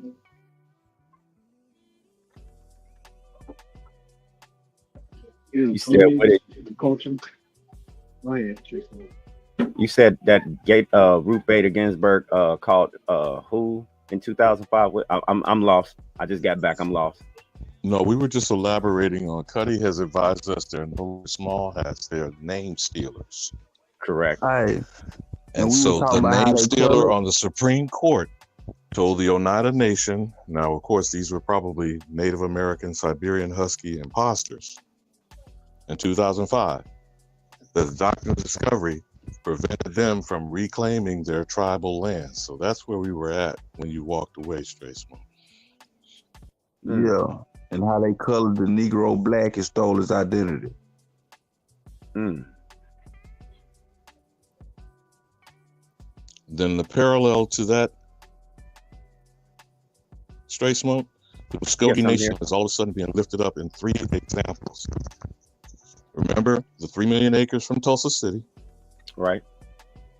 The University of Auburn building a casino and unearthing remains that they won't let be identified because they won't let the scholarship go identify the remain. And then Cop City eviction in Atlanta. And who are these Muskogee Creek Nation representatives? Imposters or that nigger on the screen there with his middle finger up and known Muskogee Creek? That's where we were at, Straight Smoke. Okay. I just found something else that I just have to go and look up. I have to go and look this up. So when we're listening to these rulings and these usage of the Native American in these litigious situations, until the true American does what, brothers?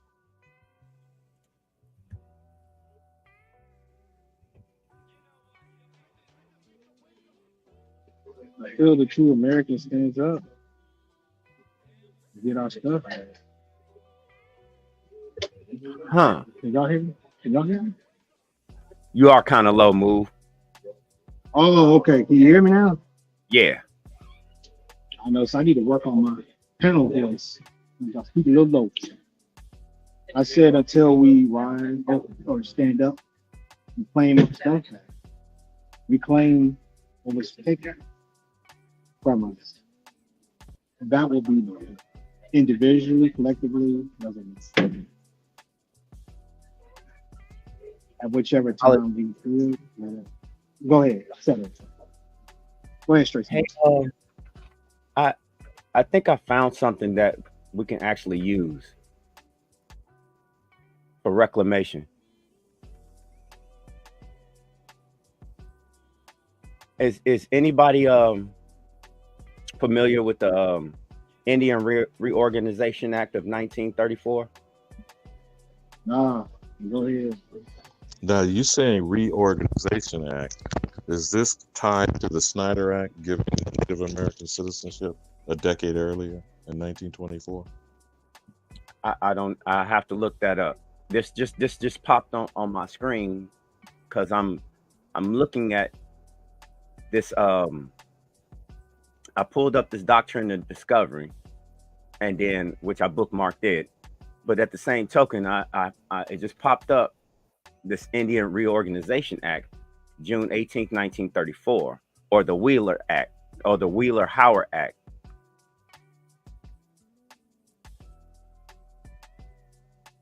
Or the Indian New Deal. Now, if no, you did not use the phrase New Deal during the Great Depression and FDR. Yes, Cook sir. on that, bro. So, was U.S. federal legislation that dealt with the status of American Indians in the United States. It was the centerpiece of what's been often called the Indian New Deal. The act also restored to Indians the management of their assets, lands, and mineral rights, and included provisions intended to create a sound economic foundation for the residents of Indian reservations. I wonder if this is what the Muskogee Nations used. Because if that's the case, this is the centerpiece that you can say that they did not keep their end of the bargain.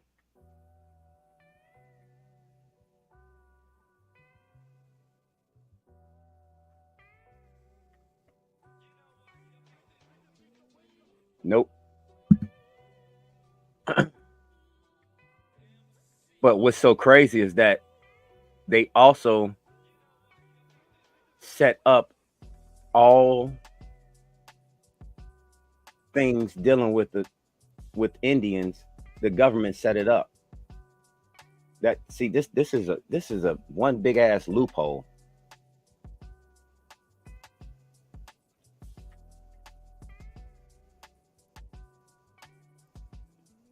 I have to get this to somebody because this right here, you can say that they did not uphold their end of the bargain. This is it right here.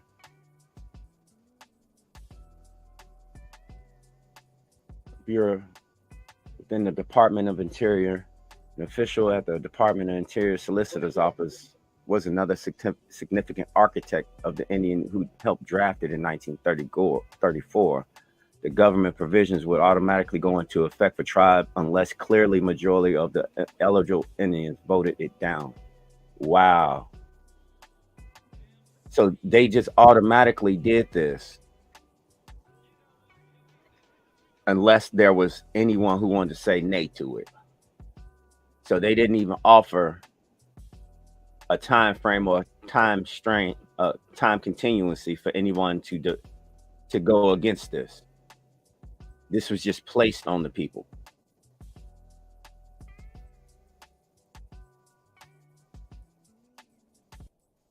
Ultimately, this is them saying that you have to establish a credit system,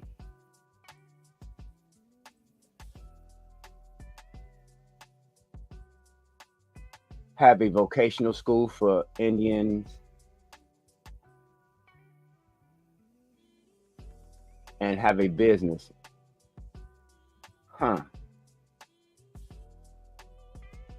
But this act also says the federal government will conserve and develop Indian lands and resources. This don't make no sense.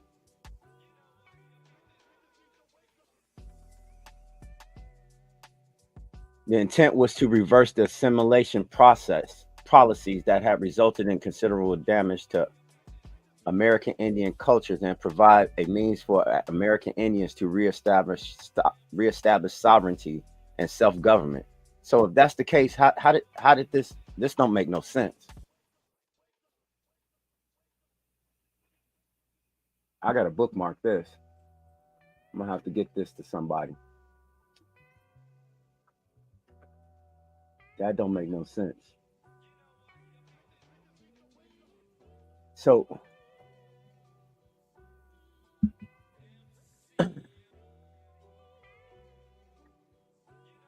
trapping to a IRA was most significant initiative of John Collier, who was President Franklin D. Roosevelt's commissioner of the Bureau of Indian.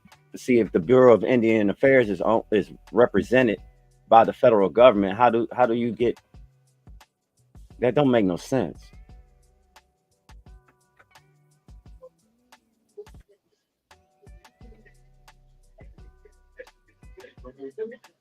I'm sorry, y'all. You good?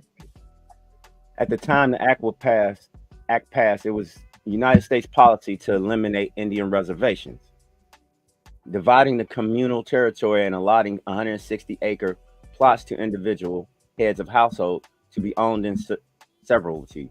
Before allotment, reservation territories were not owned in the usual European American sense.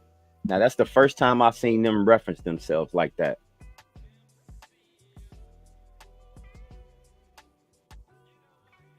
That's what Kutty said about that hyphen in between. Don't you remember that, Alibamu? As a negative connotation or a subtraction.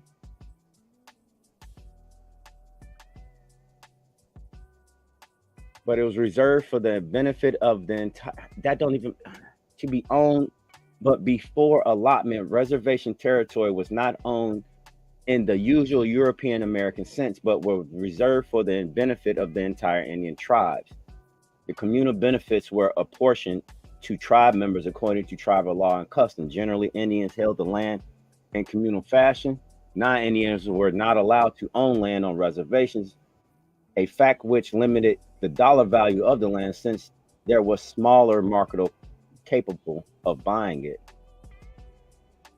So this goes back to the General Allotment Act of 1887.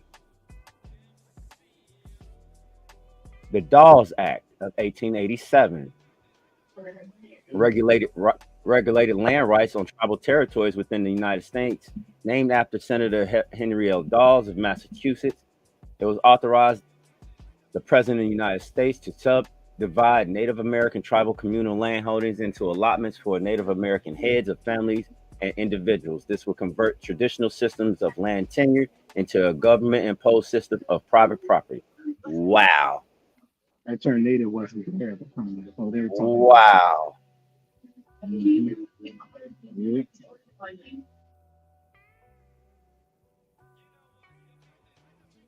Dawes Act of 1887. This will convert traditional systems of land tenure into government-imposed system of private property by forcing Native Americans to assume a capitalist and proprietary relationship with property that did not previously exist in their cultures.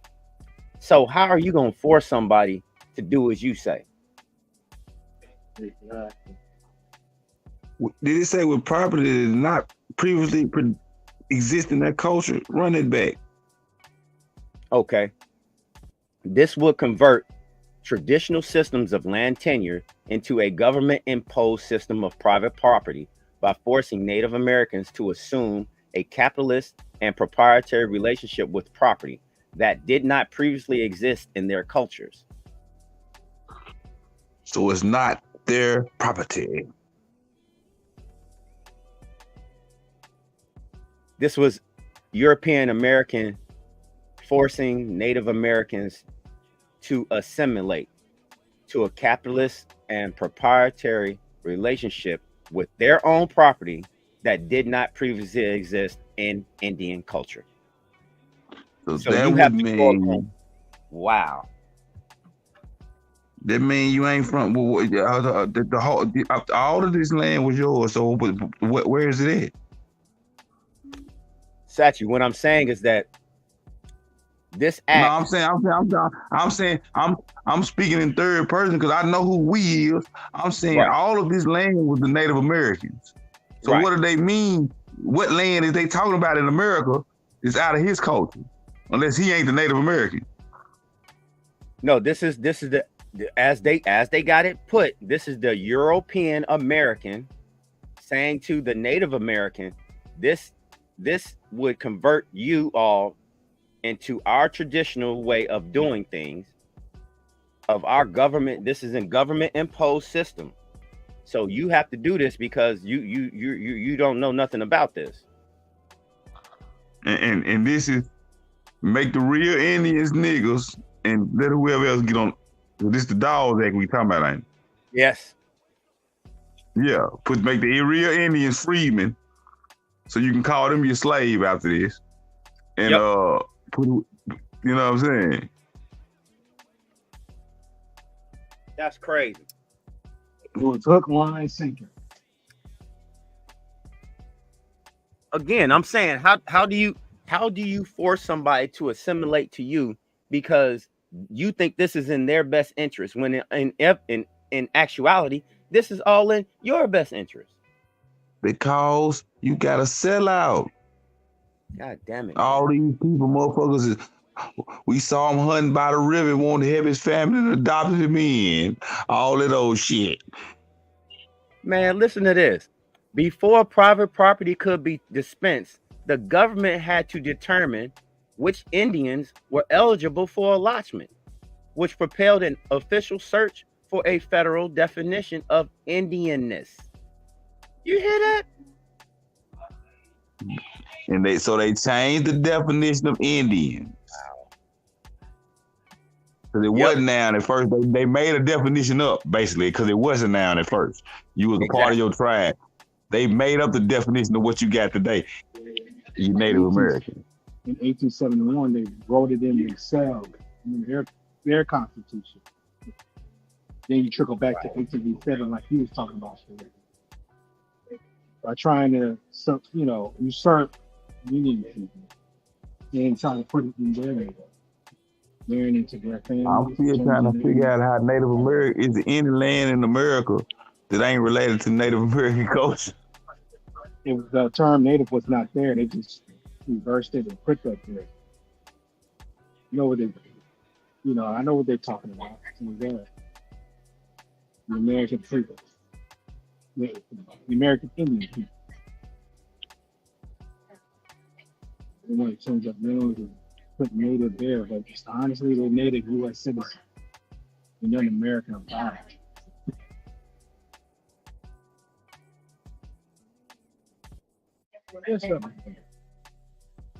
Go ahead, straight with it. So, this, in their words, not mine. This is a way that their absorption can be complete into the European American mainstream.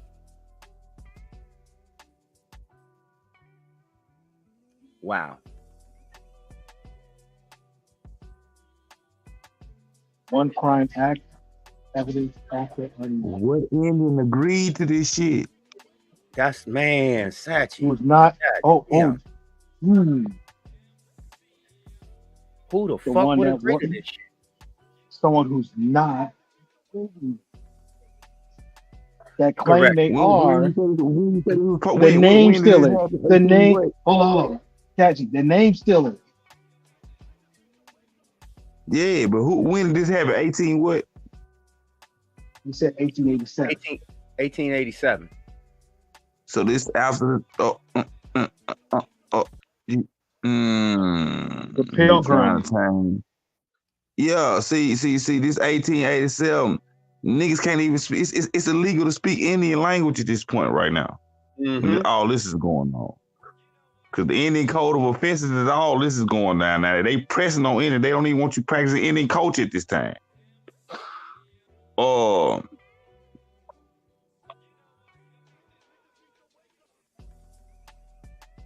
They done that over there.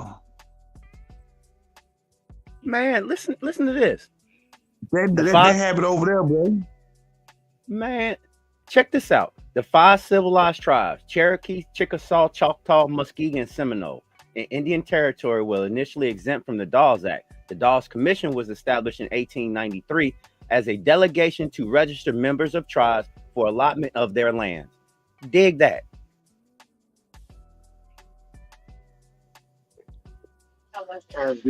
Those terms exist at that point. Almost seem like made up. Oh no, wait. Where you start names who are not real women. Who just use the name to steal.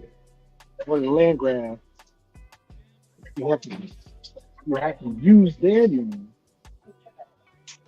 And then make it like it's their own. To take something that's not theirs. Hey, and then here's stories about people going to sign up for them roles. You know, I'm talking about real Indians by blood signing up on the dolls and talking about their application got denied. $5. Are y'all ready? And people's application was getting denied, and they were stealing their identity on them dolls rolls. I'm talking about the people with blood, nice good blood quantums. They look like us. They go. It's a song about it. It's called Big Joe. Damn, what's his name? Charlie Patton, Down the Dirt Road Blues. Listen to this, Sachi. They came to define tribal belonging in terms of blood quantum, but because there were no method of determining precise bloodlines, commission members often assigned full blood status to Native Americans who were perceived as poorly assimilated or legally incompetent, and mixed blood status to Native Americans who most resemble whites, regardless of how they identify culturally. That was it. So that's it. So if you look white, you get mixed status. You was an Indian. By their determination. Dig that. So what about the niggas? Again, since they didn't have no method of determining precise bloodline, commission members often assigned full blood status to Native Americans who were perceived as poorly assimilated or legally incompetent, and mixed blood status to Native Americans who most resemble whites, regardless of how they identify culturally. So you were just told that you were incompetent and you did not want to assimilate. Therefore, you could not be an Indian. No, but they was giving you full blood. Didn't they say they were giving them full blood status? But they had no way of proving full blood.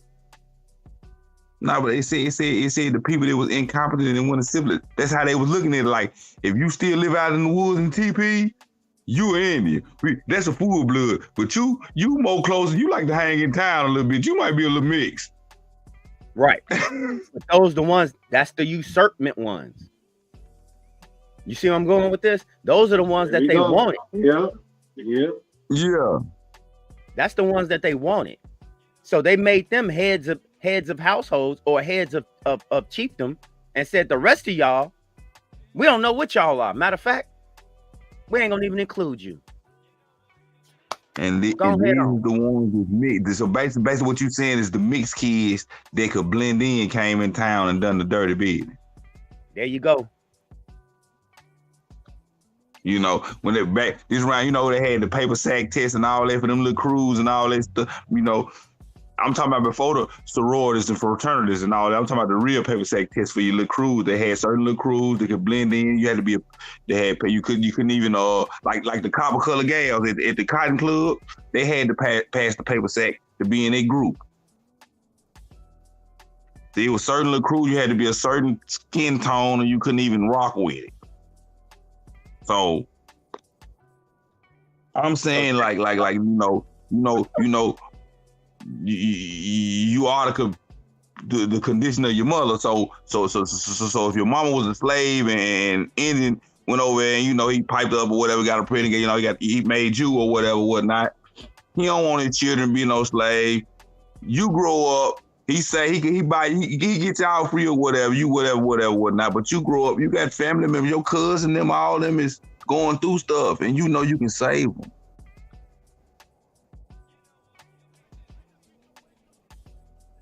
So you got to just think about how many people grew up in them situations, watching their family be in whatever was going on with their family, and they knew that they could save them just because they was a part of this Indian shit. They got half of this Indian blood in them. Still to this day. So check this out. You got to realize now, when we saying white, we saying Slav. Right. So when they got they mama and they folks is Slavs, you got to if what they said was going on these plantations and all these stories we hear, it was happening to the Slavs. So they was having a pretty rough time. So if I understand this correctly, because I got to read this next thing to you as well. All right.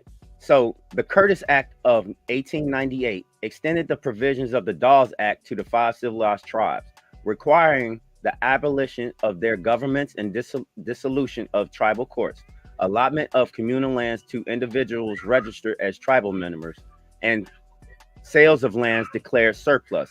This law was an outgrowth of the land rush of 1889, the extinction of Indian land claims in the territory. This violated the promise of the United States that the Indian territory would remain Indian lands in perpetuity, completed by the obliteration of tribal land titles in Indian territory and separated for admission of the territory land to the Union as the state of Oklahoma. See, you had motherfuckers doing sellout shit the whole entire time, cause like from the beginning, how they got that Oklahoma, the Treaty of Dakota. Some niggas sold Georgia and Tennessee all that for $5 million in a safe trip to Oklahoma. You hear me? Yeah. 1835. It's the Treaty of Dakota. He sold their little area over there for $5 million and a safe trip for him and his family to Oklahoma. If you read it, that's damn near literally what it say. Damn near. This is nuts, man. Who the fuck would agree to this shit? That's crazy. Let me go ahead and bookmark this. I got people, whole ass people that was promised riches that ain't have nothing. Think about this. You are the descendant of a Slav. Your mama was a Slav. I don't got a pregnant had you. The only reason you getting some spare is because you an Indian boy. You get what I'm saying? Man. And you got the opportunity to help you, your mama, and your cousins and everybody. Y'all gonna be the slave master one day. You get it? So the whole integration thing, Sachi. So the whole integration thing was that when they came. Hold up, John. You hear He's what back. Sachi is saying? I can agree with the concepts, Straight Smoke. But what were you reading from? Because it was going in and out on my side. This is the Dawes Roll of 1895. Yes, sir. Okay. No, 1887. Dawes Act of 1887. That's the act which was passed by the senator who introduced it. That's Henry Dawes, if I'm not mistaken. Senator Henry Dawes. Yes, sir. Okay. Of Massachusetts. But addressing what's in Oklahoma, another state. Which was called Jamestown. Okay. So from 1830 to 1887 is 57 years, right? Mm-hmm. What is it that these people are pronouncing? A foreigner, a United States citizen, by 1887. That's also after the 1870 Naturalization Act. What are the two citizens in the criminal enterprise, Sashi? I don't know. I know free white persons and those of African descent. Where's the evidence of African descent? I know in 1866 they was making us down here in Tennessee be colored. I got you on that. Just stick with me just for a moment here about on the facts.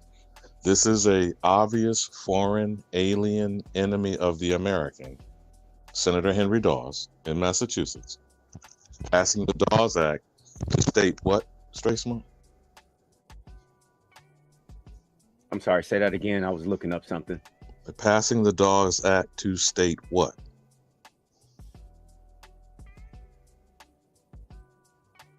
To allow tribes the option to sell the lands that remained after allotment to the federal government. Allow the options to sell. We gonna circle back to the bounty lands again? Hey, whatever you would just read, Straight Smoke. Stay. Hold on, Sashi. Stay with me for a minute here. Say again what the Dawes Act in 1887 is allowing. And you notice the word allowing, Sashi. Nah, I ain't even talking about what y'all talking about. I'm talking about what he read on how they broke down or how they were gonna figure out who the Indian was and how they did the blood and all that. We gonna circle back to that, Sashi. Let's stay with the lands thing here for a moment. You see me? You see what I'm saying? Say that again, Straight Smoke. Okay. The Dawes Act allows what? All right. So this is what you really wanted to hear. This would convert traditional systems of land tenure into a government-imposed system of private property by forcing Native Americans to assume a capitalist and proprietary relationship with property that did not previously exist in their culture. The act allowed tribes the option to sell the lands that remained after allotment to the federal government. Before private property could be dispensed, the government had to determine which Indians were eligible for allotments, which propelled an official search for a federal definition of Indianness. Now that's where okay, Sashi. This is where you want to walk on this part. Go ahead, right, Sashi? Nah, what is the federal definition of Indianness? That's what I'm listening for. Go ahead, Smoke. Okay. So what Sachi is referring to, where is it at again? All right. The 5 civilized tribes, Cherokee, Chickasaw, Choctaw, Muskegon, and Seminole, in Indian Territory were initially exempt from the Dawes Act. The Dawes Commission was established in 1893 as a delegation to register members of tribes for allotment of lands. They came to define tribal belongings in terms of blood quantum. But because there was no method of determining precise bloodlines, commission members often assigned full blood status to Native Americans who were perceived as poorly assimilated or legally incompetent, and mixed blood status to Native Americans who most resemble whites, regardless of how they identify culturally. Wait a minute. And that was the legal strategy. Hold on. Repeat that full blood shit again. That was the legal strategy. You get the people that can't read and write, full blood. You know how tribes wrote, the people with the most blood quantum got the biggest, you know what I'm saying, voice and vote and shit. That was legal strategy. Correct. No, again, say the full-blooded designation again. So I want to make sure what I'm hearing. Okay. They came to define tribal belonging in terms of blood quantum, but because there was no method of determining precise bloodlines, commission members often assigned full blood status to Native Americans who were perceived as poorly assimilated or legally incompetent, and mixed blood status to Native Americans who most resemble whites, regardless of how they identify culturally. Now, what is that back to Bethy's? Hold up, though. Negroes spoke what only? Stay with that one sentence there, bro. Stay with that one sentence, Sasha. Stay with that one sentence. I just thought about that, man. That was cold right there, man. Straight Smoke, how we missed that, Straight Smoke? Stay with that sentence. Go back to that sentence. I know when you in Alabama with Straight Smoke, how did we miss that and we read that, man?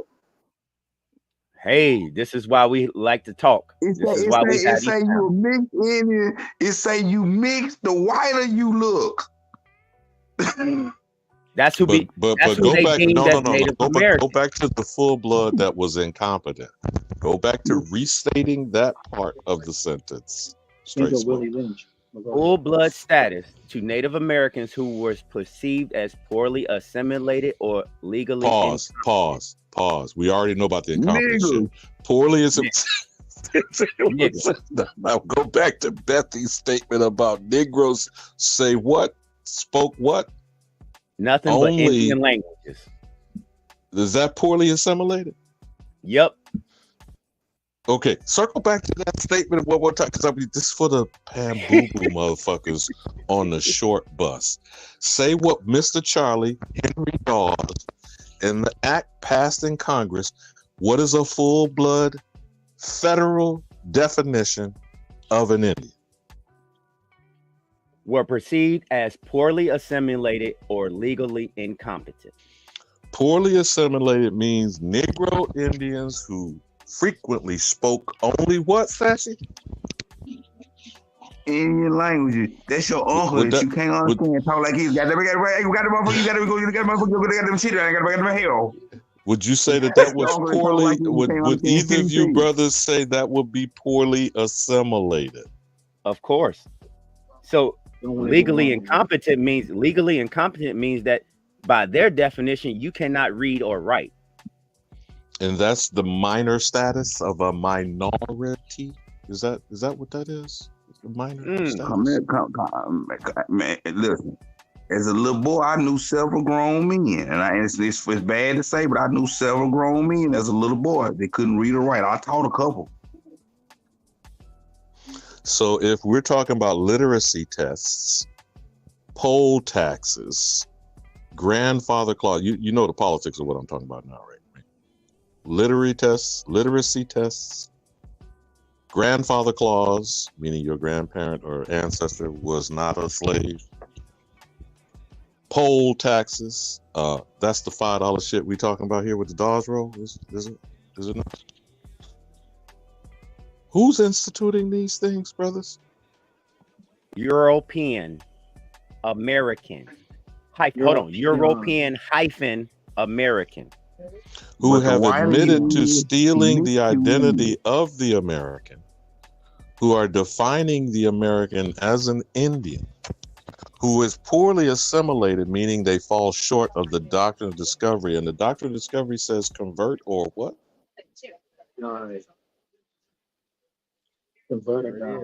Is any of this making sense to you, young bloods? The name stealers, of course. Hey, but listen though, wasn't no damn Native Americans around back then. So the closer the whiteness got. Well, hold on. No, wait a minute. Stay on the timeline, my good brother. This is 1887. Who were the Know Nothing Party in 1850 defining the Native American? Straight Smoke. They was getting their sprinkles together. I forget. They was getting their sprinkles together around this time. Mm-hmm. Yeah. 1849, 1850. What is the Know Nothing Party defining the Native American? Is that not the second clause of Noah Webster's definition? The European that would now apply, mean stole your Americanness? Yeah, that be him. So circling back to the definition in this law, the Dawes Act, this is called Indianness. Is that the word they use? Facebook? Yes, sir. Indianness. Indian. Hey, we need a legal definition of that. Indianness. No, they're telling you right there in the act, the Dawes Act of 1887, the Negro, fully assimilated, full blood, and incompetent. Yeah. What our good brother Smoke whiter Signal he loves to lovingly call the nigga. And they clearly said the whiter he looked, he mixed. Mixed with what? The Negro? It's got to be white because they said the whiter he looked. Yeah, but mixed with what? Straight Smoke. The Negro, the full blood.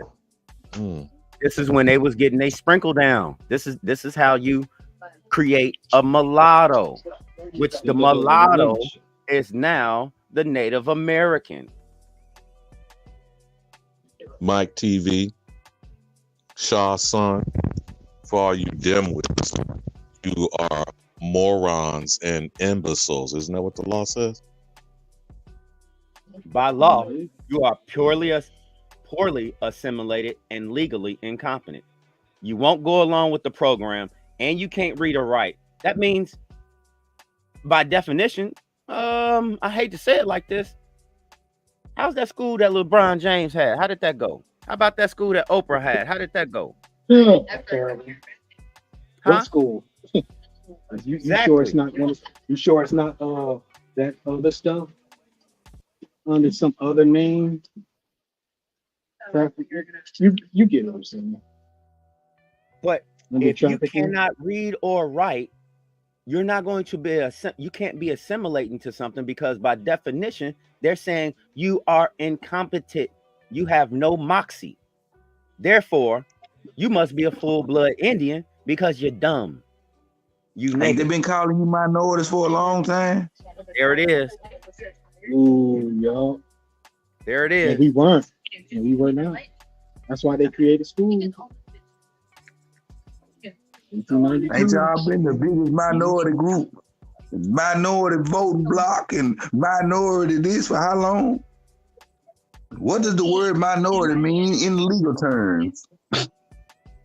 I guess I should put up Black's Law real quick. Yeah, it does refer to competence, doesn't it? That's why you become a ward of the state, because you cannot tend to your affairs.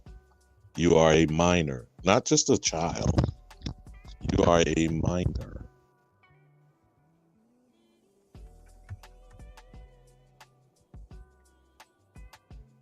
So had Charlie been telling you who you is the whole time, you just had to be able to decipher it to see? Every lie stands on a kernel of truth, does it not, Sasha? Yeah, some of them barely got a half a kernel, but they be there.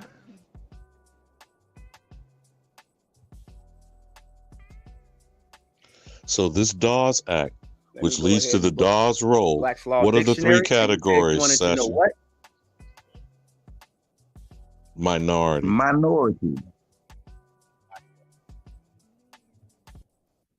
1 second, sir.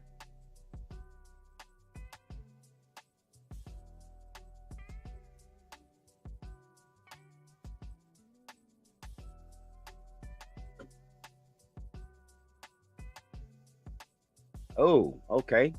The state or condition of a minor, infancy. The smaller number of votes of a deliberative assembly opposed to the majority. Stop before you go to the numerical thing. Circle back to the first clause. A minor is a state of what? The state or condition of a minor, infancy. So y'all a bunch of fucking babies. Can't read or write. Can't read or write. Can't speak. No, I can't even talk. There you go. Speak nothing. I don't understand nothing he's saying. Ain't no baby talk. He's speaking this language.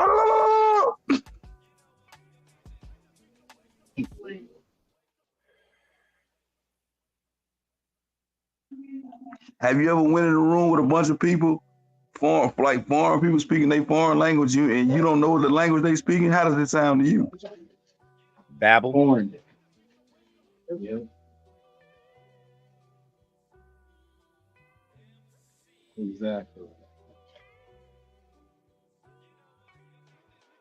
And not be put under those schools. So have we distinguished who the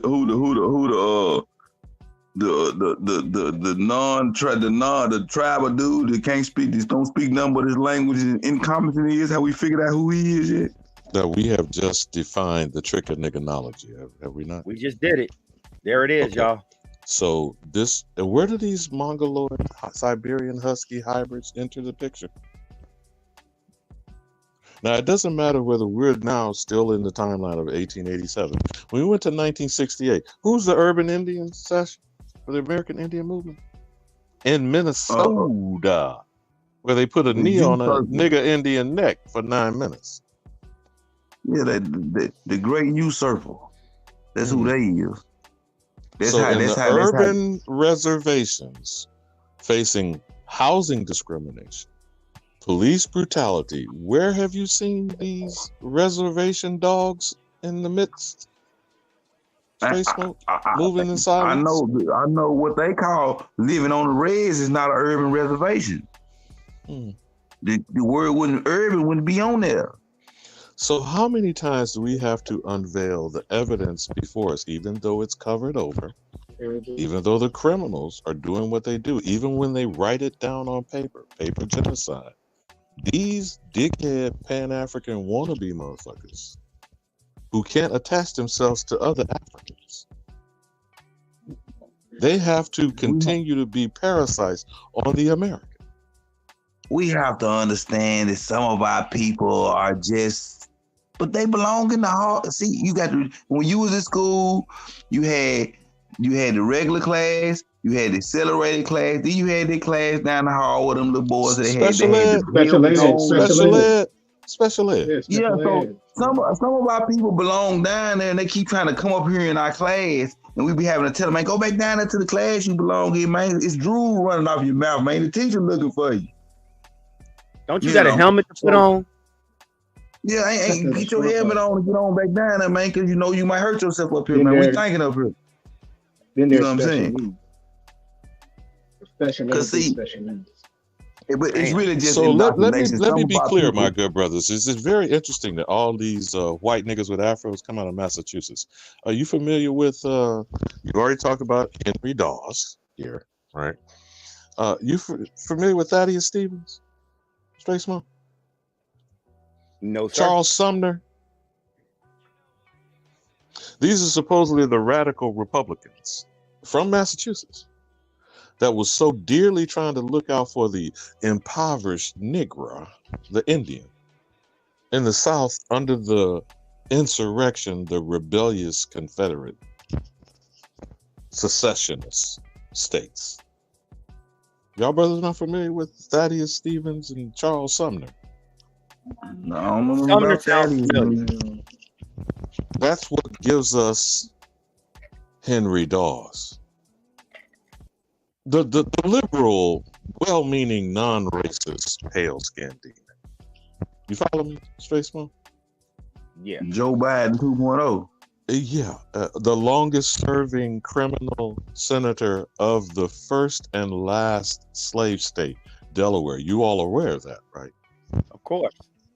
So, as the first ratified colony in the criminal enterprise of join or die, the snake that Benjamin Franklin coordinated, and the last, not Juneteenth in Texas, December of 1865 is when Delaware abolished slavery.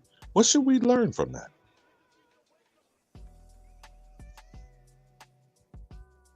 I gotta ask because now I'm on another thing right now, because in 1895 Congress passed the Hunter Act. Now when I try to go get this Hunter Act, it won't allow me to get it at all. And this is in the wake of the Dawes Roll of 1895, this Hunter Act Yes, as sir. well. And the Dawes Roll, we've been told in mythology and narrative, is the $5 motherfuckers like Elizabeth Warren, who says she's a Cherokee because of her high cheekbone, who Trump teases as Pocahontas. But the thing is, when did the 5 civilized tribes, you see, they didn't get on until 89, right? No, we're talking about the process they created to allow imposters to pay $5 to do further stealing of the American identity. Yeah, that's the Dawes Roll. But the Dawes Act is what we were discussing. That's the legislation passed in 1887.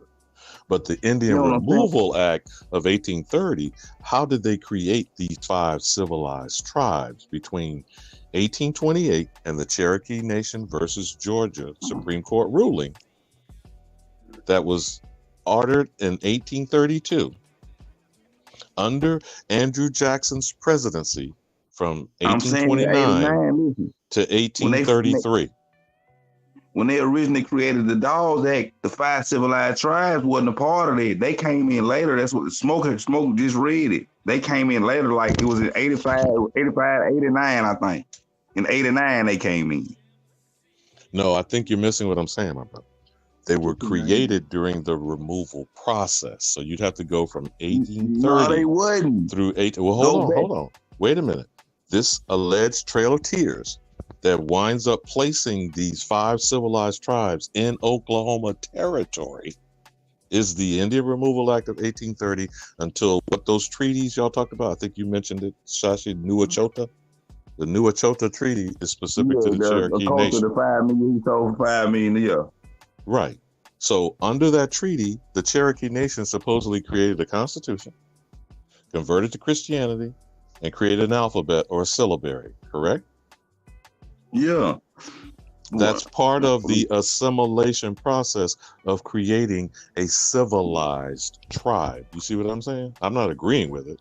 I'm just saying. Do you get the point that I'm making?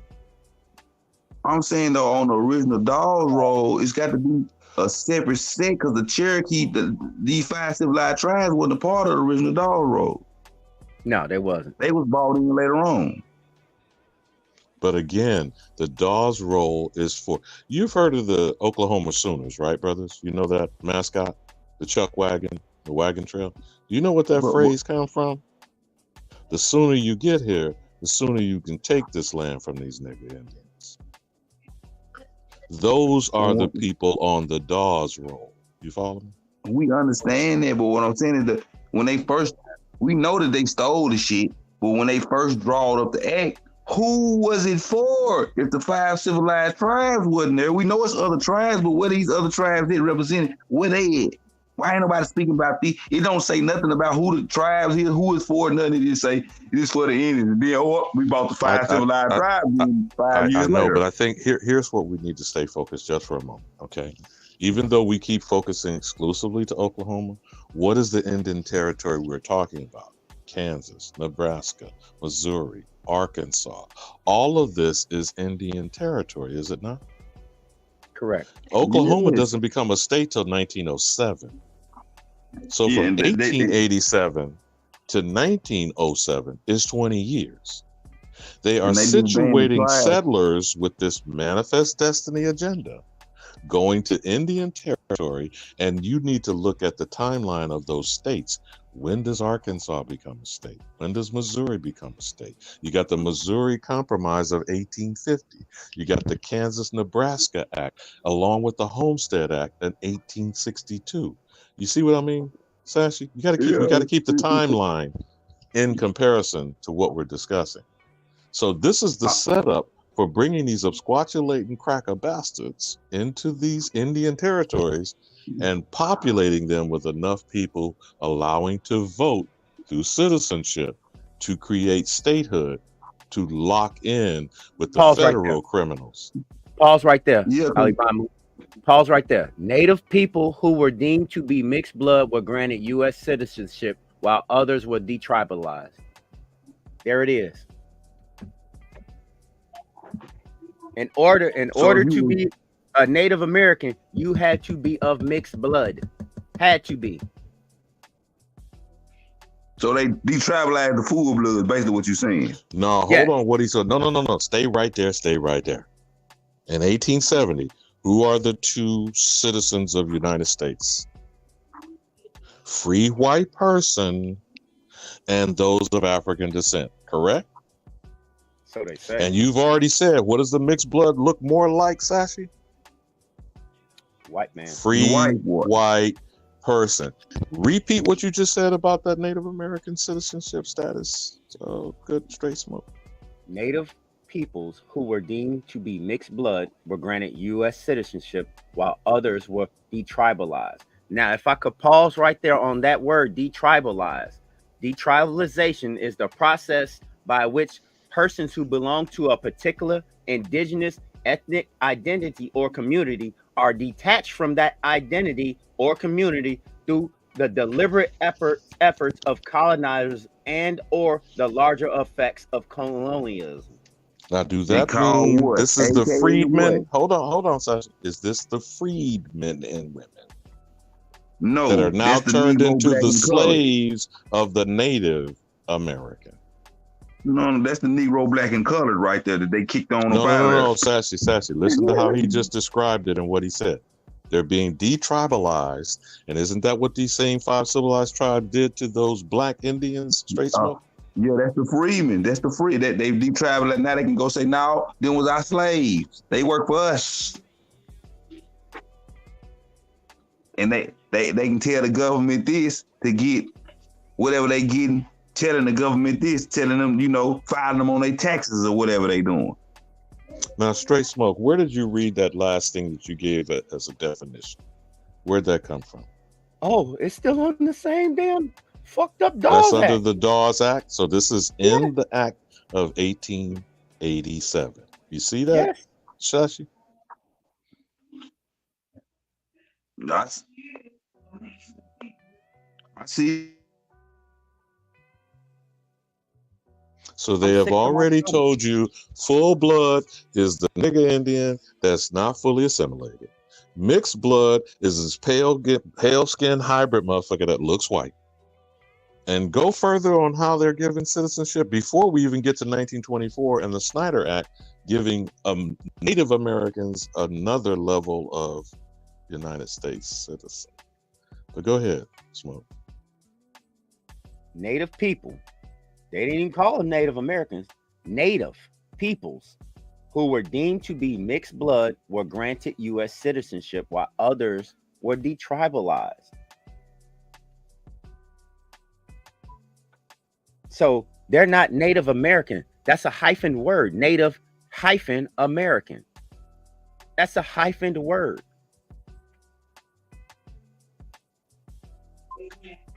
Hyphen mean is that the subtraction you talking about again? Yes, sir. Cook on it, Sassy. You know what? Come on with Kutty. Let's give credit where credit's due. Native minus American. Cook on it, then. Cook on it. How are you minusing the American? By being racially miscegenated. What you native to if you minusing an American? Now, don't forget what he just said about the mixing, the racial miscegenation, right? Straight smoke. We just want to reiterate this for the mentally challenged on the short bus with their helmets on. So native hyphen American is mixed blood person, basically. You got to be mixed blood to be a native. You have to be mixed blood to be a native hyphen American. You have to be a mulatto. So the full bloods, which that's how they look, mixed up with a bunch of shit. But so the full bloods, unmixed, where do they go? You talking to us? Negro, blacks, and coloreds, and freedmen's. Actually, I don't think that freedman even existed for us. Know what I'm saying? Like the freedmen only for people that went down there and signed up the rolls. Correct. You get what I'm saying? If your family didn't, some folks' family didn't want to sign up with the government, so they ain't participating in none of that. But if your family was with signing them rolls and doing all that, then you would be on there as a freedman. Like the brother said in the chat, which that shit is hilarious to me too. How can one pale face call another motherfucker pale face? Easy. And who was our ancestors telling us the white man speak with forked tongue? Which white man? All of them. My granny didn't black say and black it. is She white. didn't use them terms. She called both of them yaps. Chinese, Japanese, and white boy. All of them was yaps. Those are name stealers. Name stealers. Thank you for that illumination, Straight Smoke, on the Dawes act, not the Dawes role. And how are people being deluded and deceived by the Dawes role, Straight Smoke? I always try to give my best every time I try to work. Thank you so much, y'all.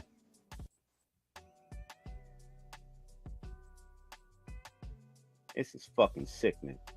I want to throw up.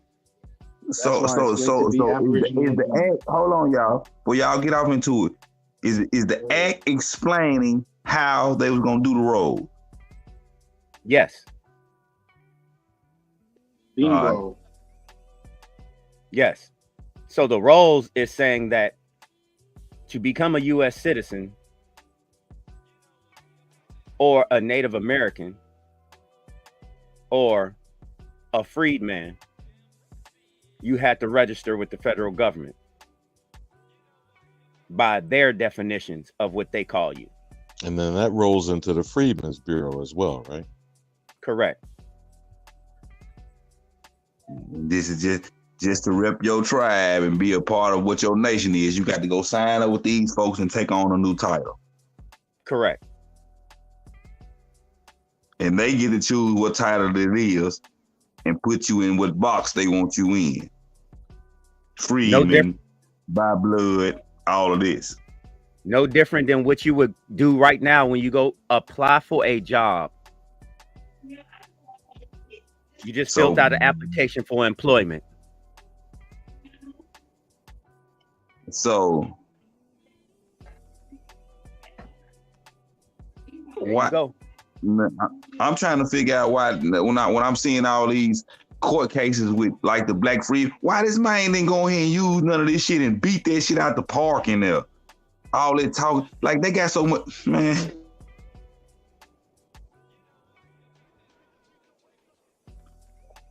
You get what I'm saying? Like, yeah, like you not only do. Yeah, I understand perfectly what you're saying, Sachi. It's right here in their face, and why are they not using this legal term and definement and why are they not using this legally and lawfully? Yeah, I mean, because this is clear. Now, wait a minute. Now, wait a minute. Which one are you talking about? We're talking about, for example, why I pointed that out, the Muskogee Creek Nation imposters who all refuse blood quantum and DNA testing, correct? I ain't talking about them. I'm talking about the nigga. It's his blood too. He's a creek himself.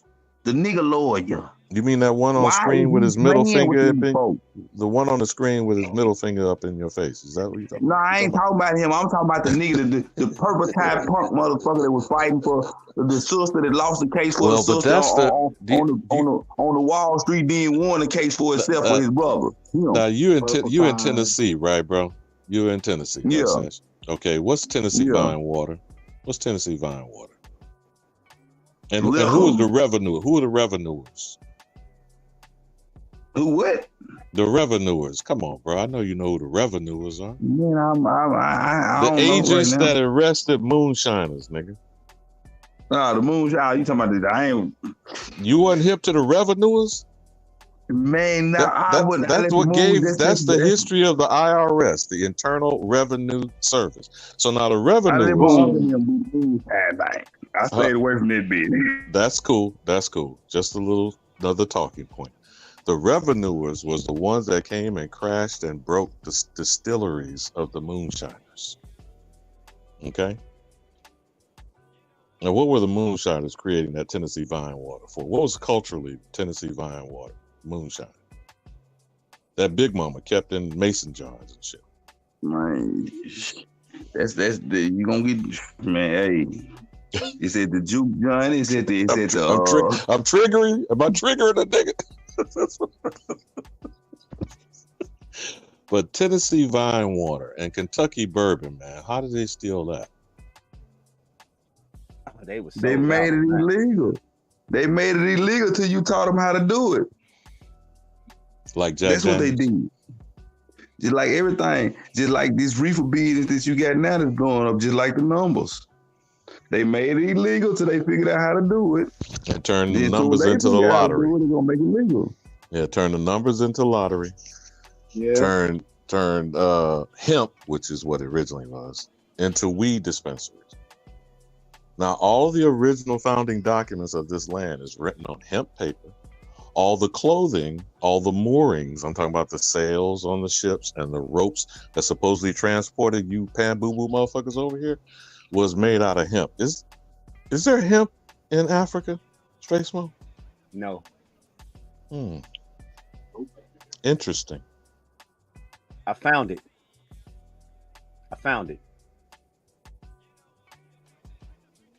The Hunter Act found it.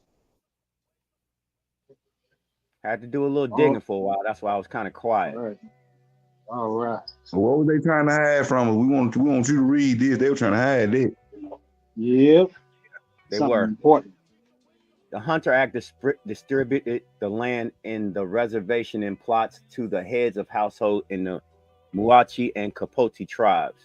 The Wemineche tribe and had approval in 1888 congressional bill relocating them to San Juan County, Utah. However, this bill. Wait, hold on. They relocated them to Utah from where? Because we talking about Indian Territory west of the Mississippi, right? Yes, sir. Yeah, where did they come from? Give me 1 second. I just got on it, so I'm trying to get all through it.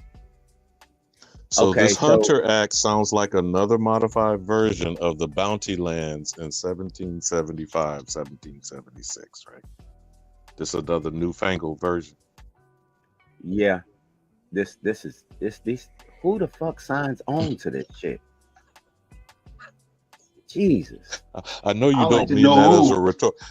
I know you don't mean that as a rhetorical question, Straight Smoke. We didn't sign on to nothing if we are what? Incompetent. Poorly assimilated. Poorly assimilated.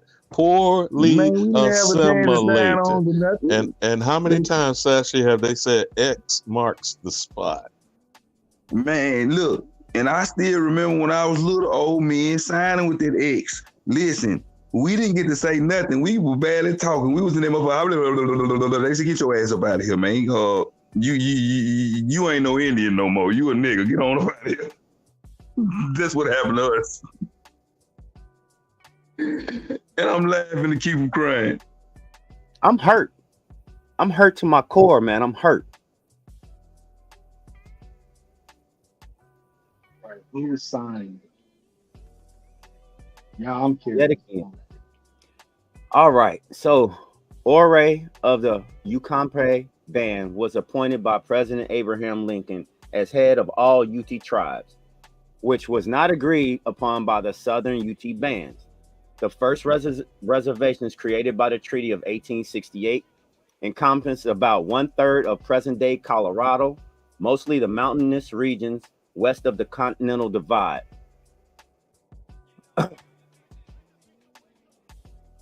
When precious metals. Now, hold on. Are we in agreement the Continental Divide is the Mississippi River or the Nile? It's not giving the Continental Divide. Well, that's a natural barrier, isn't it? Mississippi River would be dividing the continent. Would you agree? That would be it. Crooked letter I. God damn it, man. But see, this don't make sense right here because it says initially given the whole of Western Colorado for a reservation. The discovery of gold there in 1860 brought a quick reduction in the territory. The treaty with the UT in 1865 provided concessions of the land in exchange for the entire valley of the Uintah River In Utah, plus 25,000 per year for 10 years, then 20,000 for 20 years, and thereafter 15,000 per year, based on an estimated population of 5,000 UT. The treaty also banned liquor and provided the establishment and maintenance of a manual labor school for 10 years. Not only did they, oh my God, man, I'm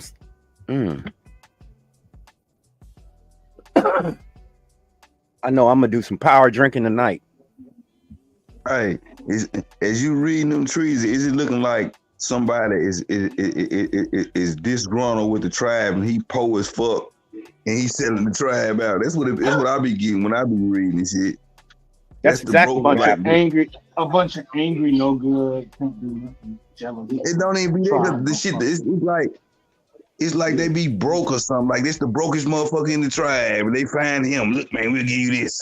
Just sign this paper, because all we need is one person from the tribe to sign it, and we got them. Yeah, without the chief knowing about it or anybody knowing. That's usually how they do it.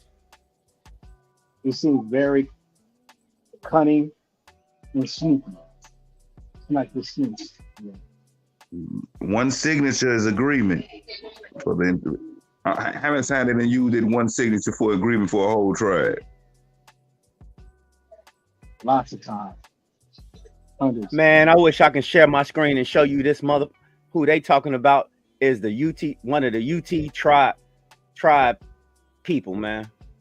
This is just disgusting. All you have to do is look at the descendants of that. You're gonna find out. These sellouts are. This is disgusting. They're still among our community. Still, you're not about to tell me. You're not about to tell me this man. This guy, man. Come on. Really? Ain't no way in hell this big fat ass mother man. Look. Ain't no way possible he that is. Exactly. It's all criminal. He look like he's linguini or something, don't it? Man, can I tell you something? Yeah. This hurts. This hurts. This has got to be the largest, fattest, pale face I've seen in my life. Talking about she's a UT tribe. Oh, hell. Something tells me these are not the real ones. That was fake. Identity theft is a real thing. Identity theft is a real thing. Sure is. These are the fake pretending. Pretending to be something they're not. So they I'm gonna tell y'all what's crazy. The people that's stealing our identity and the place they trying to send us to, both of them got that in common. Please do not forget that the Native-American and the African-American are in bed together. Y'all listening? They say, you Nigerian? What he said, exactly what he said, but I'm gonna say it different. They say, you Nigerian. The Native American and the Nigerian got identity theft in common.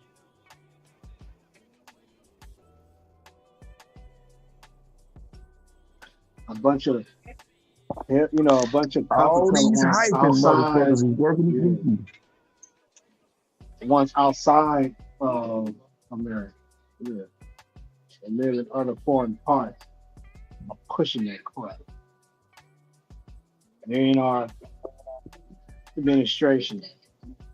It's one landmass, because really it ain't number two land masses. They be playing all these different continent games. It's the Americas and it's Eurasia, Africa over there. Also over there, they're connected too. But all of them, Asia, Africa, and Europe is connected by the Caucasus Mountain. Just like this whole landmass over here connected. Makes perfect sense. These invisible lines. That's what they say. Point. These names still. The only problem is one landmass. My bad, bro. No, go ahead, sir. Go ahead. I said the only problem is one landmass is fertile and one landmass is not. One landmass has all the natural spring water and one landmass don't. That's why they want to get over here and replace us. Take our land so they can reverse and switch places, like trading places. And move, trading places. They want to trade places for us. Almost worked a little bit, and almost worked a little. And I would have got No, away with it. it is working until the American, the only one, even defined by the criminals, until the American declares they are being stolen. Notice what happened with Oneida Nation and Ruth Bader Ginsburg's ruling. They put document discovery on us. Hey, what do they And say? you just at the end of heard Stray season two, Smoke y'all? describe how they assimilated us. And if you were poorly assimilated, they made you a slave on paper. Freed man, freed woman. Freed by who? And I do believe freedman was another way for them to steal identity, because the real freedman is the Slav. Yeah, they turned you, Freeman, Morgan Freeman, into the freed man, Frederick Douglass, under the Freedman's Bureau, and lift the Slav up as the mixed native hyphen American, right? Correct. Or should I say native U.S. citizen? But go ahead. There ain't nothing American about it. Go ahead.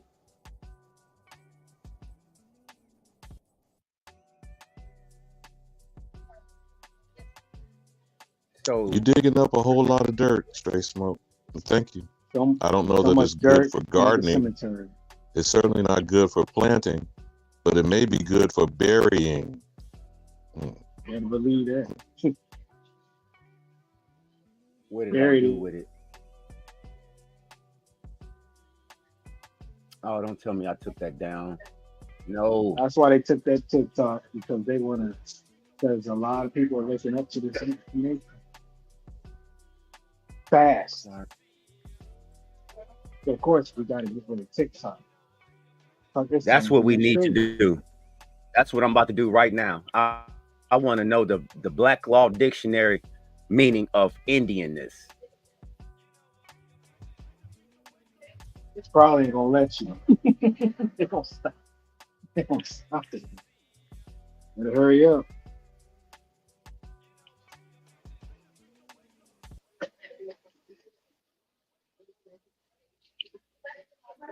It's gonna be some shit like one who is still in tune with the tribal culture out in the woods in his teepee.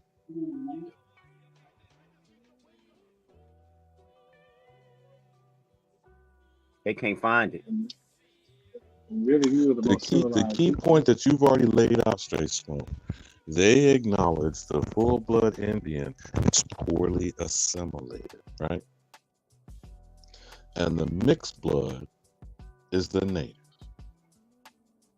But all native means is being born somewhere, right?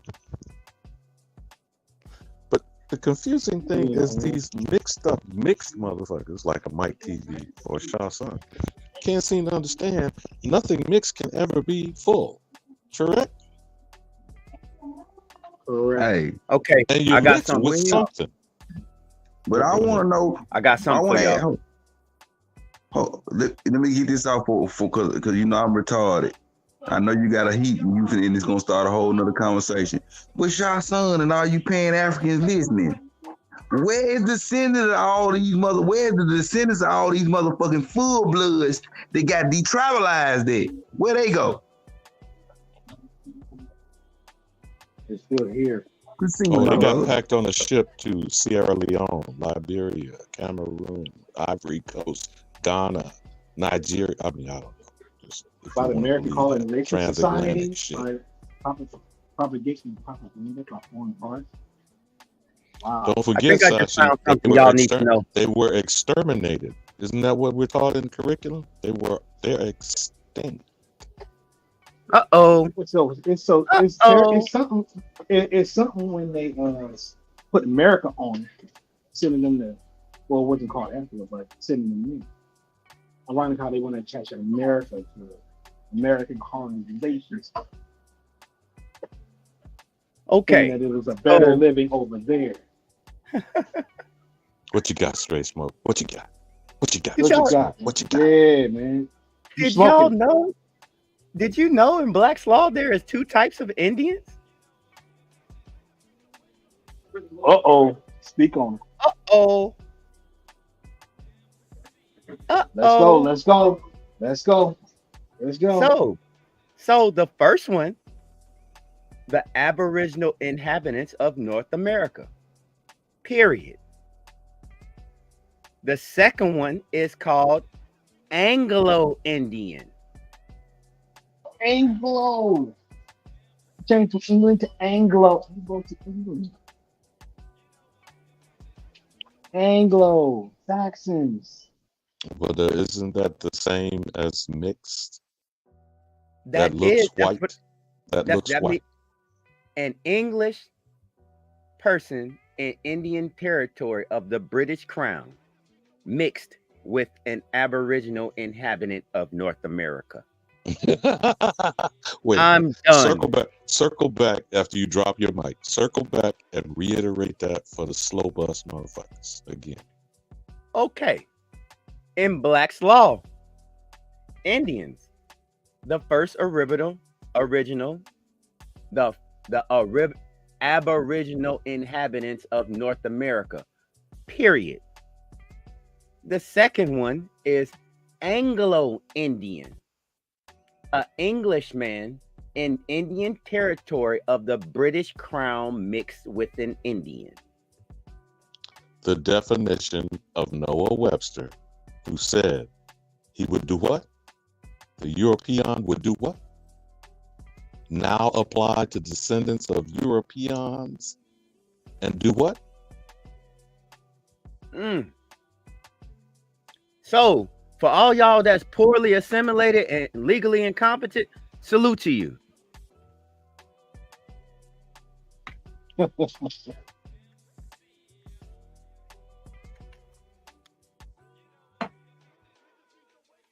Because your native American mostly resemble whites. All right. So just remember, when a Pan-African get up here and tell you, you just don't understand. You guys are illiterate. I'm calling you Indian and shit. You poorly assimilated, incompetent. I'm calling you an Indian. I can't take no more. Why y'all be making me do this? Why y'all be making me do this, huh? You finna go and unload the smoker, right? Smoke. You cook it. God damn it, the barbecue got my stomach growling. Time for the fire line. I don't want to hear nothing else from no Pan-African about absolutely shit. You ain't lying. I'm done. COINTELPRO having answers. I'm done. Or should I say COINTEL hoes? COINTEL hoes. Hey, yeah.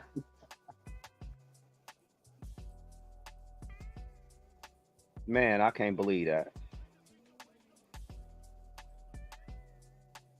You see what Malcolm says about studying history? Does all necessary to, I'm paraphrasing now, to explain all problems? The full understanding of history, research, do your homework, as Bap said, will fully reveal all the answers that are required.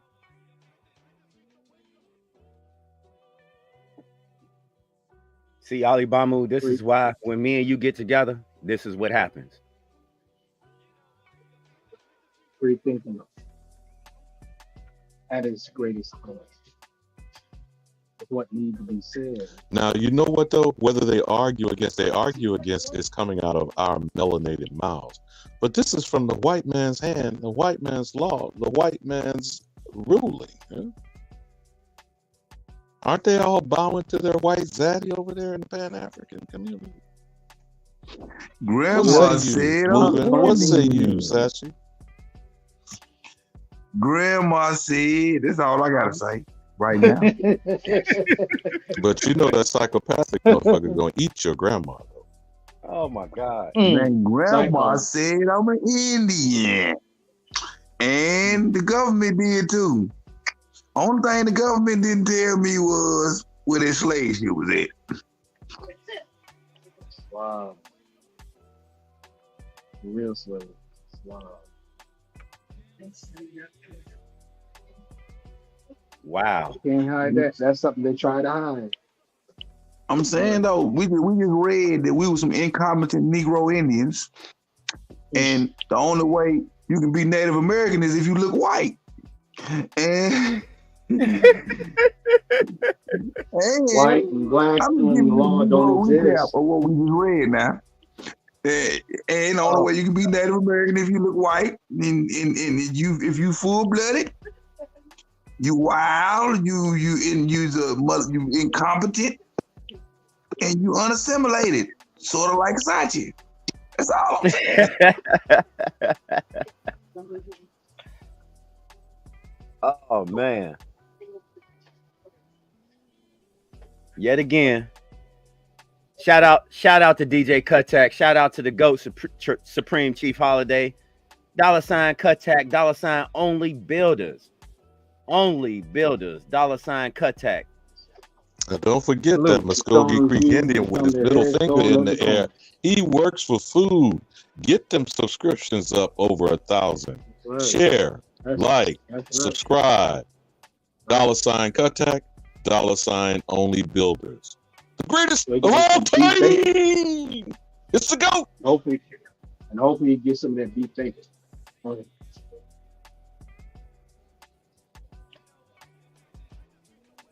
Hey man, this was a good build. This was a damn good build. It is. It's what was needed. Right here. Now from this stage on, I believe everybody should know full-fledgedly what the fuck is going on. What does the word frequently mean? Always have, always will be. So the Negro frequently spoke only what, Sashi? Indian languages. All 26 languages came from right here by Noah Webster Dictionary. It's a 32. Negroes are frequently met who speak nothing but Indian language and are Indians by tribal law and custom. Now hold on, Sashi. Hold on. Now we got to underscore this for the timeline. This is the 1890 Census Manual to the Marshals, the U.S. Marshals. Correct, Straight Smoke? This is the 1890 Census. Enumerators. The enumerators. In the wake of the 1887 Dawes Act, 5 years prior to the Dawes Roll, and what in 1890 did they say? Negroes frequently are met to speak what? Negroes are frequently met who speak nothing but Indian languages and are Indian by tribal law and custom. We also meet other Negroes who say they are members of are Indians but not denoted to a specific tribe. So that would be hard to account for the number of Indians in this territory. I'm so done. From the disfranchising of and for you challenge pan boo boo motherfuckers, hold on, Sassy. We're gonna put a pin on this. We're gonna exclamation point. for you challenged, helmet wearing, slow bus riding, pan boo boo motherfuckers. Jesus! The white man said what session? He said Negroes are frequently met who speak nothing but Indian languages and are Indians by tribal law and custom. There are also other Indians met who say they are Indian but do not identify a particular tribe. Therefore, it will be hard to identify the number of Indians in this territory. Now, this is the white man trying to assimilate the Indian, telling other U.S. Marshals, when you enumerate Indians not taxed, say that again for these slow bus mentally challenged motherfuckers. Sashi. I'm just saying Negroes are frequently met. That's all you need to hear. Negro are frequently met. Negroes. The ones that got kicked out. The full bloods. The full bloods. Who poorly assimilated and was deemed legally incompetent. Now, how many of y'all heard them stories about y'all granddaddies or great granddaddies couldn't read or write, signing with their damn ex? There it is. Let's talk about it now. They were smart as hell. Nah, we know they were smart, but they were still signing with their ex because they would, you know, what they mean by smart is smart according to what they use. Hold on, let's use the phrase. Poorly assimilated. What would that be? Elijah Poole Bay, known as the messenger? Barely third grade education? Georgia Creek Indian? Would he be poorly assimilated, Straight Smoke?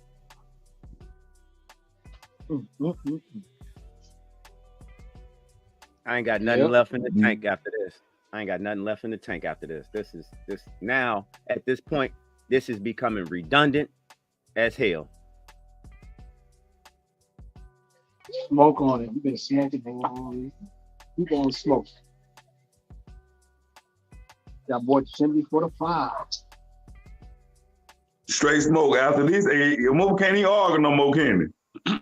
Man, I ain't got nothing. What's to argue about? Pan Africa's dead. In death is like coming up on the death of Pan. Are we not? No, I want them to fully understand. I want them to be they Pan-African. I want them, hey, you come from Africa, that's fine. That's cool. But guess what? Take your ass on. I ain't got nothing else to talk to you about. Nothing. I'm not about to argue with you about absolutely nothing. Because what I just sit here and went through today with everybody on this panel, there is a clear and cut, dry consensus of who is being identified and how they look and what they are. Clear and cut. So do me a favor, leave me out of it, because I don't think you're going to just get me all the way out my body and I'm going to say something to you.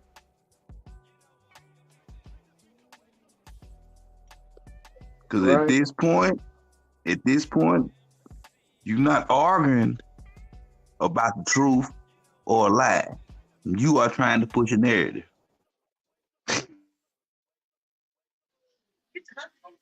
A narrative that was created by the CIA. Yeah. The FBI. Narrative that continuously continues in these schools. Education. Move in silence. Please, just gravitate towards this.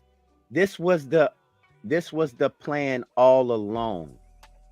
Before there even was a CIA, FBI, or any of that. They had to remove you from your culture first to make you assimilate into the European - American way of doing business. The Puritan way of life. Go ahead, Mark. Because if you didn't assimilate, they just pushed you to the side and went to the people that would. So that shows you why the jails was created. That shows you why they went after the trade first. This is why they went after the family structure. They're showing you in real time how they went about doing it. What was the first black code?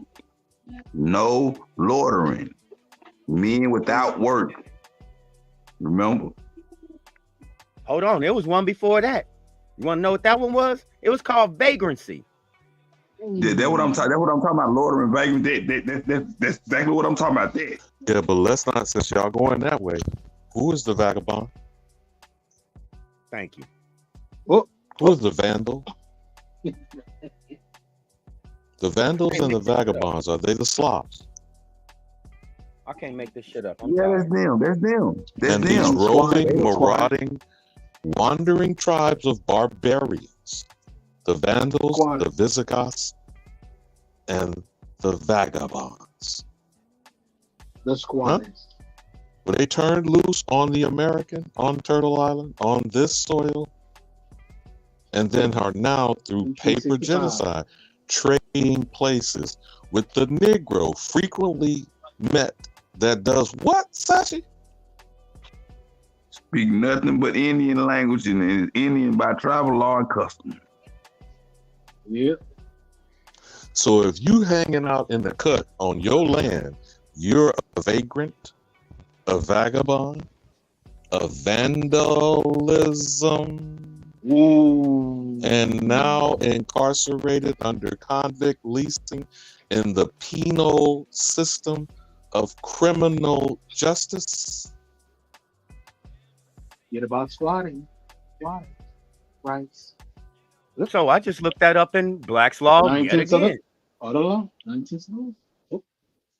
I just looked that up. You know, Sashi, I don't know why Akeem was slow on the uptake. He keeps saying, what's Sashi reading? He's reading the manual of the 1890 census, instructions given to United States Marshals.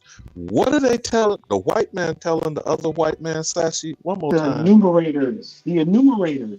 Wow. Negroes are frequently met speaking nothing but Indian languages and are Indians by tribal law and custom. Other Negroes are met who claim affiliation with the Indian tribe, but their tribe is not identified. Therefore, it will be hard to enumerate the Indians in this area. Something like that. I can't remember because I'm paraphrasing. I'm not actually reading the document. I just remember that good. It's called the 1890 census, though. Indian territory. That is the instruction manual for doing what they're unconstitutionally should not be doing. Enumerating who? Space one. Negro. And what he's telling Excluding Indians not taxed. Oh, and what he's telling them is figured it so out. many different. So that's what it is. That's how they did it. That's how they did it. Because if you, all right, check this out. So check this out. So if you're a vagabond, right? I want you to, this is what I pulled this up on Black's Law Dictionary. A wandering, idle person, a strolling or sturdy beggar, a general term in law, the several classes of idle and disorderly person, rogues and vagabonds and incorrigibles, rogues. Living in teepees. So guess what? If they deemed you a vagabond, that was initially put on someone that was just standing around, somebody that they could not identify. Sachi, if I do recall, we went over who they said was a vagabond in so many words. The unassimilated, Thank unintelligent. The poorly assimilated and legally mentally incompetent. Wow. See? You see? As in imbecile, as in moron, as in vagrant, vagabond, vandal, are to be scooped up by the paddy rollers, the slave catchers, right? Allegedly. Mm-hmm. Incarcerated with convict leasing, 1867, started in Sugar Land, Texas. And now the criminal justice system has done what with the Indian, known as the American? Imprisonment, incarcerated. Swap you out with the vagabonds and all this shit. Enslaved you.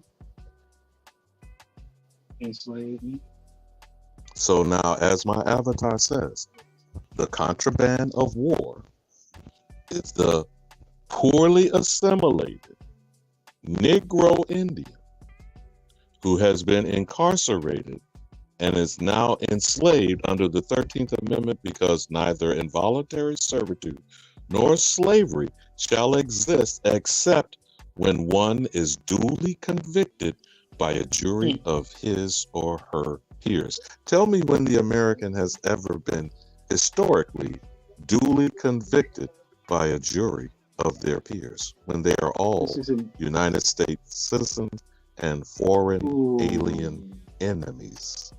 This is the indigenous tracking.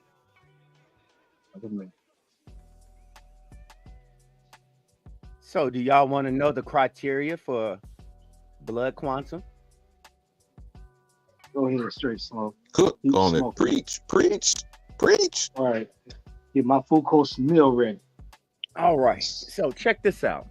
A person's blood quantum, or BQ, is defined as a fraction of their ancestors out of their total ancestors, who are documented as full-blood Native-Americans. For instance, a person who has one parent who is full-blooded Native-America and one who has no Native ancestry has a BQ of 1/2. Nations that use blood quantum also do so in combination with other criteria. For instance, the Omaha tribe of Nebraska requires a BQ of 1/4 Native American and descended from a registered ancestor for enrollment, while the Cherokee Nation of Oklahoma has no BQ requirement and only requires lineal descent from documented Cherokee ancestors listed on the Dawes Rolls. Others Now, use... did you just not describe mulatto, quadroon, octoroon? Yes, sir. Others use a tiered system, with the Choctaw Nation of Oklahoma using lineal descent for general enrollment, but requiring a BQ of at least 1/4 for all tribal council candidates. So where did these 164th and 132nd motherfuckers come from? Hold up, before we get there. So to tear all of this shit down, we would have to attack the Dawes Rolls. Yep.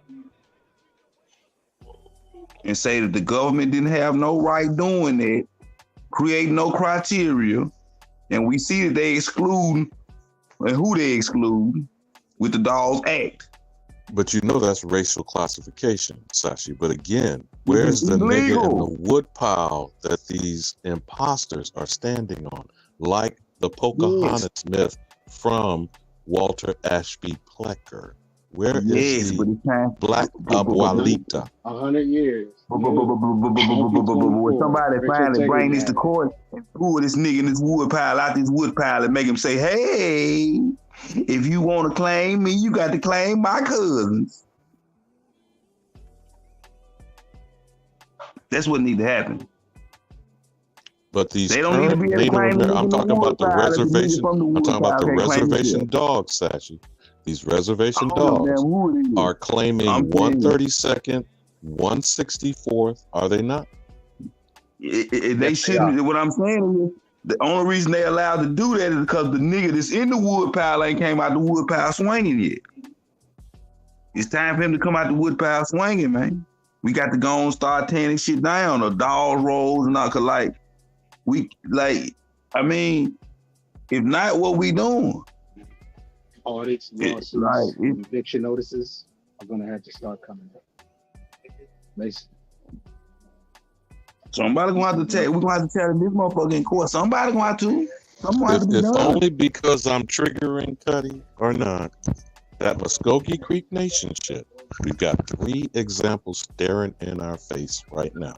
3 million acres granted by the city of Tulsa while kicking Viola Ford Fletcher in her teeth.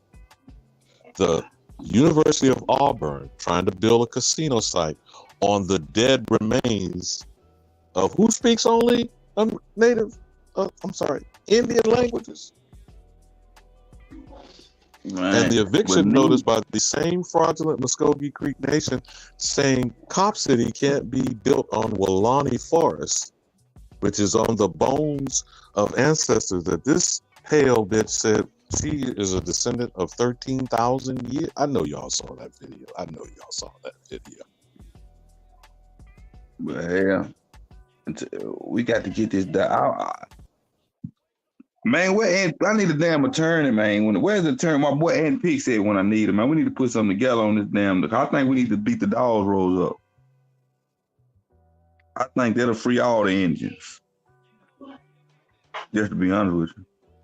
All the illegal paperwork on I think that's what started all of this shit. corrupt criminal organization. Now it's made. Should be shut down. So you got your Dawes Act and your definitions in your pocket, Sashi? Yeah, I'm finna get off into that and break that all the way down, because I think that's what's going attacking that right there is gonna open the door for the truth, because it's literally saying that they excluded the full blood to keep the mix.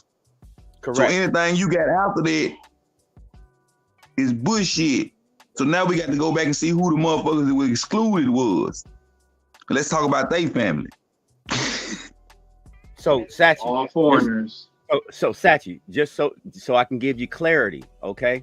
Because you're absolutely correct. If we attack this Dawes Rose, well, actually, if we attack the Dawes Act and subsequently go after the Dawes Commission, the American Dawes Commission, named for its first chairman, Henry L. Dawes, was authorized under a rider to an Indian Office Appropriation Bill, March 3rd, 1893. Its purpose was to convince the 5 civilized tribes to agree to cede tribal lands of Indian lands and adopt policy of dividing tribal lands. Bing. So this act was created for the 5 civilized tribes, but they wasn't a part of it till later on. You get it, like, because they didn't come in to 89. But what I'm saying, they had already drafted this. Straight Smoke, could you do a favor for me? Yes, sir. Because I know Chris Creer in the chat keeps banging on this, but would you consider going to OTK to address what he has there? Did you see that? Could you make notes on that? Adelsverein and the Society to Protect German Immigration, which I think is very important when you got a German immigrant trying to get back into the White House. Named DRUMPF. Do you see that, Straight Smoke? I'm reading it. Yeah. Yeah, could you jot that down, make a note of that, and see if you and OTK would do a build on that? Okay. Let me go ahead and just give me 1 second. Let me get a tab open to where I can type that in. Give me 1 second. ADL. Because for those who don't know much about the Lone Star State and so-called Tejas and places like New Braunfels, the Brazos River, Washington on the Bayou, to the republic for which it stands, some would claim is what's the supposed Pledge of Allegiance is based on, to the republic for which it stands.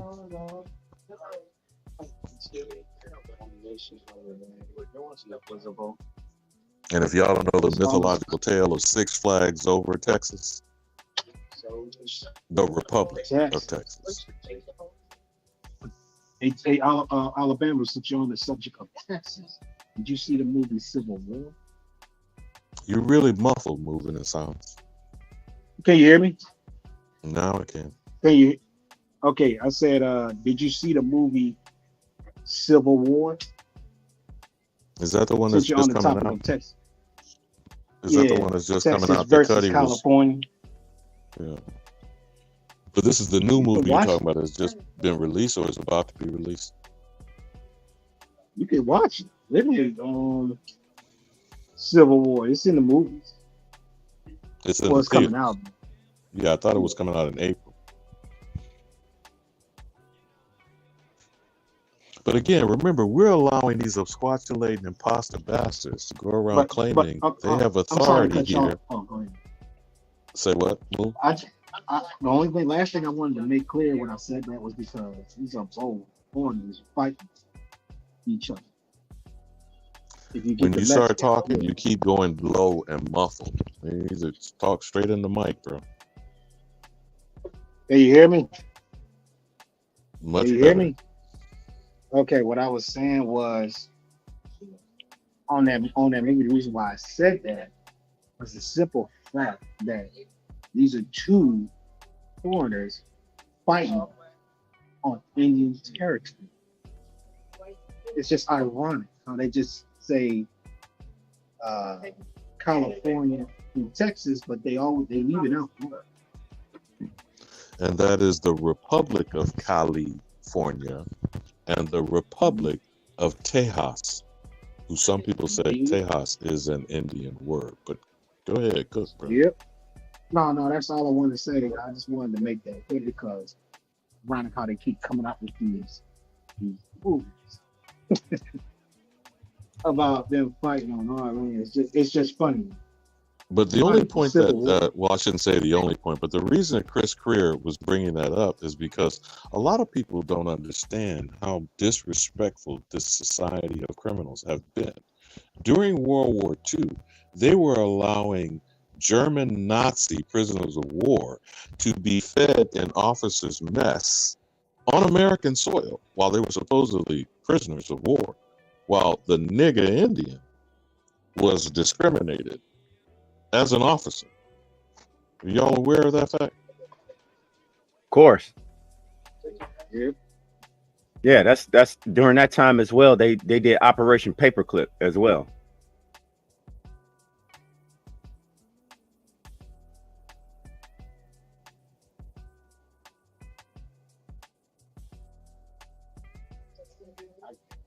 Anybody here? Alabama, can you hear?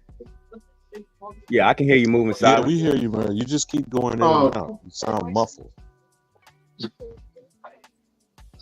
I just thought that I was the only one on here on the panel. I thought I wasn't on here at all. No, y'all done rode hard and put up wet straight smoke today.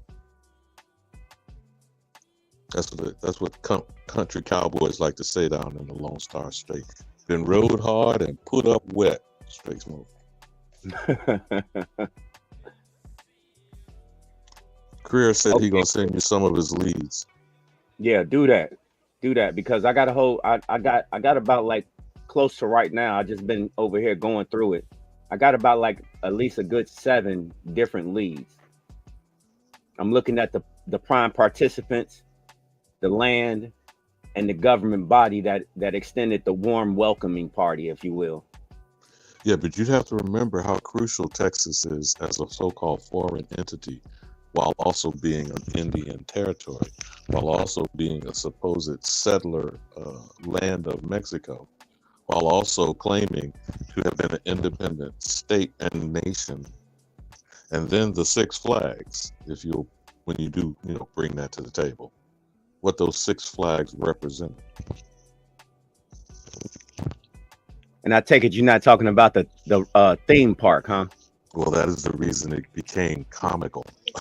Okay. You have the same thing in Georgia, if you don't know that. There was Six Flags over Georgia, too. Mm-hmm. It's funny how they make everything entertaining for for entertainment purposes only. There you go. Uh-oh. On to something. It's real funny how they do that. they always put all the fake stuff in science fiction areas that tell you what they're getting ready to do in the movie. Heard. Well, gentlemen, y'all been breaking it up and putting it down. I got to go into my appointment now. I think Kutty done bailed on, but he still got that. Yeah, I'm gonna text Kutty. I gotta go get my still old doing that single finger salute to the imposter Muskogee Creek Nation that just landed 3 million acres from Tulsa while spitting in the face of Viola Ford Fletcher. Got University of Auburn digging up nigger bones, trying to build a casino, and told Atlanta that Cop City shouldn't be built on ancestral forests called the Wolani. I just text Cut real quick, so everybody, I'm pretty sure he's gonna drop the link for anybody who wants to come up. Let's continue this build. Let's keep going. Let's share this information. Again, shout out to Supreme Chief Holiday. Shout out to DjKuttack, $Kuttack, $only builders. All right. Your support is how we're able to keep doing this. Shout out to Kutty. Shout out to Supreme Chief Holiday. Shout out to everybody, panel, and the chat. Salute.